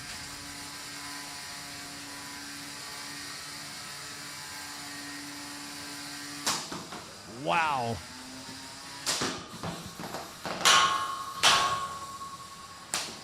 That horizontal blade is so powerful.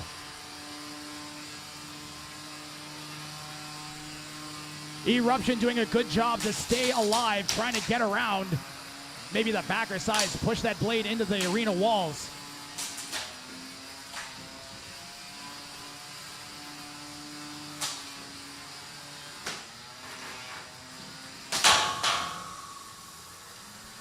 It's going to come down to, can that horizontal weapon keep spinning? Because the other robot, although it's upside down now actually, this might be disaster here. Caldera trying to close on Eruption. Eruption stuck on its back. And that weapon is in danger of getting torn off by that blade.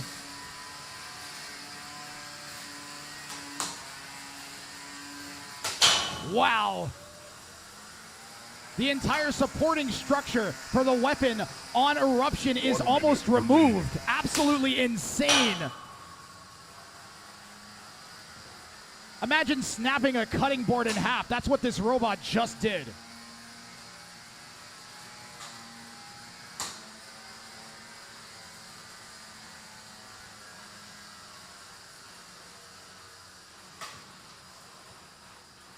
And I gotta say, Eruption isn't looking as bad as I thought, considering it's on its back and has no weapon. We're looking for a tap out here. Your winner is going to be Caldera. What a match here at Bot Brawl. So our champion Caldera and our runner-up Eruption, both built by the same builder.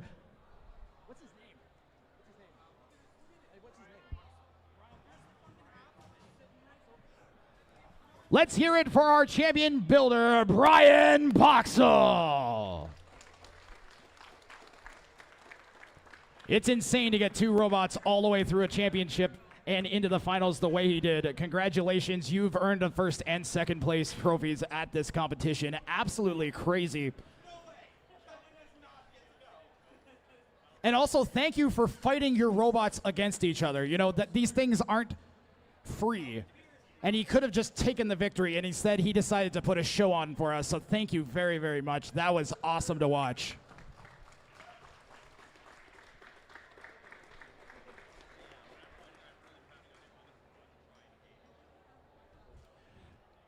Okay, I think we have one last fight here today.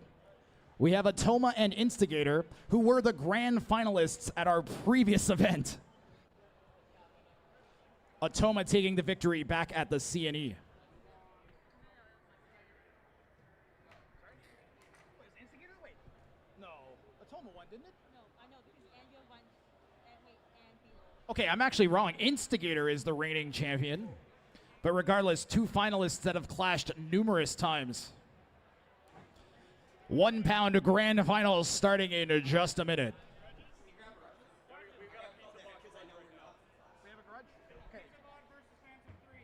All right, we are going to do a grudge match before the grand finals. It's going to be a spinning robot versus a pizza. Pizza Bot versus Phantom 3 up next. If Instigator wins, it goes to a second round. Okay. I'll keep that in mind. How long is this? Like this until the actual. Until the fight? Yeah. Depends when Andrew is ready. He's acting a little hot. So you should ask Andrew. You go, yeah. 'Cause there's a giant, no, there's a giant lineup. That's why. Yeah. Chloe, you can, if you need to go to the washroom, go to the washroom. Okay, don't hold it. It's bad for your kidneys. You'll judge the grand finals if we need. Okay, Tyler? We'll have you come and judge the grand finals. Meet you and Kevin. You know how much I hate. You have no choice. It's not delivery, it's destruction. Pizza Bot has entered the arena. Its opponent will be a Phantom 3. And I'll tell you what isn't a Phantom, it's Blade. It's really, really good at breaking other robots. I should know, I've fought Phantom 3 in a past competition, and it destroyed my robot, and is still not functioning to this day.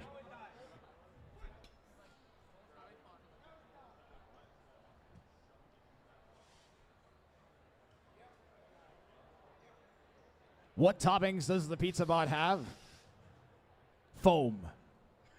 There's foam inside. Oh, no, there isn't? What? Oh, really? So he's not allowed, okay. Pizza Bot is not allowed to use foam. We banned that from the last competition, and it's been replaced with campaign signs. Make some noise if you hate campaign signs. Yeah, stupid campaign signs. All right. Phantom 3, you ready?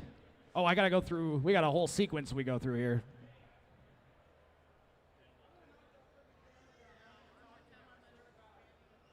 These are 3-pound robots. Pizza Bot in the red corner. Phantom 3 in the white. Red team, are you ready? Pizza Bot is ready. White team, are you ready? Phantom 3 is ready. 3, 2, 1, fight. Fight, robots, fight.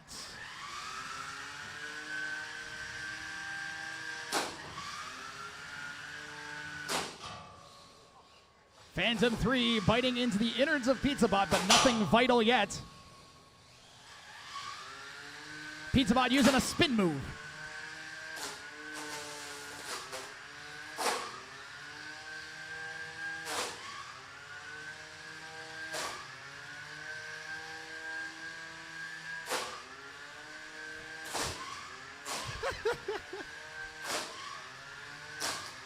I'm allowed to just laugh at this, right?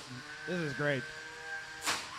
Okay, so Pizza Bot has almost lost all of its outside. At that point, it's just going to become a pile of campaign signs and stop being a box. Change is here. Maybe if it's a shredded robot, it is. I really want to see that last side on Pizza Bot get torn off. Okay, we now officially have a pile of nothing. Phantom 3 dismantling Pizza Bot bit by bit.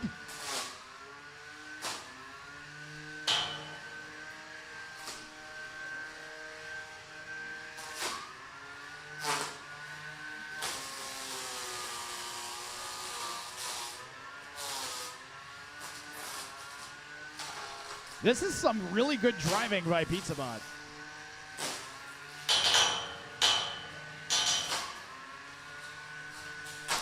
Pizza Bot has done a really good job of keeping its sides away from Phantom 3 because I'm pretty sure the blade could reach those wheels. So it's actually pretty critical that Pizzabot stay oriented properly towards Phantom 3.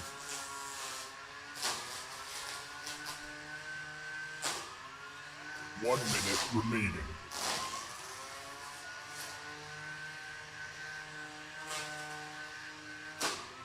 There's 60 seconds-ish left. That was a good hit. Pizzabot begging for additional damage to be done to its remains. There goes a wheel. We are going to stop it there. Your winner is Phantom 3.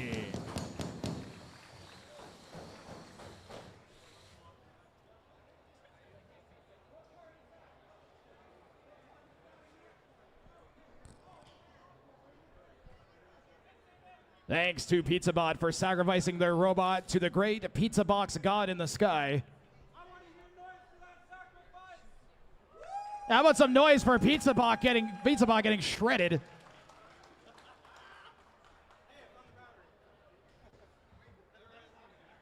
I'll repeat the Anime North announcement for anybody who missed it. They were just warning you that there is 53 minutes left until the building closes, just so you know.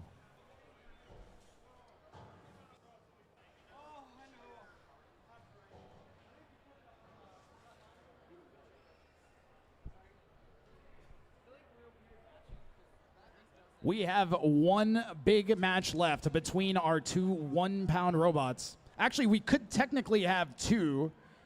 If Instigator wins, it would force one last match up between them, as it is a double elimination tournament, and Atoma is currently undefeated.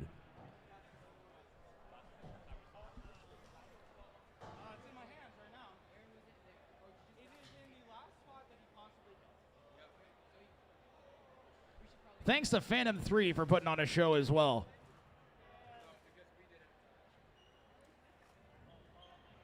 Take this time for one last chance to thank all of our sponsors. We have fingertechrobotics.ca providing a big portion of our prize pool, and Send Cut Send. Fingertech Robotics is a Canadian company based out of Saskatchewan that supplies many of the parts that our robots use. Thanks to them and Send Cut Send, many of our robots also use that service. It is a CNC mail order service. Our thanks as well to our hosts, Anime North. It has been awesome to be here all weekend long. If you want more Bot Brawl, visit botbrawl.ca.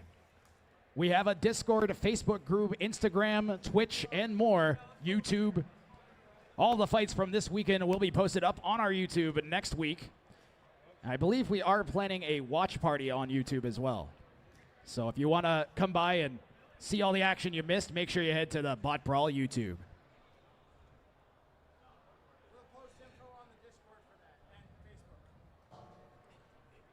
The information, of course, will be available on our Discord and Facebook. Atoma and Instigator, you guys are due up.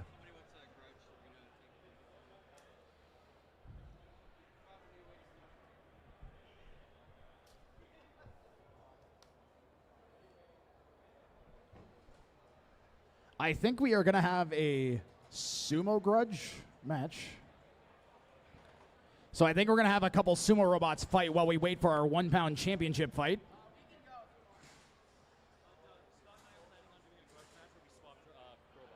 Okay.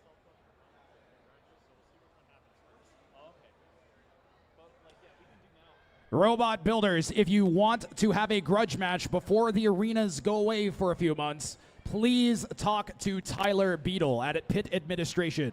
I'm just a dude with a microphone.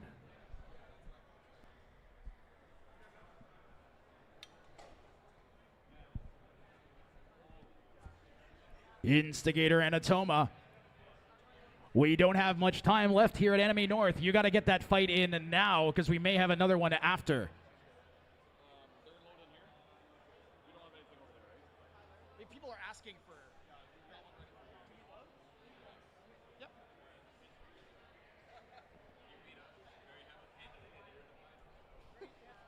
Not bad. It's a sushi, yeah.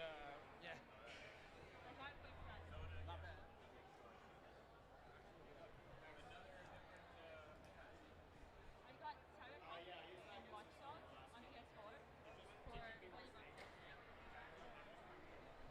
Where was that?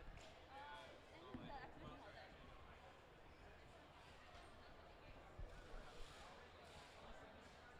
Around in there for like 20 minutes earlier. Okay, what is this thing? I see a bowl and then looks like some knives on the outside. Sharpened metal. I'm being told that I'm being told those aren't knives. It's just some sharpened metal. You can't say knife. Oh, I'm not allowed to say that. Okay. I'm not allowed to talk about all the weapons these robots have here at Bot Brawl, where our weaponed robots fight each other. It's got sharp sticks. The weird red thing in the arena that is being shoved by a broom, I think. Okay, what is happening? All right, we got the official Bot Brawl stick. That's slightly more dignified. So Oswald has one wheel and a spinning weapon. Its opponent has a dog dish with some sharpened implements on the outside.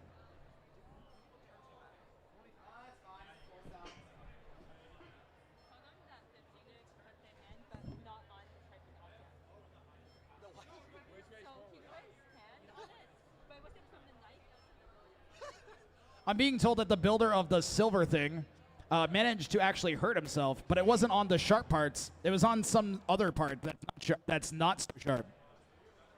That's not so sharp.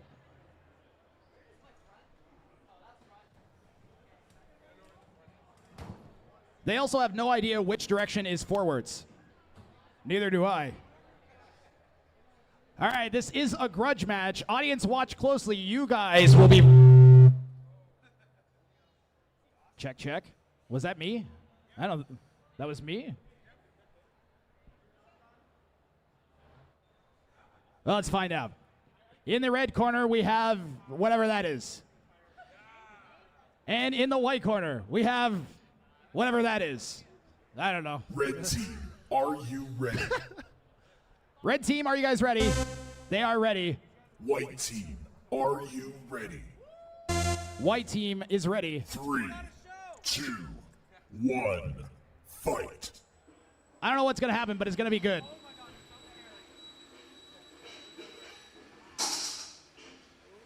I think the plan is to try and slice those wires with that spinning bowl.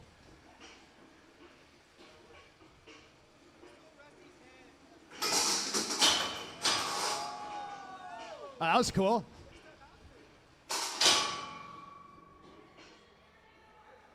Oh no. Well, the dish is all bent.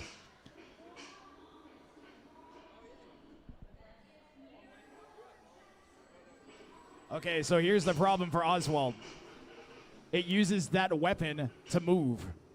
It needs both its wheel, it needs its giant spinning blade working and that wheel working in order to move effectively. So believe it or not, the dog dish might win this one. I might start a count out in a minute, but I kind of want to see if the knife can cut any of those wires.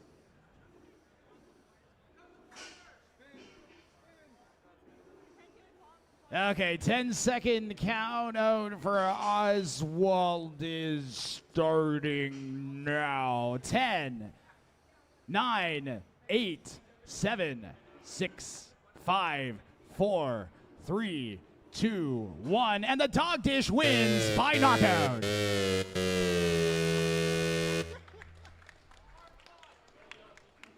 Okay, so now you take that dish home, you put some kibble in it, and then Rover's gonna have superpowers, right?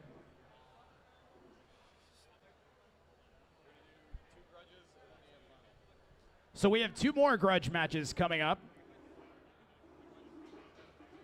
And then the grand final. I'm being told that the dog dish robot is actually a reverse blender, where it blends everything except what you put into it.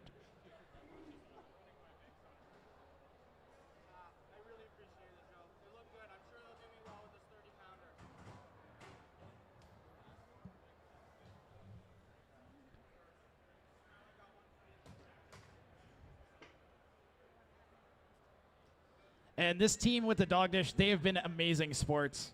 Every single time they've come into the arena, it's been fun. They get it. Their robots aren't the best, but their attitudes are, and I'm really glad that we have them here at Bot Brawl. Oh, I'm being told that's a lunchbox that they have inside there. All right, these guys are my new favorite team here at Bot Brawl for sure.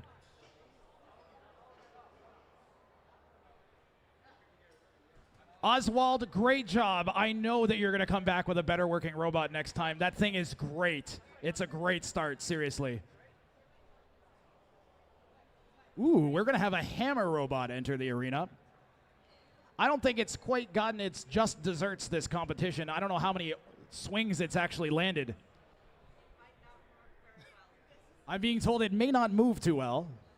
Does the hammer work? Mostly, okay. The drive mostly works. Okay, so that's 2 mostlys. So that's like 70% of a robot, right? That's pretty good. Robot's name is Queen Bee, and it has a stinger.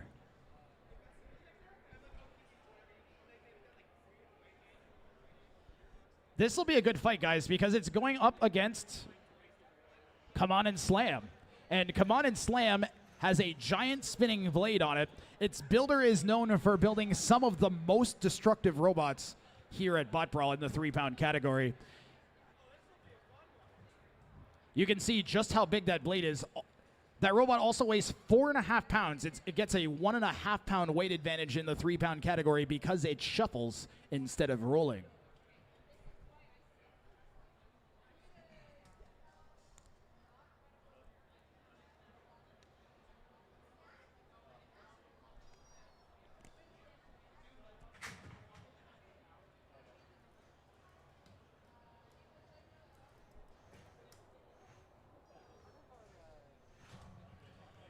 Hey, Scott, how much does that blade on Come On and Slam weigh? 1 pound, 3 ounces? Holy moly.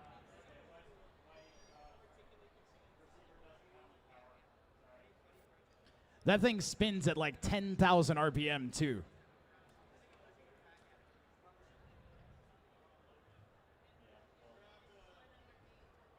It's no working? It's too broken? You mean you have a broken robot at a fighting robot competition? That's ridiculous. Does Queen Bee have any other opponents? Any 3-pound robots looking for a Grudge? That's okay.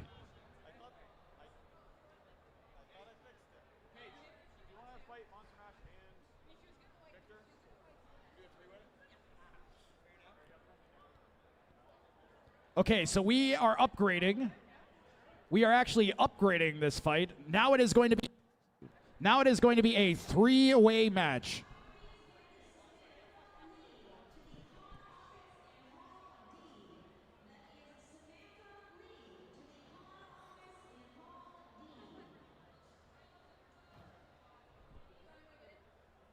So we got a hammer robot. We've got a wedge robot known as Monster Mash. One of the cooler color-schemed robots we have here, that lime green and purple looking great.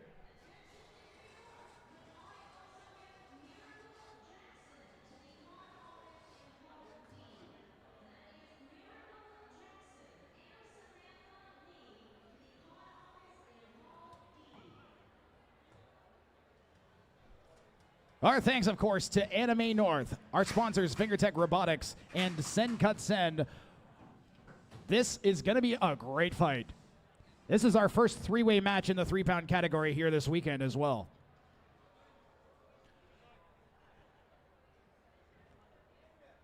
In the red corner, we have Queen Bee.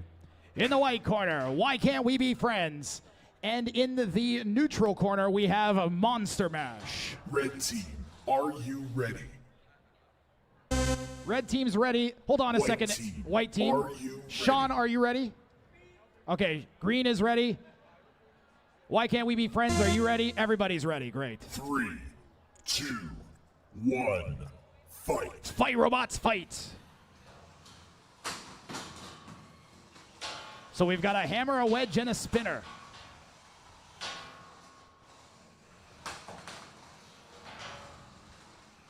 And I really want to see that hammer hit something. The hammer is not working. I have been informed.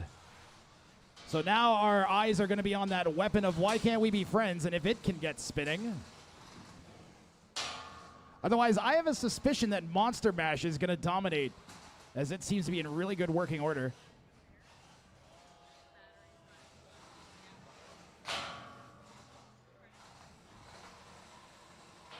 So why can't we be friends just smashed itself into the arena wall. That's to try to get the blade to start up because it's a little jammed. You can see it's kind of twitching and trying to start. There's a little bit too much torque on the motor to get it to fire up completely.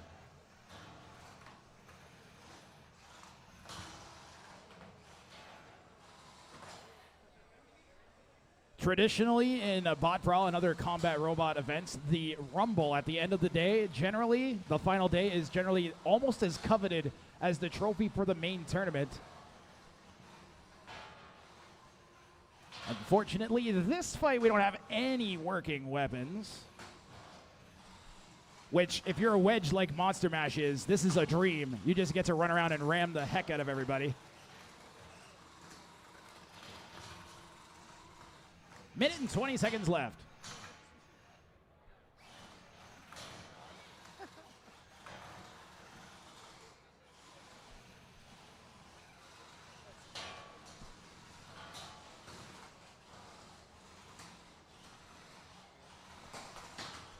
$60 left.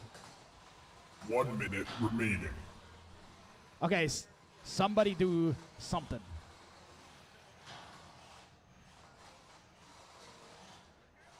Can I go in the arena and just get the hammer and just whack it with my hand? Would that work?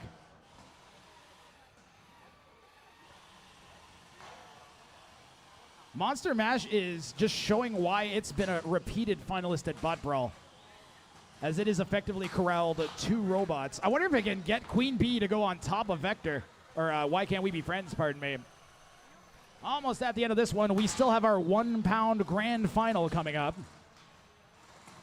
featuring 2 of our most destructive 1 pound robots. A lot more destructive than these guys. I hope Queen Bee comes back to another competition. There aren't enough hammer robots. This is the only one this time around, and they are so cool. 3, 2, 1. Match over. But that'll do it. Let's hear it for our 3 robots. Glad you guys got in a little bit more fighting before the arena goes into storage again. We will be back for CNE. If you guys want to head over to the Canadian National Exhibition in August, we are planning on attending and being there with all of our production. I think you guys have heard me say botbrawl.ca enough times, but you should go there. Check out our Discord, our Instagram. Lots of content going up. Okay, Atoma Instigator. I would really like it if our 1 pound grand final would start, because we might have another fight in that grand final, and this one needs to go.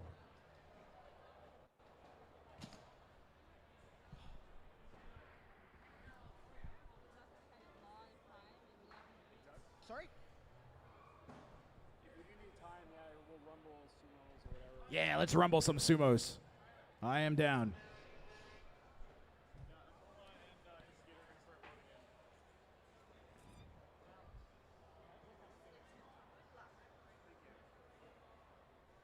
We're going to stick a few robots into the Sumo Arena.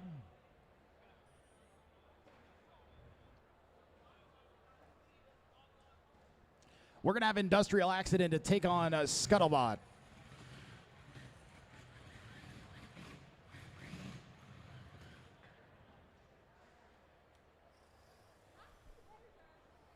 All right, Scott, Garrett, are you guys ready to go? Right. So, one thing you guys should know about this fight is the robots builders have switched controllers. So Scott, the guy in the blue shirt, normally he'd be driving the white robot. He's driving the one with the light on it instead. And Garrett would normally be driving the lighted robot. He's driving the one with the forks instead. So robots have switched controllers. Fighting in 3, 2, 1, go.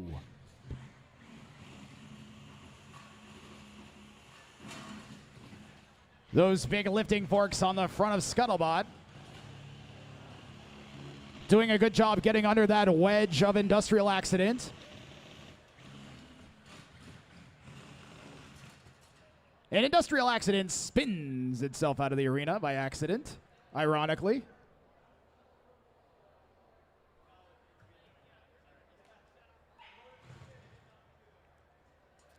We'll let these guys go again.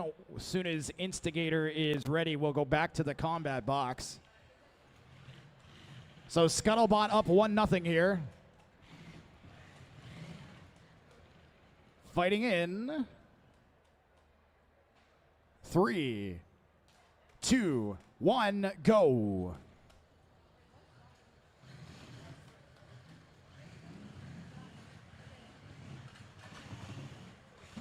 Scuttlebot trying to hang on there. Industrial Accident doing a good job getting around the sides and back. Scuttlebot wrapping itself up on that pole. Drivers not as used to these robots. They have switched controllers, a reminder.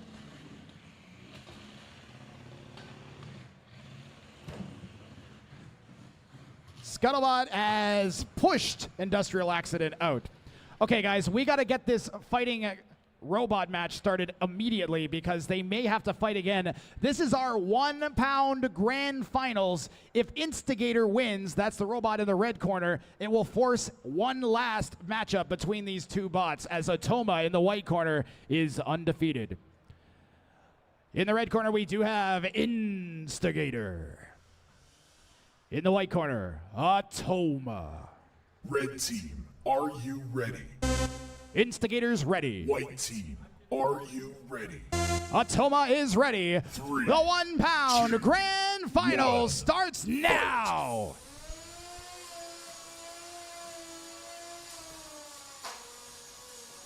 Each robot spins a blade upwards of 250 miles per hour.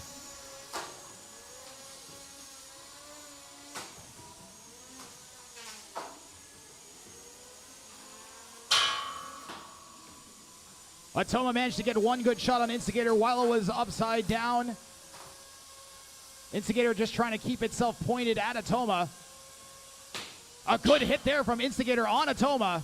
Trying to follow up, but Atoma's already got that weapon going. Instigator, another good shot there. Atoma might be having some weapon problems. Instigator, that's good news for the Gator, whose bite still is going. And if Instigator can hit those wheels, that would be ideal. Atoma going to be looking to guide that drum into its front, I would think, where it has kind of a scoopy shape.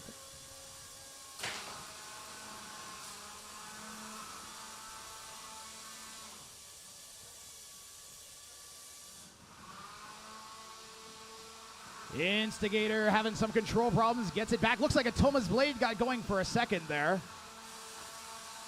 Not quite at full capacity, but it is working.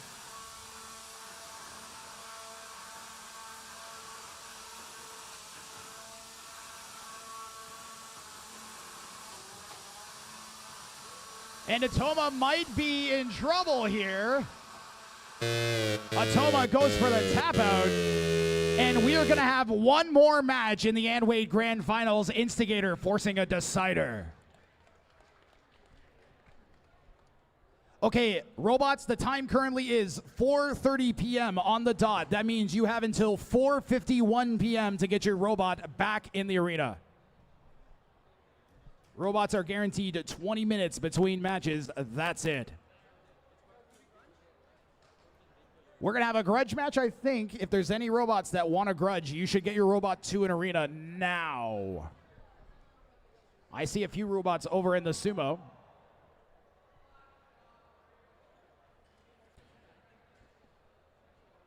I think we're going to do Scuttlebot versus Industrial Accident and Homer.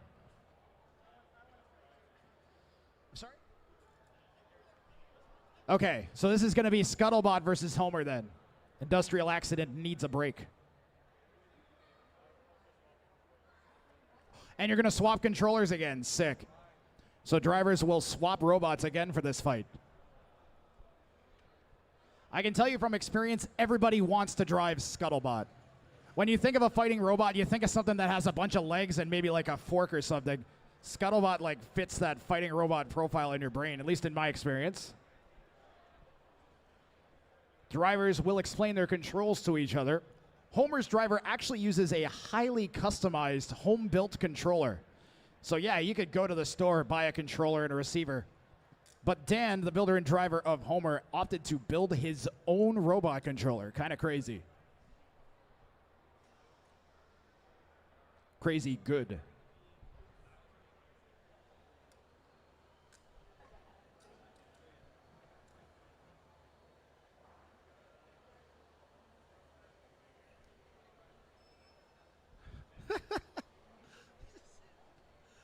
All right, you guys ready? Fighting in 3, 2, 1, go.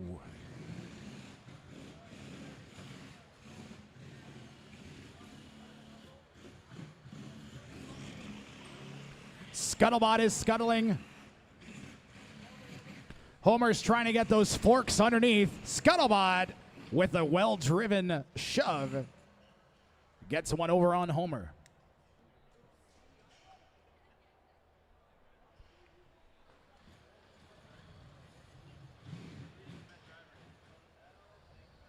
Robots are set.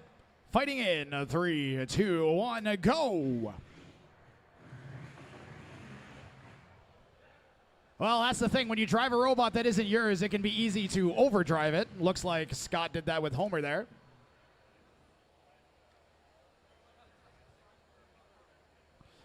So again, a reminder, robots being driven by the opposite driver here. Fighting in 3, 2, 1, go. Scuttlebot teetered over the edge, but comes back and shoves Homer out of the arena.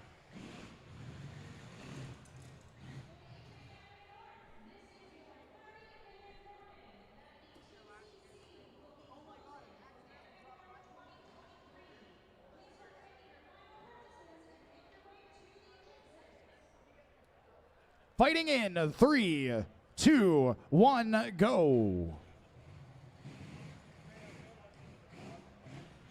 If you wonder why we got a pole in the middle, it's for this reason, to force the robots to maneuver a little bit.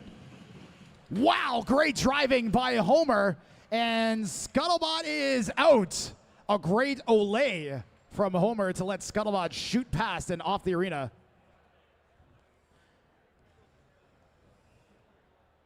These guys can go again. I'm willing to watch these two bots fight all day.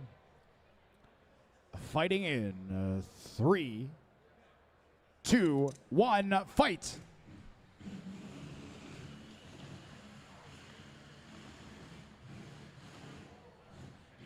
Homer goes careening over the side. So cool thing about Scuttlebot, it actually has a lifting fork and a kind of another little cylinder linear actuator on the back that makes it tilt forwards too. There's a lot going on in Scuttlebot. Okay, why is the combat arena being filled with balloons?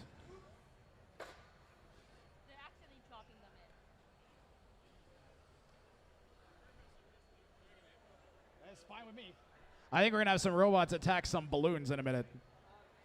Ooh, Experimental 150 and Cicada loading into our Sumo Arena. And I think Tankenstein is going to join them, so we're going to have a three-way match between 150 robots, 150-pound robots. 150 robots, oh my goodness.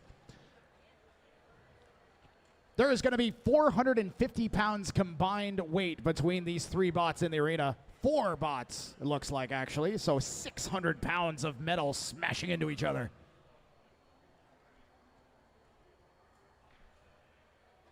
There's more robots than floor space.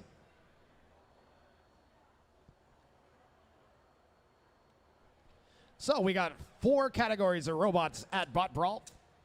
We got 150-pound and 30-pound sumo robots. And we have 3-pound and 1-pound full combat robots.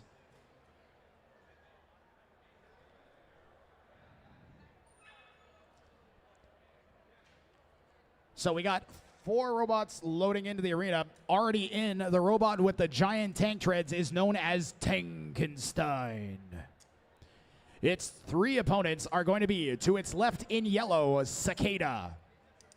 And to the left of Cicada, that will be Experimental 150. And currently being dropped into the arena is Wrought Iron Wrecker.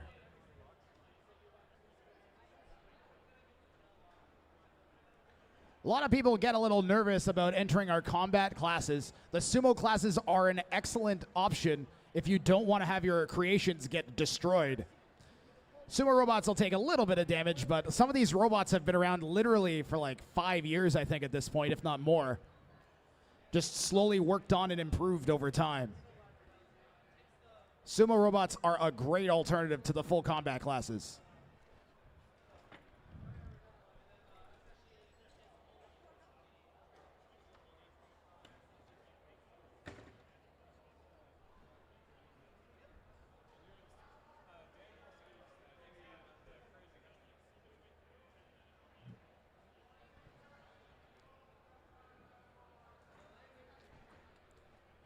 Jason, the guy fiddling with one of the robots, actually built 2 of the robots you see there. The one he's working on and Wrought Iron Wrecker I just introduced.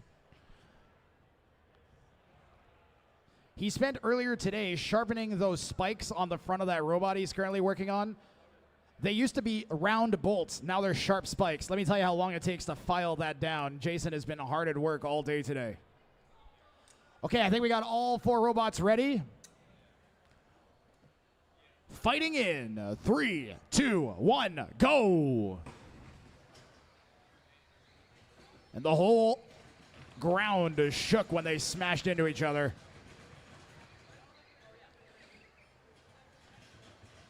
Cicada kind of getting bent upwards by those forks on Experimental 150 and shoved out of the arena. And it's going to be Experimental. Okay, Cicada gets pulled back on. Tankenstein coming around.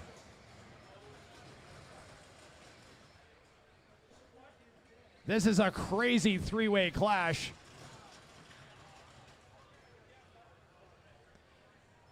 Experimental 150 trying to lift Cicada with its forks, kind of lifting itself instead. I don't know if Cicada's ever going to get out of that. It's literally completely wrapped around the pole. I think the wheel had to get squished for that to go on. That might take a team of people to get off. That's absolutely insane. Tankenstein trying to prevent itself from getting shoved off by Experimental 150, but it's dead. And now we're going to see if Experimental 150 can pry Cicada off of the bar. Oh, it squeezed off. What? Cicada's underneath, but it gets shoved off. Experimental 150 takes that one.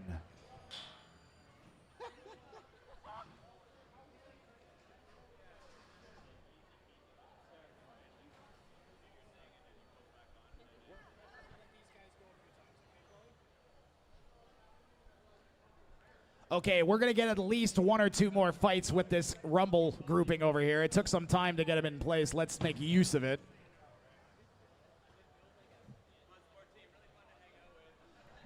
A notice to Instigator and Atoma, you have 12 minutes. Sumo bots, are all you guys ready? We're going to fight in 3, 2. 3, 2, 1. Fight.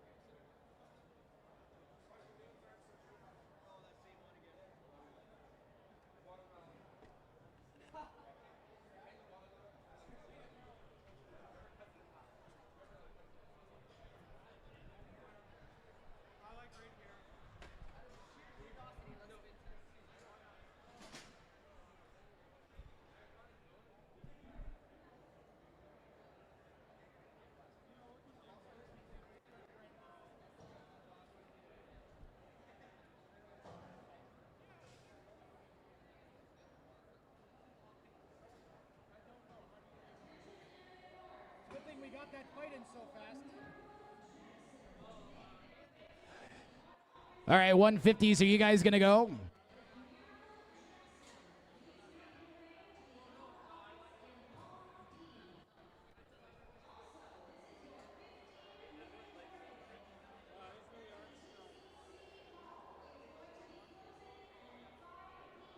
So we got Experimental 150, Cicada, and Wrought Iron Wrecker going to go at it. Fighting in 3, 2, 1, fight. Sorry, Julia. They're working as a team to get Cicada up. Let's see if we can get it flipped all the way over. They're holding Cicada like 4 feet off the ground. And out they go. Well driven.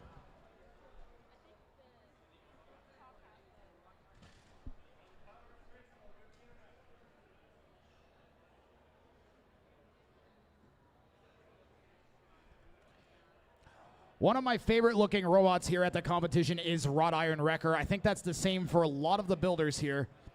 Those are real leather belts on it.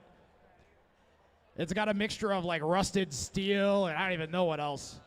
Ball casters that look like they came off a 1950s office chair. One of the cooler looking robots we got here.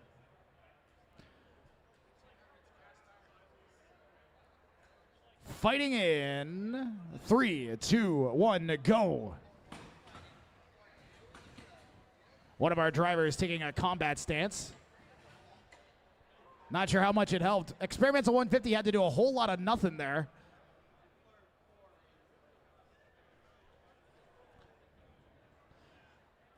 All I know is Jameson Go has a combat stance when he drives. Therefore, all good drivers have combat stances. Okay.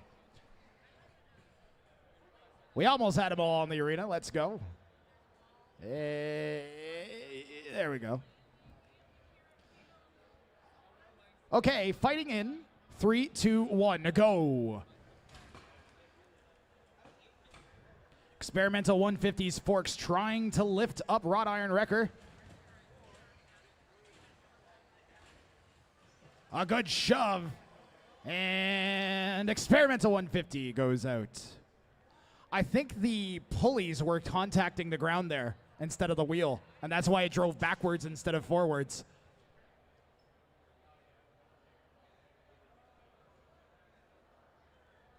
Instigator and Atoma, this is your 5-minute warning. You guys can go again, yeah? Folks, you're looking at some of the last fighting robots that we're going to have in Ontario until August when we are at the CNE.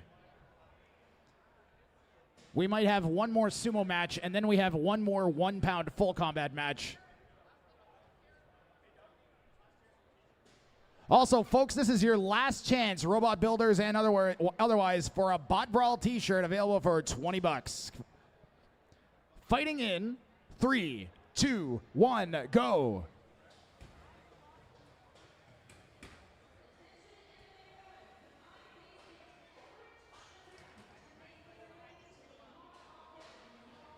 Good driving by Wrought Iron Wrecker.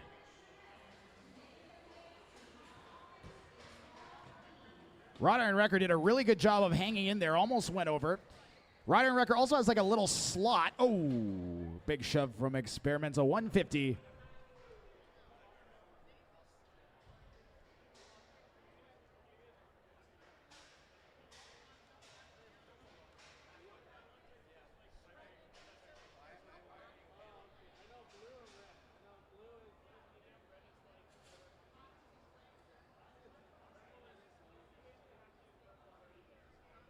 All right, here we go. Fighting in 3, 2, 1, go.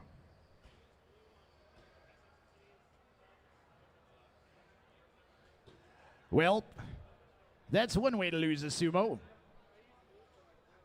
I think we'll just shove it back in and let him go again.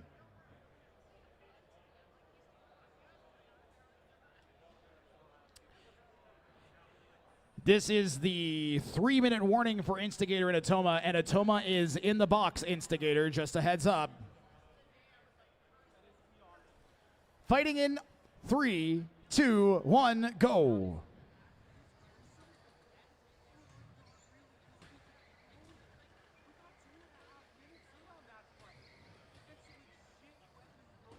Some good maneuvering from both robots. Experiments a 150, trying to get to the sides. Manages it there. Trying to lift Wrought Iron Wrecker up, but it's just lifting its back end up.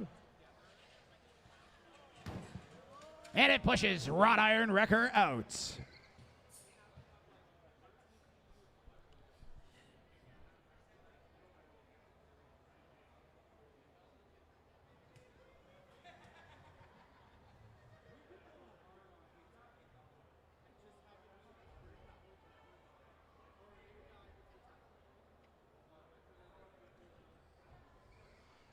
We're going to go again on the Sumo Arena. 3, 2, 1, go.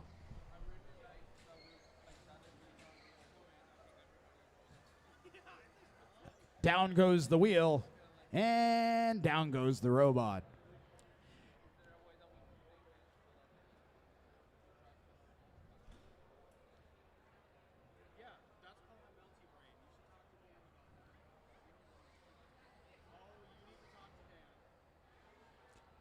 I'm willing to let these big robots smash into each other all day. 3, 2, 1, fight.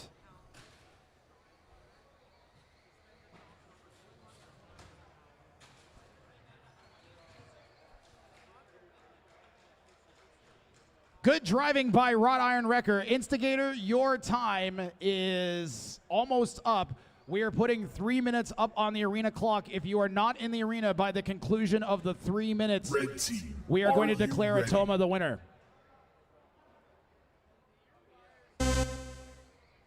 White. 3, 2, 1, fight. You have 3 minutes, Instigator.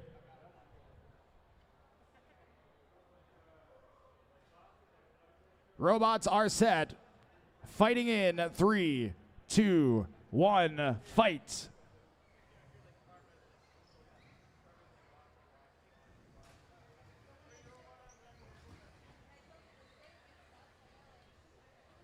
Wrought Iron Wrecker using that backside this time. Not enough. Let's hear it for experimental 150.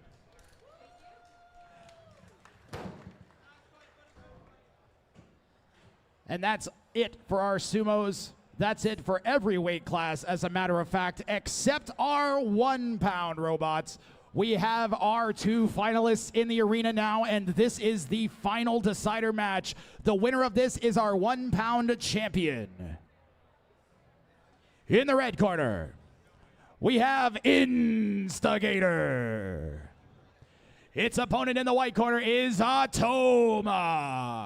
Red team, are you ready? Instigator's ready. White team, are you ready? Atoma is ready. 3, 2, 1, fight. Our 1 pound grand final goes now. Atoma off to a good start. Instigator on its back, getting chewed up by that blade. Manages to self-right. Atoma is stuck. If Instigator can spin up, Atoma might be in trouble. Instigator struggling to get that weapon going. It's going now. It might be spinning the wrong direction, but it's working. And this is a critical impact. Instigator needs to make this count, because if Atoma ends up back on its wheels the right way around, its weapon might start working. And there it is. Atoma does not seem to have a functional weapon. This is good news for Instigator. It's going to come down to Atoma's driving here. Instigator's going to be looking to get any damage it can do.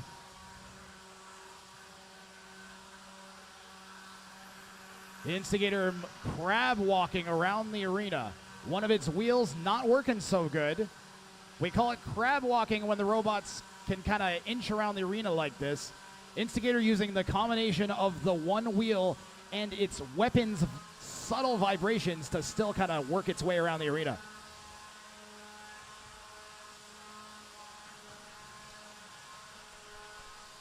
We are coming up on the halfway mark of the fight. Just 90 seconds remaining. And man, if Instigator could drive forwards, Atoma would be really, really dead right now. Because Atoma can't seem to do anything. It almost feels like Atoma's generating wind that's pushing Instigator away. Okay, Instigator's trying a gyro dance attack. I don't know how effective it'll be. It's going to require some really 1 minute remaining. nimble control. Trying to use those gyroscopic forces to do some damage.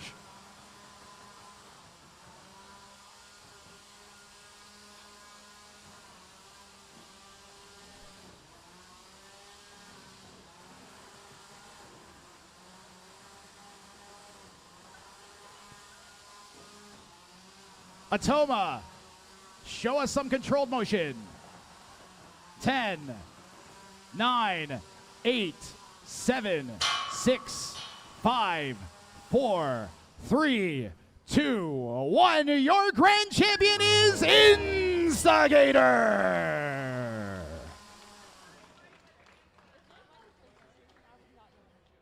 Atoma got as much of a chance as you can get for not being knocked out. It was rotating on its own circumference for a good 30 seconds before we counted it out to make sure that it was uncontrolled motion, and Instigator will take the victory by knockout.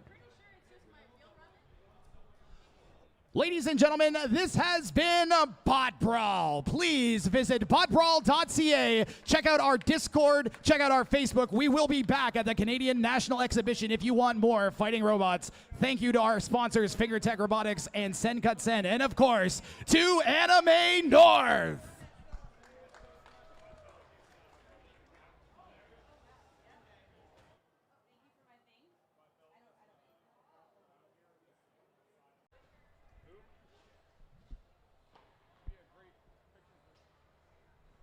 Yes, arena, sumo. Am I doing it? I think you should. All right. Now to drop my best rap album ever. I call it Robot Rumble.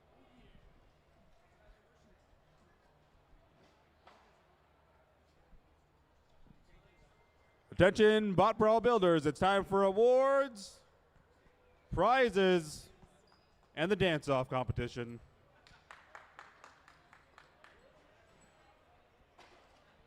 Team Bloodsport versus Capybara for the dance-off.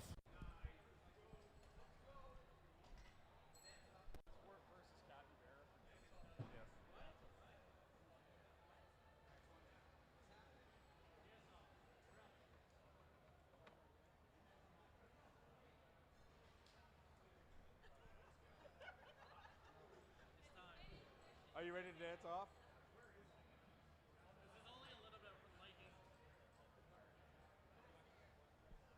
All right, so we're just going to kick off, and if you win something, you win something. If you don't, you don't. Just want to say a big thank you to everybody. This tournament was fantastic. All of our volunteers in the purple shirts, you guys did an amazing job. All of our admin team. This is one of our first events as an corporation. We are officially a non-for-profit organization now. And we do have a board of directors, and those people are fantastic. So please sing their accolades and give them a pat on the back. This is also our biggest event yet. We had about 70 people register for the tournament, which were a lot of robots. Not everybody showed up, but we still had, by head count, it was the biggest event we've done yet. And everything went very smoothly.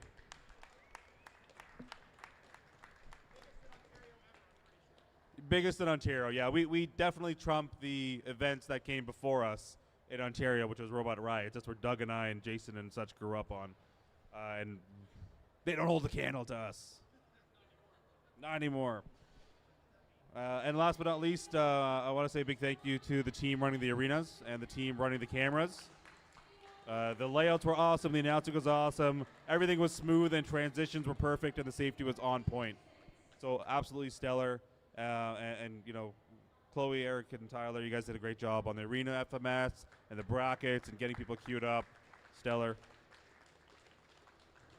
All right, so our prizes today are generously donated by some of our sponsors and supporters. That includes FingerTech Robotics. That includes Send Cut Send. They threw in this year. And Just Cause Robotics as well threw in this year as well. And so did Team Botched. Team Botched threw in a couple prizes this year. So big thank you to all those folks, and hopefully these prizes will help you guys build bigger, better, badder robots. We're going to start with the 1 pound class, the 1 pound combat division, with, I'm assuming it's 3, 2, 1. What is that? What? Oh, left shoe, right foot. In third place in the 1 pound category, left shoe, right foot. And for Garrett's trouble, he will receive a... Wait, is that the right? Yeah.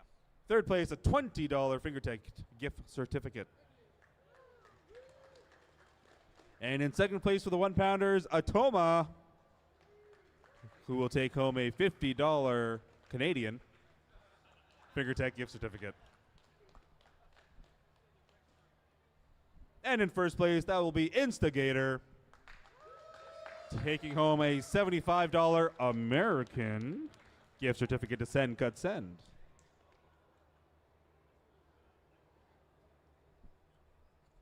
And in the 3 pound category, I'm trying to decipher Tyler's handwriting. In third place, Noisemaker. And that'll be another $20 Fingertech card. And in second place, we have Eruption. Yeah. Well done.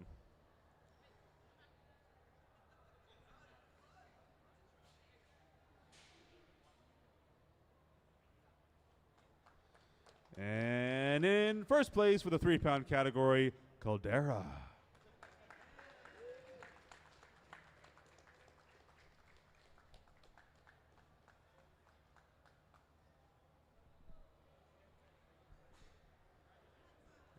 And for the audience's favorite, we have the 30 pound sumo category. Yeah, no. In third place for the 30 pound sumo, we have card captors Scuttlebot.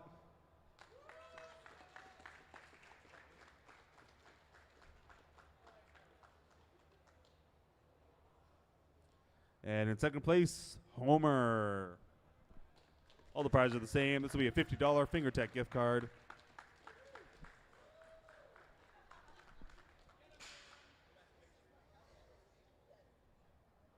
And in first place, that'll be Wemocan and Driveway Hero.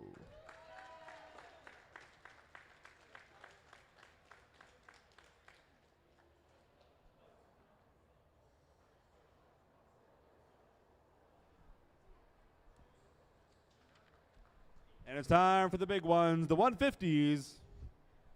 In third place, Passport.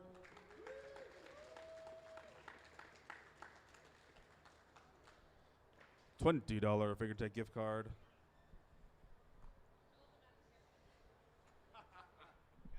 And in second place, that'll be Bad Sport.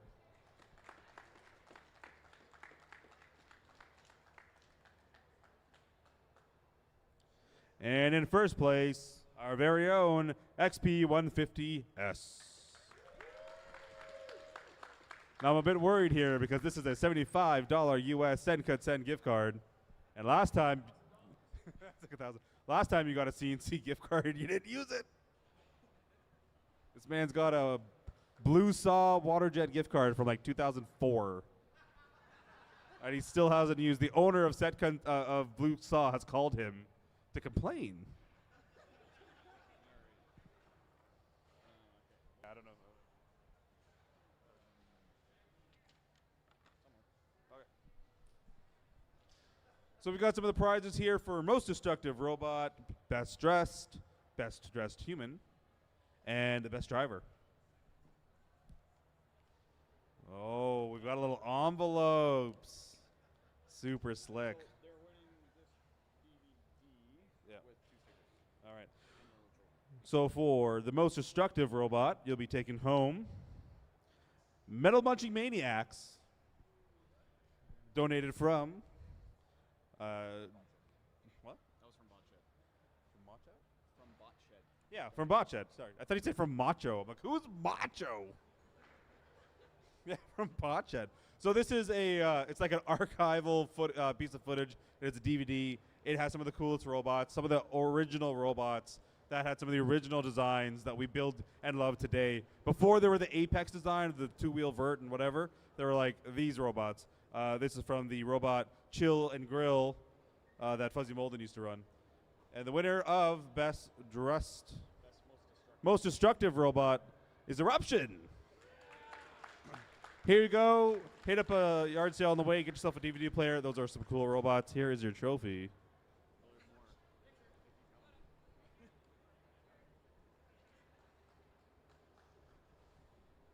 But legit, it's really cool seeing some of those older robots.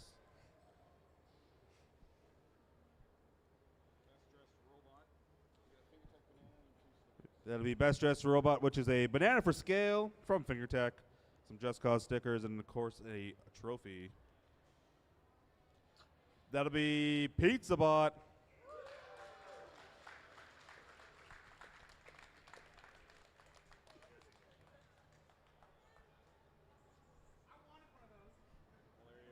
Hell yeah. Thank you. Take care. Continue getting these jokes awards. There you go.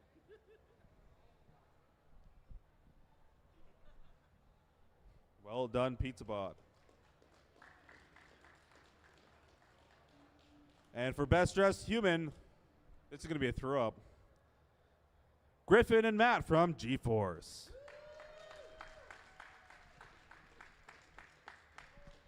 The Space Wizards. I'm told it's Snape and Sith Lord.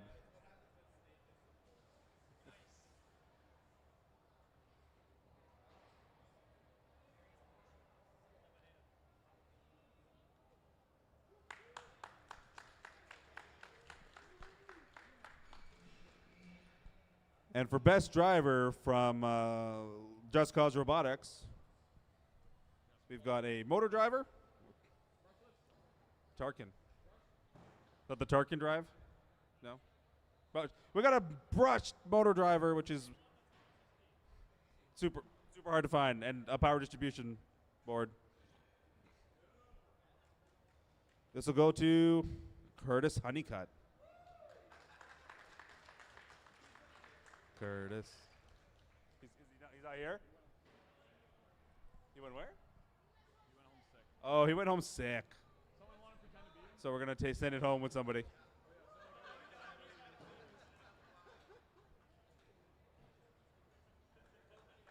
What do I do with all these awards?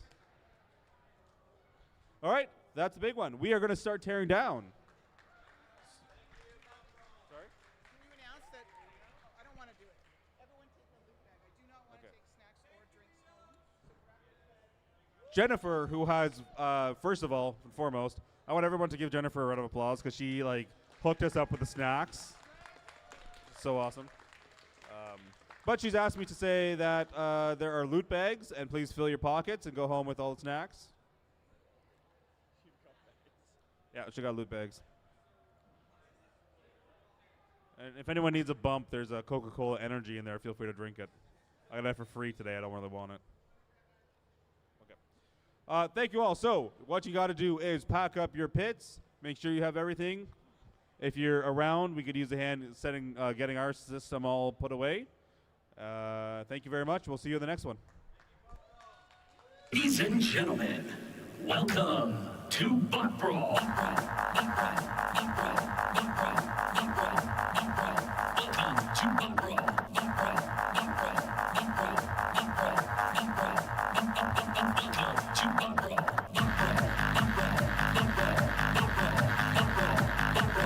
Welcome to Bot Brawl.